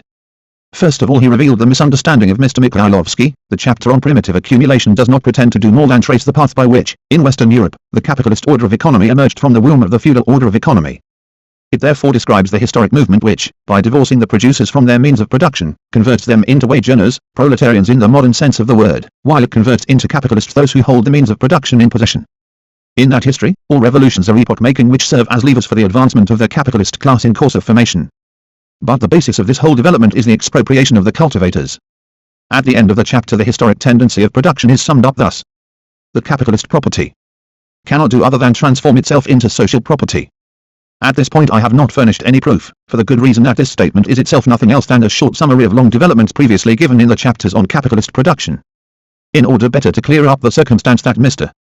Mikhailovsky had taken to be an historical theory what was not and could not be such a theory, Marx pointed to the example of ancient Rome. A very convincing example. For in reality, if it is inevitable for all peoples to go through capitalism, what is to be done with Rome, what is to be done with Sparta, what is to be done with the state of the Incas, what is to be done with the many other peoples who disappeared from the historical scene without fulfilling this imaginary obligation? The fate of these peoples did not remain unknown to Marx, consequently he could not have spoken of the universal inevitability of the capitalist process. My critic, says Marx, feels himself obliged to metamorphose my historical sketch of the genesis of capitalism in Western Europe into an historico-philosophic theory of the general march imposed by fate upon every people, whatever the historic circumstances in which it finds itself. But I beg his pardon, he is both honoring and shaming me too much. We should think so. Such an interpretation was transforming Marx into one of those people with a formula, whom he had already ridiculed in his polemics against Proudhon. Mr. Mikhailovsky attributed to Marx a formula of progress, and Marx replied, "No, thank you very much, I don't need these goods." We have already seen how the utopians regarded the laws of historical development. Let the reader remember what we said about Saint Simon. The conformity to law of historical movement assumed in their eyes a mystical appearance. The path along which mankind proceeds was in their imagination marked out beforehand, as it were, and no historical event could change the direction of that path. An interesting psychological aberration. Human nature is for the utopians the point of departure of their investigation. But the laws of development of that nature, immediately acquiring in their eyes a mysterious character, are transferred somewhere outside man and outside the actual relationship of men, into some super-historical sphere. Dialectical materialism, here also, transfers the question to quite another ground, thereby giving it quite another appearance. The dialectical materialists reduce everything to economics. We have already explained how this is to be understood. But what are economics? They are the sum total of the actual relationships of the men who compose the given society, in their process of production. These relationships do not represent a motionless metaphysical essence. They are eternally changing under the influence of the development of the productive forces, and under the influence of the historical environment surrounding the given society. Once the actual relations of men in the process of production are given, there fatally follow from these relations certain consequences. In this sense social motion conforms to law, and no one ascertained that conformity to law better than Marx. But as the economic motion of every society has a peculiar form in consequence of the peculiarity of the conditions in which it takes place, there can be no formula of progress covering the past and foretelling the future of the economic motion of all societies. The formula of progress is that abstract truth which, in the words of the author of the Sketches of the Gogol period of Russian literature, was so beloved of the metaphysicians. But, as he remarks himself, there is no abstract truth. Truth is always concrete. Everything depends on the circumstances of time and place. And if everything depends on these circumstances, it is the latter that must be studied by people who, etc. In order that I might be qualified to estimate the economic development in Russia today, I learned Russian and then for many years studied the official publications and others bearing on this subject. The Russian pupils of Marx are faithful to him in this case also. Of course one of them may have greater and another less extensive economic knowledge, but what matters here is not the amount of the knowledge of individual persons, but the point of view itself. The Russian pupils of Marx are not guided by a subjective ideal or by some formula of progress, but turn to the economic reality of their country. To what conclusion, then, did Marx come regarding Russia? If Russia continues to pursue the path she has followed since 1861, she will lose the finest chance ever offered by history to a nation, in order to undergo all the fatal vicissitudes of the capitalist regime. A little further on Marx adds that in recent years Russia has been taking a lot of trouble in the sense of proceeding along the path mentioned. Since the letter was written, we will add for our part, Russia has been moving along that path still further and even more quickly. What then follows from Marx's letter? 3 conclusions. 1. He shamed by his letter not his Russian pupils, but the subjectivist gentlemen who, not having the least conception of his scientific point of view, were attempting to refashion Marx himself after their own likeness and image, and to transform him into a metaphysician and utopian. 2. The subjectivist gentlemen were not shamed by the letter for the simple reason that true to their ideal they didn't understand the letter either. 3. If the subjectivist gentlemen want to argue with us on the question of how and where Russia is moving, they must at every given moment start from an analysis of economic reality. The study of that reality in the 70s brought Marx to the conditional conclusion, if Russia continues to pursue the path she has followed since the emancipation of the peasantry, she will become a perfect capitalist nation, and after that, once taken to the bosom of the capitalist regime, she will experience its pitiless laws like other profane peoples. That is all. That is all. But a Russian desiring to work for the welfare of his native land cannot be satisfied with such a conditional conclusion. The question will inevitably arise in his mind: will Russia continue to proceed along this path? Do data by any chance exist which allow one to hope that she will leave this path? In order to reply to this question, one must once again turn to a study of the actual position of the country, an analysis of its present-day internal life. The Russian pupils of Marx, on the basis of such an analysis, assert that she will continue. There are no data allowing one to hope that Russia will soon leave the path of capitalist development upon which it entered after Z86Z. That is all. Ideals and reality. The subjectivist gentlemen think that the pupils are mistaken. They will have to prove it with the help of data supplied by the same Russian actuality. The pupils say Russia will continue to proceed along the path of capitalist development, not because there exists some external force, some mysterious law pushing her along that path, but because there is no effective internal force capable of pushing her from that path. If the subjectivist gentlemen think that there is such a force, let them say what it consists of, and let them prove its presence. We shall be very glad to hear them out. Up to now we have not heard anything definite from them on this account. Later on, expressed themselves more than once in the same sense Marx in a letter to Vera's George in 1881, Marx Engels. What do you mean, there is no force? And what about our ideals? Exclaim our dear opponents. Oh gentlemen, gentlemen. Really you are touchingly simple. The very question is, how to realize, even for the sake of argument, your ideals though they represent something fairly muddled. Put in this way the question, naturally, sounds very prosaic, but so long as it is unanswered, your ideals will have only an ideal significance. Imagine that a young hero has been brought into a prison of stone, put behind iron bars, surrounded by a watchful guard. The young hero only smiles. He takes a bit of charcoal he has put away beforehand, draws a little boat on the wall, takes his seat in the boat and... Farewell prison, farewell watchful guards, the young hero is once again wandering through the wide world. A beautiful story. But it is only a story. In reality, a little boat drawn on the wall has never carried anyone away anywhere. Already since the time of the abolition of serfdom Russia has patently entered the path of capitalist development. The subjectivist gentlemen see this perfectly well, and themselves assert that our old economic relations are breaking up with amazing and constantly increasing speed. But that's nothing, they say to one another, we shall embark Russia in the little boat of our ideals, and she will float away from this path beyond distant lands, into far-off realms. The subjectivist gentlemen are good storytellers, but... that is all. That is all, and that's terribly little, and never yet have stories changed the historical movement of a people, for the same prosaic reason that not a single nightingale has ever been well fed on fables. One, the subjectivist gentlemen have adopted a strange classification of Russian people who... into two categories. Those who believe in the possibility of floating away on the little boat of the subjective ideal are recognized as good people, true well-wishers of the people. But those who say that that faith is absolutely unfounded have attributed to them a kind of unnatural malignancy, the determination to make the Russian Majik die of hunger. Never yet in any melodrama have there ever been such villains as must be, in the opinion of the subjectivist gentlemen, the consistent Russian economic materialists. This amazing opinion is just as well-founded as was the opinion of Heinzen, which the readers already know, when he attributed to Marx the intention of living the German people Hungern und verhungern. Mr. Mikhailovsky asks himself why is it that just now gentlemen have appeared who are capable with a tranquil conscience to condemn millions of people to starvation and poverty? Mr. S.N. Kruvenko thinks that once a consistent person has decided that capitalism is inevitable in Russia it remains for him only to strive to develop capitalization of handicrafts, the development of kulturgdom, the destruction of the village commune, the expropriation of the people from the land and, generally speaking, the smoking out of the surplus peasantry from the villages. Mr. S.N. Kruvenko thinks so only because he himself is incapable of consistent thinking. Heinzen did at least recognize in Marx a prejudice in favor of toilers who bore the factory stamp. The subjectivist gentlemen evidently do not recognize even this little weakness in the Russian pupils of Marx. They, forsooth, consistently hate all the sons of man, without exception. They would like to starve them all to death, with the exception possibly of the representatives of the merchant estate. In reality, if Mr. Kruvenko had admitted any good intentions in the pupils, as regard the factory workers, he would not have written the lines just quoted. To strive, generally speaking, for the smoking out of the surplus peasantry from the villages. The saints preserve us. Why strive? Surely the influx of new labor power into the factory population will lead to a lowering of wages. And even Mr. Kruvenko knows that a lowering of wages cannot be beneficial and pleasant for the workers. Why should the consistent pupils, then, try to do harm to the workman and bring him unpleasantness?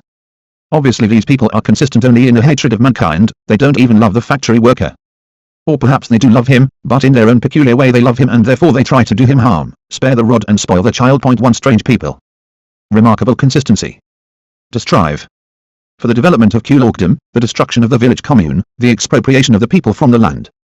What horrors! But why strive for all this?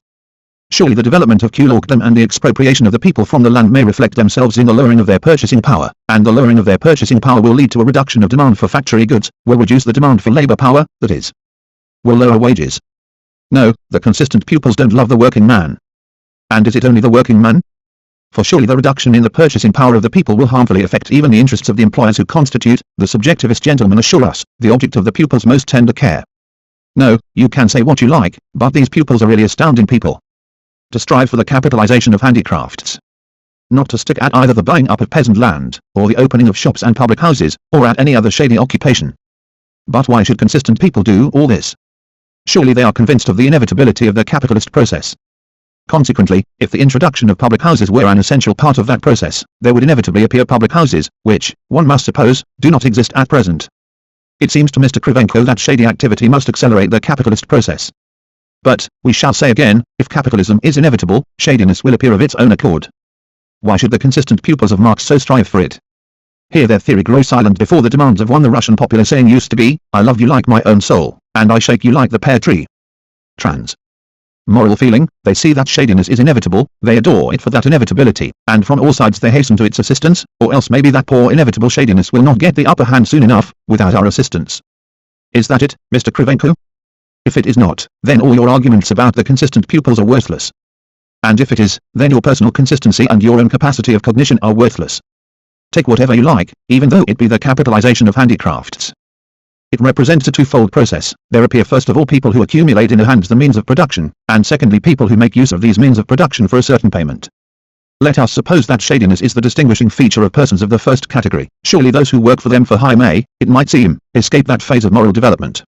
And if so, what will there be shady in my activity if I devote it to these same persons, if I develop their self-consciousness and defend their material interests? Mr. Kravchenko will say perhaps that such activity will delay the development of capitalism. Not in the least. The example of England, France and Germany will show him that in those countries such activity has not only not delayed the development of capitalism but, on the contrary, has accelerated it, and by the way has thereby brought nearer the practical solution of some of their accursed problems. Or let us take the destruction of the village commune. This also is a twofold process. The peasant holdings are being concentrated in the hands of the kulaks, and an ever-growing number of previously independent peasants are being transformed into proletarians. All this, naturally, is accompanied by a clash of interests, by struggle. The Russian pupil appears on the scene, attracted by the noise. He lifts up his voice in a brief but deeply felt hymn to the category of necessity, and opens a public house. That's how the most consistent among them will act. The more moderate man will confine himself to opening a little shop. That's it, isn't it, Mr. Kravchenko? But why shouldn't the pupil take the side of the village poor? But if he wants to take their side, he will have to try and interfere with their expropriation from the land. All right, let's admit it, that's what he must try for. But that will delay the development of capitalism. It won't delay it in the least. On the contrary, it will even accelerate it. The subjectivist gentlemen are always imagining that the village commune of itself is striving to pass into some higher form. They are mistaken. The only real striving of the village commune is the striving to break up, and the better the condition of the peasantry, the sooner would the commune break up. Moreover, the break-up can take place in conditions which are either more or less advantageous for the people. The pupils must strive to see to it that the break-up takes place in conditions most advantageous for the people. But why not prevent the break-up itself? And why didn't you prevent the famine of 1891? You couldn't. We believe you, and we should consider our cause lost if all we had left were to make your morality responsible for such events which were independent of your will, instead of refuting your views with the help of logical arguments. But why then do you pay us back in a different measure? Why, in arguments with us, do you represent the poverty of the people as though we were responsible for it? Because where logic cannot help you, sometimes words can, particularly pitiful words. You could not prevent the famine of 1891. Who then will go bail that you will be able to prevent the break-up of the village commune, the deprivation of the peasantry of their land? Let us take the middle path, so dear to eclectics. Let's imagine that in some cases you will succeed in preventing all this. Well, but I read those cases where your efforts prove unsuccessful, where in spite of them the commune nevertheless breaks up, where the peasants nevertheless prove landless. How will you act with these victims of the fateful process? Charon carried across the Styx only those souls who were able to pay him for his work. Will you begin to take into your little boat, for transporting into the realm of the subjective ideal, only genuine members of the village commune? Will you begin using your oars to beat off the village proletarians? Probably you yourselves will agree, gentlemen, that this would be very shady. And once you agree with this, you will have to act in their regard in just the same way as, in our opinion, any decent man will have to act, that is not to set up public houses to sell them dope, but to increase their strength of resistance to the public house, to the publican and to every other dope which history serves up, or will serve up, to them. Or perhaps it is we now who are beginning to tell fairy tales. Perhaps the village commune is not browsing up. Perhaps the expropriation of the people from the land is not in fact taking place. Perhaps we invented this with the sole aim of plunging the peasant into poverty, after he had hitherto been enjoying an enviably prosperous existence. Then open any investigation by your own partisans, and it will show you how matters have stood up to now, that is before even a single pupil has opened a public house or started a little shop. When you argue with us, you represent matters as though the people are already living in the realm of your subjective ideals, while we, through our inherent hatred of mankind, are dragging them down by the feet, into the process of capitalism. But matters stand in exactly the opposite way. It is the capitalist prose that exists, and we are asking ourselves, how can this prose be fought? How can we put the people in a situation even somewhat approaching the ideal? You may find that we are giving the wrong answer to the question, but why distort our intentions? Really, you know, that is shady. Really, such criticism is unworthy even of provincials. But how then can one fight the capitalist prose which, we repeat, already exists independently of our and your efforts? You have one reply: to consolidate the village commune, to strengthen the connection of the peasant with the land. And we reply that that is an answer worthy only of utopians. Why? Because it is an abstract answer. According to your opinion, the village commune is good always and everywhere, while in our opinion there is no abstract truth. Truth is always concrete, everything depends on the circumstances of time and place. There was a time when the village commune could be advantageous for the whole people. There are probably even now places where it is of advantage to the agriculturists. It is not we who will begin a revolt against such a commune. But in a number of cases the village commune has been transformed into a means of exploiting the peasant. Against such a commune we revolt, just as against everything that is harmful for the people. Remember the peasant whom G.I. Uspensky makes pay for nothing. How should one act with him, in your opinion? Transport him into the realm of the ideal, you reply. Very good, transport him with God's help. But while he has not yet been transported, while he has not yet taken his seat on the little boat of the ideal, while the little boat has not yet sailed up to him and as yet we don't know when it will do so, wouldn't it be better for him to be free from paying for nothing? Wouldn't it be better for him to stop being a member of a village commune which only ensures that he will have absolutely unproductive expenses, and perhaps in addition only a periodical flogging at the rural police office? We think it would be better, and you charge us for this with intending to starve the people to death. Is that just? Isn't there something shady about it? Or perhaps you really are incapable of understanding us? Can that really be so? Kayadave said once that the Russian doesn't even know the syllogism of the West. Can that really be just your case? We will admit that Mr. Reskrivenko quite sincerely does not understand this. We admit it also in relation to Mr. Karayev and Mr. Yazykov. But Mr. Mikhailovsky always seemed to us a man of a much more acute mind. What have you invented, gentlemen, to improve the lot of the millions of peasants who have in fact lost their land? When it is a question of people who pay for nothing, you are able only to give one piece of advice. Although he does pay for nothing, nevertheless he mustn't destroy his connection with the village commune because once it has been destroyed, it can never be restored. Of course, this will involve temporary inconvenience for those who pay for nothing, but what the magic suffers is no disaster. And that's just how it turns out that our subjectivist gentlemen are ready to bring the most vital interests of the people as a sacrifice to their ideals. And that is just how it turns out that their preaching in reality is becoming more and more hurtful for the people. To be an enthusiast had become her social vocation, says Tolstoy about Anna Pavlovna Shura. One to hate capitalism has become the social vocation of our subjectivists. What good could the enthusiasm of an old maid do Russia? None whatsoever. What good does the subjective hatred of capitalism do the Russian producers? Also none whatsoever. But the enthusiasm of Anna Pavlovna was at least harmless. The utopian hatred of capitalism is beginning to do positive harm to the Russian producer, because it makes our intellectuals extremely unsqueamish about the means of consolidating the village commune. Scarcely does anyone mention such consolidation when immediately a darkness falls in which all cats seem grey, and the subjectivist gentlemen are ready warmly to embrace the Skovsky Vedomosti. And all this subjective darkening of the intellect goes precisely to aid that public house which the pupils were supposed to be ready to cultivate. It's shameful to say it, but sinful to hide, that the utopian enemies of capitalism prove in reality to be the accomplices of capitalism in its most coarse, shameful and harmful form. German utopians in 1840 up to now we have been speaking of utopians who have tried, or nowadays try, to invent some argument or other against Marx. Let us see now how those utopians behave, or behaved, who were inclined to quote from him. Heinzen, whom the Russian subjectivists now reproduce with such astonishing accuracy in their arguments with the Russian pupils, was a utopian of a one in war and peace trans. To a reactionary newspaper. Trans. Democratic bourgeois tendency. But in Germany in the 40s there were many utopians of an opposite tendency. The social and economic position of Germany was then in broad outline as follows. On the one hand, the bourgeoisie was rapidly developing, and insistently demanding every kind of assistance and support from the German governments.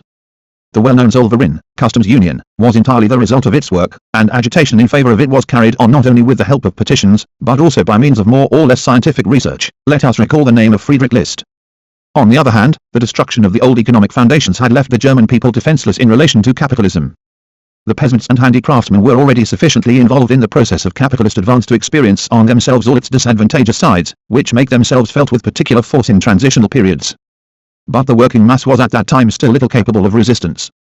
It could not as yet withstand the representatives of capital to any noticeable extent. Even in the 60s Marx said that Germany was suffering simultaneously both from the development of capitalism and from the insufficiency of its development. In the 40s her sufferings from the insufficiency of development of capitalism were even greater. Capitalism had destroyed the old foundations of peasant life. The handicraft industry, which had previously flourished in Germany, now had to withstand the competition of machine production, which was much too strong for it.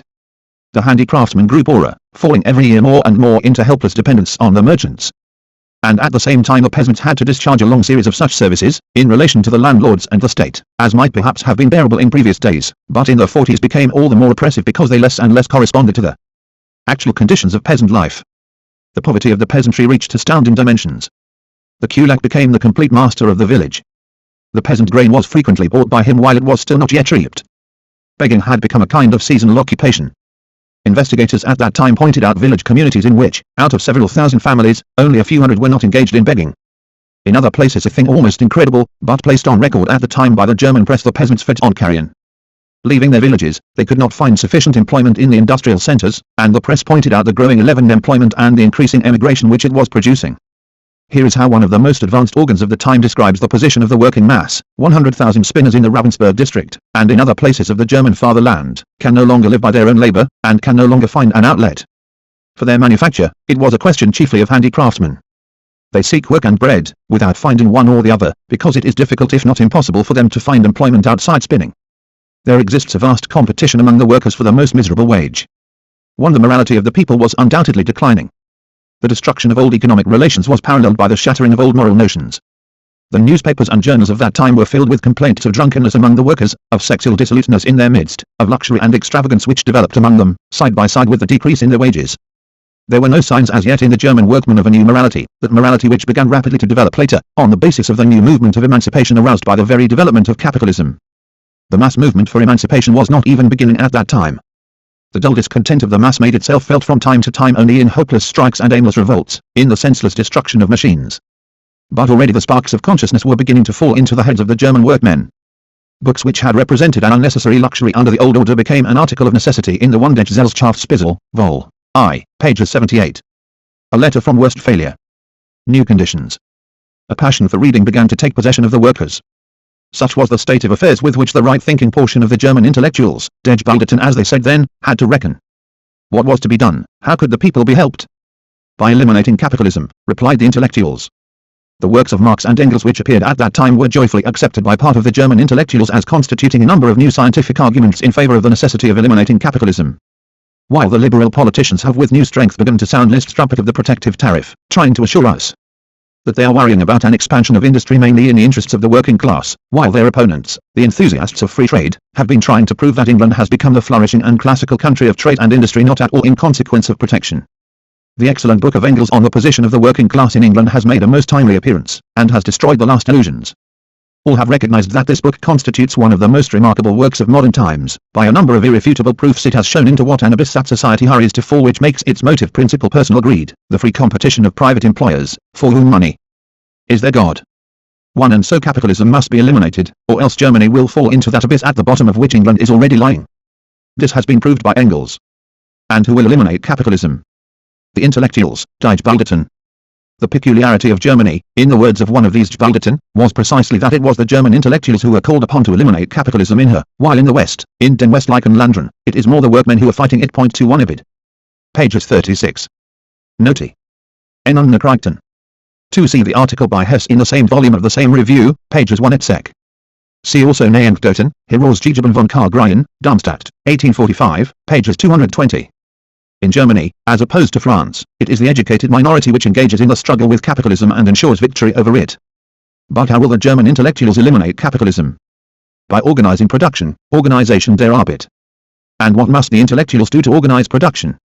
The Allgemeines Volksblatt, which was published at Cologne in 1845, proposed the following measures. 1. Promotion of popular education, organization of popular lectures, concerts, etc. 2. Organization of big workshops in which workmen, artisans and handicraftsmen could work for themselves, not for an employer or a merchant. The Allgemeines Volksblatt hoped that in time these artisans and handicraftsmen would themselves, on their own initiative, be grouped in an association. 3. Establishment of stores for the sale of the goods manufactured by the artisans and handicraftsmen, and also by national workshops. These measures would save Germany from the evils of capitalism. And it was all the more easy to adopt them, added the sheet we have quoted, because here and there people have already begun to establish permanent stores, so-called industrial bazaars, in which artisans can put out their goods for sale, and immediately receive a certain advance on account of them. Then followed an exposition of the advantages which would follow from all this, both for the producer and for the consumer. The elimination of capitalism seems easiest of all where it is still poorly developed. Therefore the German utopians frequently and willingly underline the circumstance that Germany was not yet England. Heinzen was even ready flatly to deny the existence of a factory proletariat in Germany. But since, for the utopians, the chief thing was to prove to society the necessity of organizing production, they passed at times, without difficulty and without noticing it, over to the standpoint of people who asserted that German capitalism could no longer develop any further, in consequence of its inherent contradictions, that the internal market had already been saturated, that the purchasing power of the population was falling, that the conquest of external markets was improbable, and that therefore the number of workers engaged in manufacturing industry must inevitably and constantly diminish. This was the point of view adopted by the journal Der Gesellschaftsspiegel, which we have quoted several times, and which was one of the chief organs of the German utopians of that day, after the appearance of the interesting pamphlet of Elbuhl, and Oettingen über die Noth der arbeitenden Klassen. Und über die Aufgabe der Vereinsamkeit desselben, 1 Berlin 1845. Buhl asked himself, were the unions for promoting the welfare of the working class in a position to cope with their task? In order to reply to this question, he put forward another, namely, whence arose at the present time the poverty of the working class. The poor man and the proletarian are not at all one and the same thing, says Buhl. The poor man won't or can't work. The proletarian seeks work, he is capable of doing it, but it does not exist, and he falls into poverty. Such a phenomenon was quite unknown in previous times, although there always were the poor and there were always the oppressed, for example, the serfs. Where did the proletarian come from? He was created by competition. Competition, which broke the old bonds that fettered production, brought forth an unprecedented industrial prosperity. But it also forces employers to lower the price of their goods. Therefore they try to reduce wages or the number of working hands. The latter object is achieved by the perfecting of machinery, which throws many workers onto the streets. Moreover, artisans cannot stand up to the competition of machine production, and are also transformed into proletarians. Wages fall more and more. Buhl points to the example of the cotton print industry, which was flourishing in Germany as late as the 20s. Wages were then very high. A good workman could earn from 18 to 20 thalers a week. But machines appeared, and with them female and child labor, and wages fell terribly. The principle of free competition acts thus always and everywhere, wherever it achieves predominance. It leads to overproduction, and overproduction to unemployment. And the more perfect becomes large-scale industry, the more unemployment tells suggestions on the needy state of the working class and on the tasks of the unions for the welfare thereof. Grows, and the smaller becomes the number of workmen engaged in industrial undertakings. That this is really so is shown by the fact that the disasters mentioned occur only in industrial countries. Agricultural countries don't know them. But the state of affairs created by free competition is extremely dangerous for society, for die Gesellschaft, and therefore society cannot remain indifferent to it. What then must society do? Here Buhl turns to the question which holds first place, so to speak, in his work: is any union at all able to eradicate the poverty of the working class? The local Berlin Union for Assisting the Working Class has set itself the object not so much of eliminating existing poverty, as of preventing the appearance of poverty in the future. It is to this union that Buhl now turns. How will you prevent the appearance of poverty in the future, he asks, what will you do for this purpose? The poverty of the modern worker arises from the lack of demand for his labor. The worker needs not charity but work. But where will the union get work from? In order that the demand for labor should increase, it is necessary that the demand for the products of labor should increase. But this demand is diminishing, thanks to the diminution of the earnings of the working mass. Or perhaps the union will discover new markets. Buhl does not think that possible either. He comes to the conclusion that the task which the Berlin Union has set itself is only a well-intentioned illusion. Buhl advises the Berlin Union to meditate more deeply on the causes of the poverty of the working class, before beginning the struggle against it. He considers palliatives to be of no importance. Labor exchanges, savings banks and pension funds, and the like, can of course improve the position of a few individuals, but they will not tear out the root of the evil. Nor will associations tear it out. Associations also will not escape the harsh necessity, dura necessitas, of competition. Where Buhl himself discerned the means of eliminating the evil, it is difficult to ascertain exactly from his pamphlet. It seems as though he hints that the interference of the state is necessary to remedy the evil, adding however that the result of such interference would be doubtful. However that may be, his pamphlet made a deep impression on the German intellectuals at that time. And not at all in the sense of disillusioning them. On the contrary, they saw in it a new proof of the necessity of organizing labor.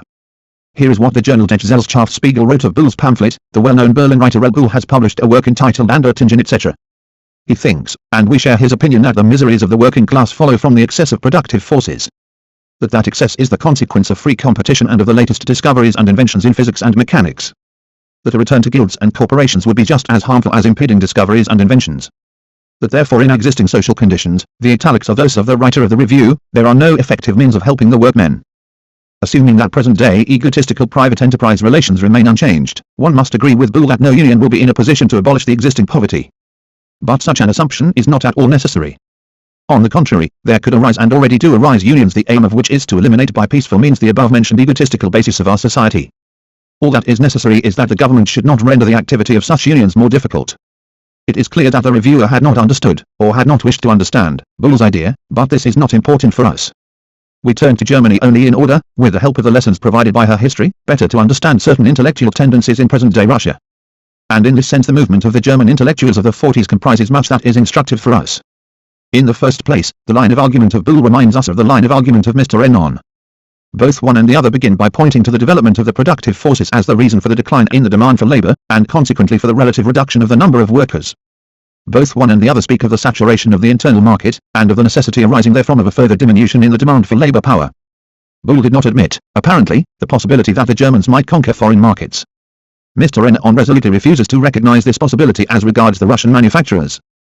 Finally, both one and the other leave this question of foreign markets entirely without investigation, neither brings forward a single serious argument in favor of his opinion.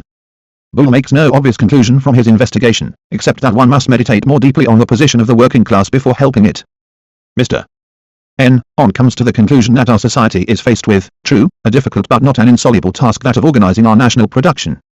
But if we supplement the views of Boole by the considerations set forth in connection with them by the reviewer of the Gesellschaftsspiegel whom we have quoted, the result is precisely the conclusion of Mr. N. Mr. N. equals Boole plus the reviewer. And this formula leads us to the following reflection. Mr. N. in our country is called a Marxist, and even the only true Marxist. But can it be said that the sum of the views of Boole and his review on the position of Germany in the 40s was equivalent to the views of Marx on the same position? In other words, was Boole, supplemented by his reviewer, a Marxist and withal the only true Marxist, the Marxist par excellence? Of course not. From the fact that Boole pointed out the contradiction into which capitalist society falls, thanks to the development of the productive forces, it does not yet follow that he adopted the point of view of Marx. He examined these contradictions from a very abstract point of view, and already thanks to this alone his investigation had not, in its spirit, anything in common with the views of Marx. After hearing Boole one might have thought that German capitalism, today or tomorrow, would be suffocated under the weight of its own development, that it had nowhere any longer to go, that handicrafts had been finally capitalized, and that the number of German workers would rapidly decline. Such views Marx never expressed. On the contrary, when he had occasion to speak of the immediate future of German capitalism, at the end of the 40s and particularly at the beginning of the 50s, he said something quite different. Only people who did not in the least understand his views could have considered the German N-ons to be true Marxists. The German N-ons argued just as abstractly as our present Booles and Vollgraffs. To argue abstractly means to make mistakes, even in those cases when you start from an absolutely correct principle. Do you know, reader, what were the antiphysics of D'Alembert? D'Alembert said that, on the basis of the most unquestionable physical laws, he would prove the inevitability of phenomena which were quite impossible in reality. One must only, in following the operation of every given law, forget for the time being that there exist other laws altering its operation. The result would certainly be quite nonsensical. To prove this D'Alembert gave several really brilliant examples, and even intended to write a one there were many complete antiphysics in his leisure moments. The Messrs. Vollgraffs and N-ons are already writing an anti-economics, not as a joke but quite seriously. Their method is as follows. They take a certain indisputable economic law, and correctly indicate its tendency. Then they forget that the realization of this law is in life an entire historical process, and represent matters as though the tendency of the law in question had already been completely put into effect by the time they began writing their work. If at the same time the Vollgraff, Boole or N-on in question accumulates a pile of even ill-digested statistical material, and sets about relevantly and irrelevantly quoting Marx, his sketch acquires the appearance of a scientific and convincing piece of research, in the spirit of the author of Capital. But this is an optical illusion, no more. That, for example, Vollgraff left out a great deal in analyzing the economic life of the Germany of his day is shown by an indubitable fact. His prophecy about the decomposition of the social organism of that country completely failed to materialize. And that Mr. N-on quite in vain makes use of the name of Marx, just as Mr. Y. Zhukovsky in vain used to have recourse to the integral calculus, even the most worthy S.N. Krivenko will understand without difficulty. In spite of the opinion of those gentlemen who reproach Marx with one-sidedness, the writer never examined the economic progress of a particular country apart from its connection with those social forces which, growing up on its basis, themselves influenced its further development. This is not yet quite clear for you, Mr. S.N. Krivenko, but patience. Once a certain economic condition is known, certain social forces become known, and their action will necessarily affect the further development of that condition. Is patience deserting you, Mr. Krivenko? Here is a practical example for you. We know the economy of England in the epoch of primitive capitalist accumulation. Thereby we know the social forces which, by the way, sat in the English Parliament of that day. The action of those social forces was the necessary condition for the further development of the known economic situation, while the direction of their action was conditioned by the characteristics of that situation. Once we know the economic situation of modern England, we know thereby her modern social forces, the action of which will tell in her future economic development. When Marx was engaged in what some pleased to call his guesswork, he took into account these social forces, and did not imagine that their action could be stopped at will by this or that group of persons, strong only in their excellent intentions, together with the thoroughness of the historical action will also grow the volume of the mass whose action it is. The German utopians of the 40s argued otherwise. When they set themselves certain tasks, they had in mind only the inconveniences of the economic situation of their country, forgetting to investigate the social forces which had grown up from that situation. The economic situation of our people is melancholy, argued the above-mentioned reviewer, consequently we are faced with the difficult but not insoluble problem of organizing production. But will not that organization be prevented by those same social forces which have grown up on the basis of the melancholy economic situation? The well-meaning reviewer did not ask himself this question. The utopian never reckons sufficiently with the social forces of his age, for the simple reason that, to use the expression of Marx, he always places himself above society.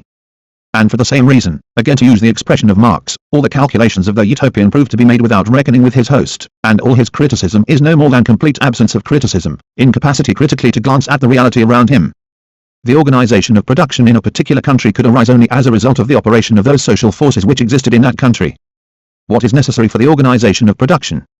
The conscious attitude of the producers to the process of production, taken in all its complexity and totality.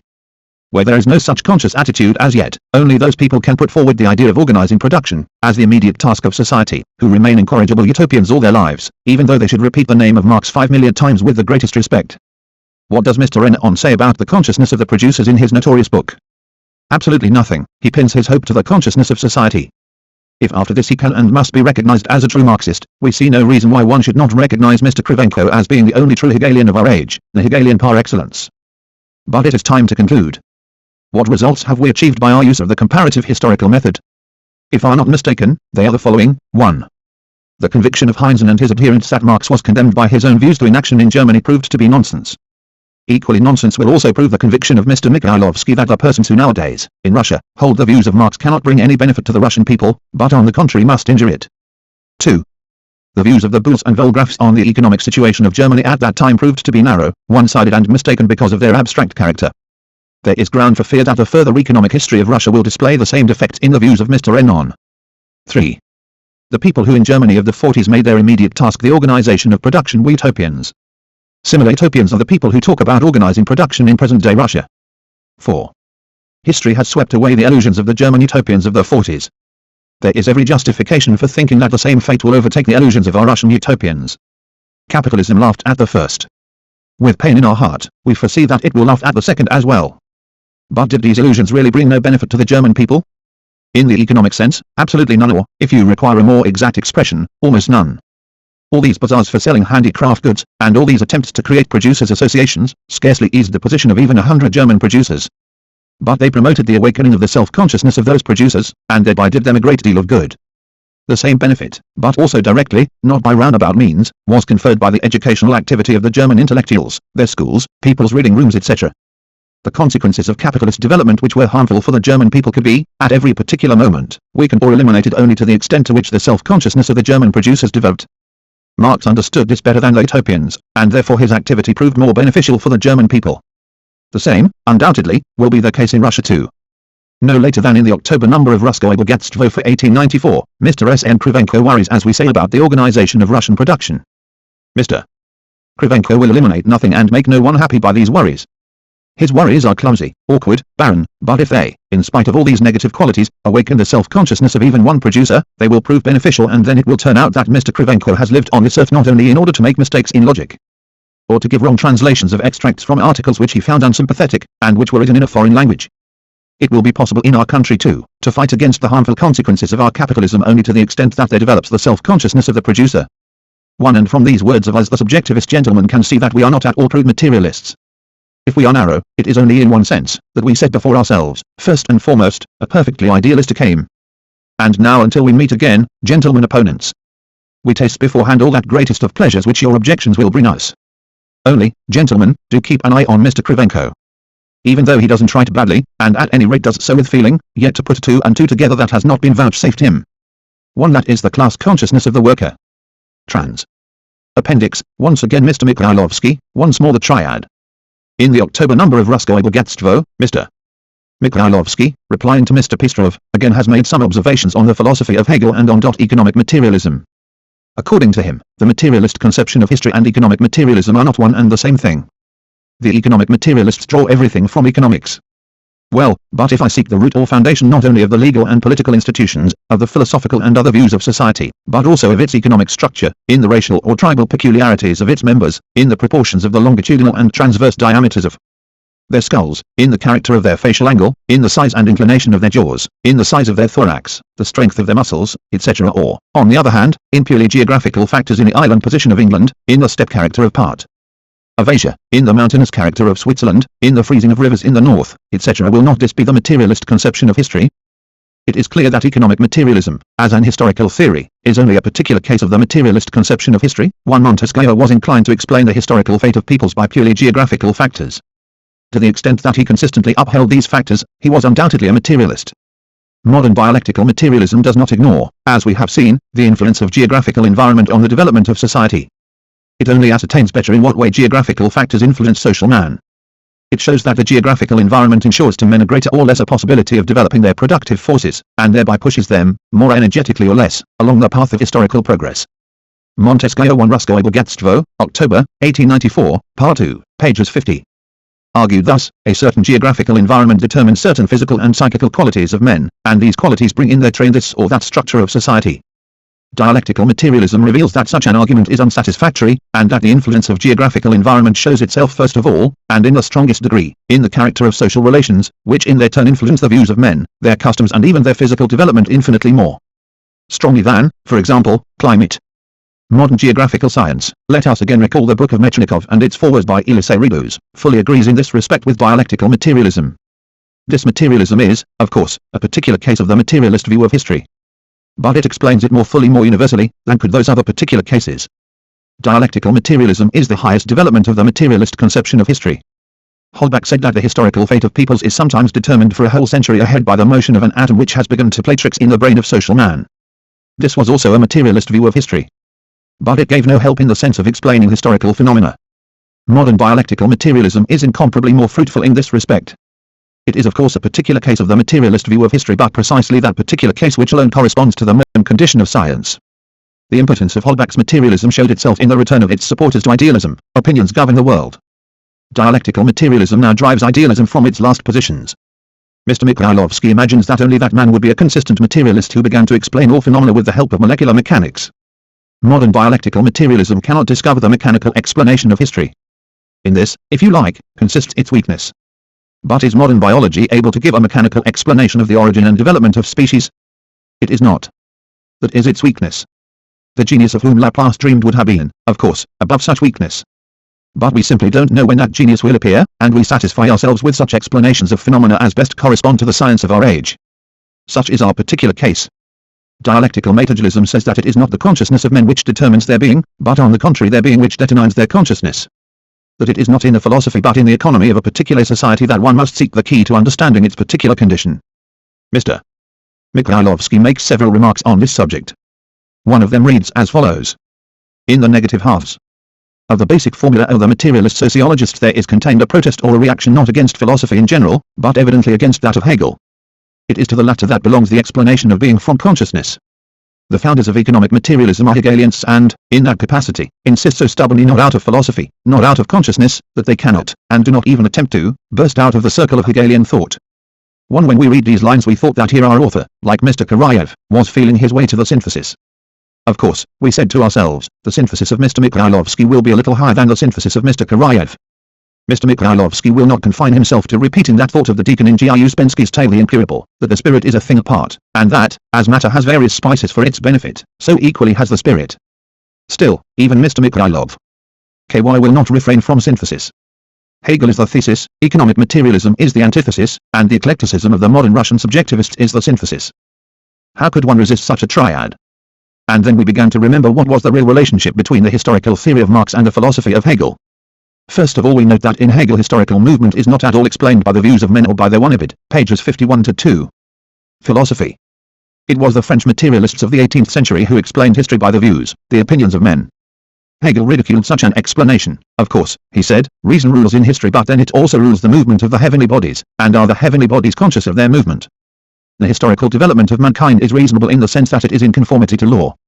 But the conformity to law of historical development does not yet prove at all that its ultimate cause must be sought in the views of men or in their opinions. Quite on the contrary, that conformity to law shows that men make the history unconsciously. We don't remember, we continued, what the historical views of Hegel look like according to Lewis. But that we are not distorting them, anyone will agree who has read the famous philosophy of history. Consequently, in affirming that it is not the philosophy of men which determines their social existence, the supporters of economic materialism are not controverting Hegel at all, and consequently in this respect they represent no antithesis to him. And this means that Mr. Mikhailovsky's synthesis will not be successful, even should our author not confine himself to repeating the idea of the deacon. In the opinion of Mr. Mikhailovsky, to affirm that philosophy that is the views of men, does not explain the history, was possible only in Germany in the 40s, when a revolt against the Hegelian system was not yet noticeable. We now see that such an opinion is founded, at best, only on Lewis. But how poorly Lewis acquaints Mr. Mikhailovsky with the course of development of philosophical thought in Germany is demonstrated, apart from the foregoing, by the following circumstance also. Our author quotes with delight the well-known letter of Belinsky, in which the latter makes his bow to the philosophical nightcap of Hegel. In this letter Belinsky says, among other things, the fate of the subject, the individual, the personality is more important than the fate of the whole world and of the health of the Chinese emperor, that is of the Hegelian universality. On the subject of this letter Mr. Mikhailovsky makes many remarks, but he does not remark that Belinsky has dragged in the Hegelian universality quite out of place. Mr. Mikhailovsky evidently thinks that the Hegelian universality is just the same as the spirit or the absolute idea. But universality does not constitute in Hegel even the main distinguishing feature of the absolute idea. Universality occupies in his work no more honorable place than, for example, individuality or singleness. And in consequence of this it is incomprehensible why precisely universality is called the Chinese emperor, and deserves unlike its other sisters an attentive and mocking bow. This may seem a detail, unworthy of attention at the present time. But it is not so. Hegel's universality, badly understood, still prevents Mr. Mikhailovsky, for example, understanding the history of German philosophy prevents him to such an extent that even Lewis does not rescue him from misfortune. In the opinion of Mr. Mikhailovsky, worship of universality led Hegel to complete negation of the rights of the individual. There is no system of philosophy, he says, which treats the individual with such withering contempt and cold cruelty as the system of Hegel. This can be true only according to Lewis. Why did Hegel consider the history of the East to be the first, lowest stage in the development of mankind? Because in the East the individual was not developed, and had not up till then been developed. Why did Hegel speak with enthusiasm of ancient Greece, in the history of which modern man feels himself at last at home? Because in Greece individual personality was developed, beautiful individuality shone in individuality. Why did Hegel speak with such admiration of Socrates? Why did he, almost first among the historians of philosophy, pay a just tribute even to the sophists? Was it really because he despised the individual? Mr. Mikhailovsky has heard a bell, but doesn't know where it is ringing. Hegel not only did not despise the individual, but created a whole cult of heroes, which was inherited in its entirety thereafter by Bruno Bauer. For Hegel heroes were the instruments of the universal spirit, and in that sense they themselves were not free. Bruno Bauer revolted against the spirit, and thereby set free his heroes. For him the heroes of critical thought were the real demiurges of history, as opposed to the mass, which, although it does irritate its heroes almost to tears, by its slow backslash-wittedness and its sluggishness, still does finish up in the end by marching along the path marked out by the hero's self-consciousness. The contrasting of heroes and mass, mob passed from Bruno Bauer to his Russian illegitimate children, and we now have the pleasure of contemplating it in the articles of Mr.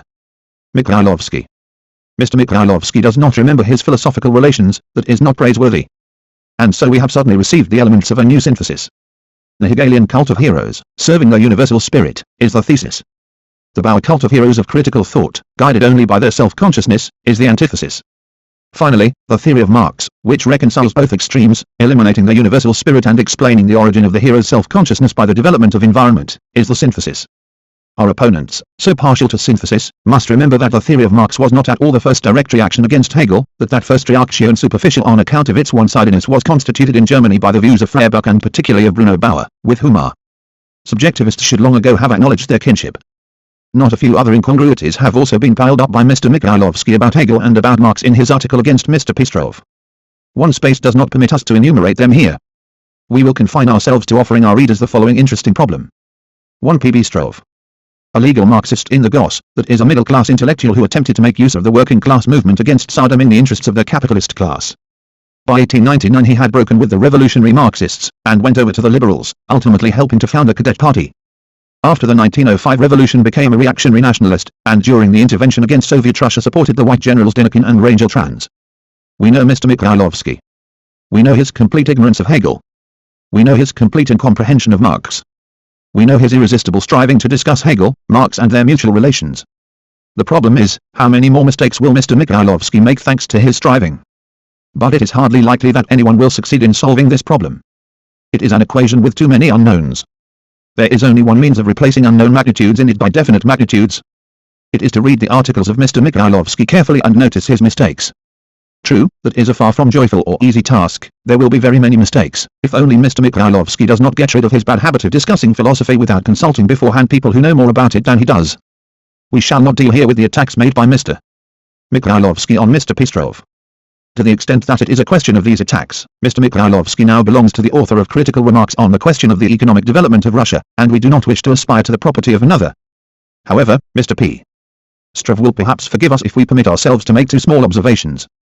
Mr. Mikhailovsky is insulted because Mr. Pistrov struck at him with a question mark.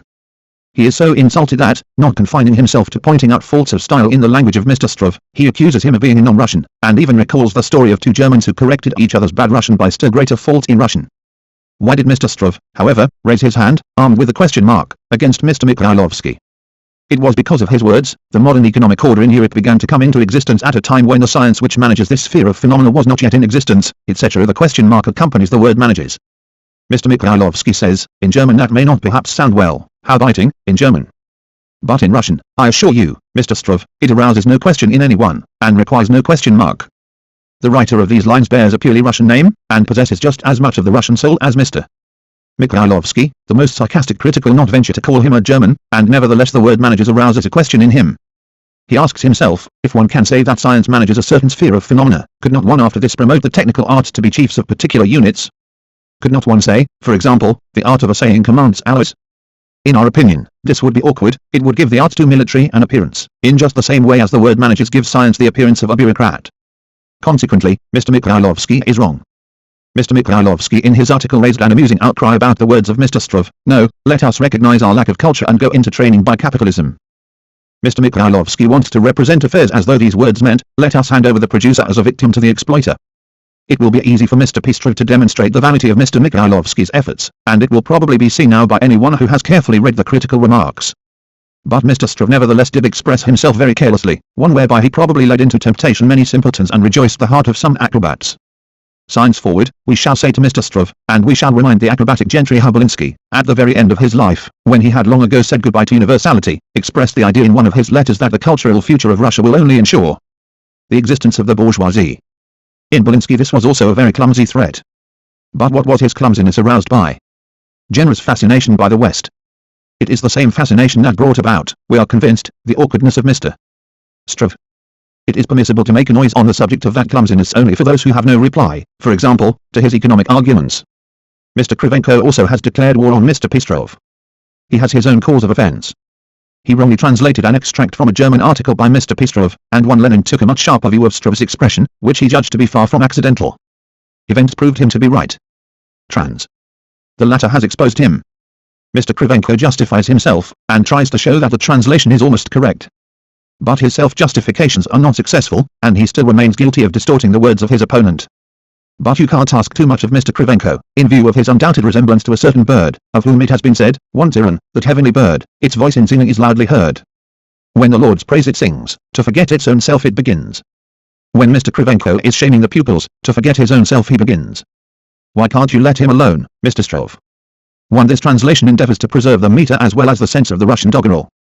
Trans. Index, Allgemeine Volksblatt, Proposals for Saving Germany from Capitalism, 200 Arnold, Abbé, Art of Speech Determined by Social Needs, 5I Art Connected with Conditions of its Age, I 99-20I, Bath, P, Essay on Hegelian Philosophy of History, I 84 on Rousseau. I 85 Bauer, E and B, The Revolt Against Hegel's Absolute Idea, I 39-4 I Theory of Critical Spirit, and Mass, I 4I, Exposed by Marx and Engels, 142-4 There follows Views on Objectivity in History, 219 Bizard. Saint A. On relationship between I, N classes and revolutions. 44 Criticism of Thierry. 49 Berkeley, Bill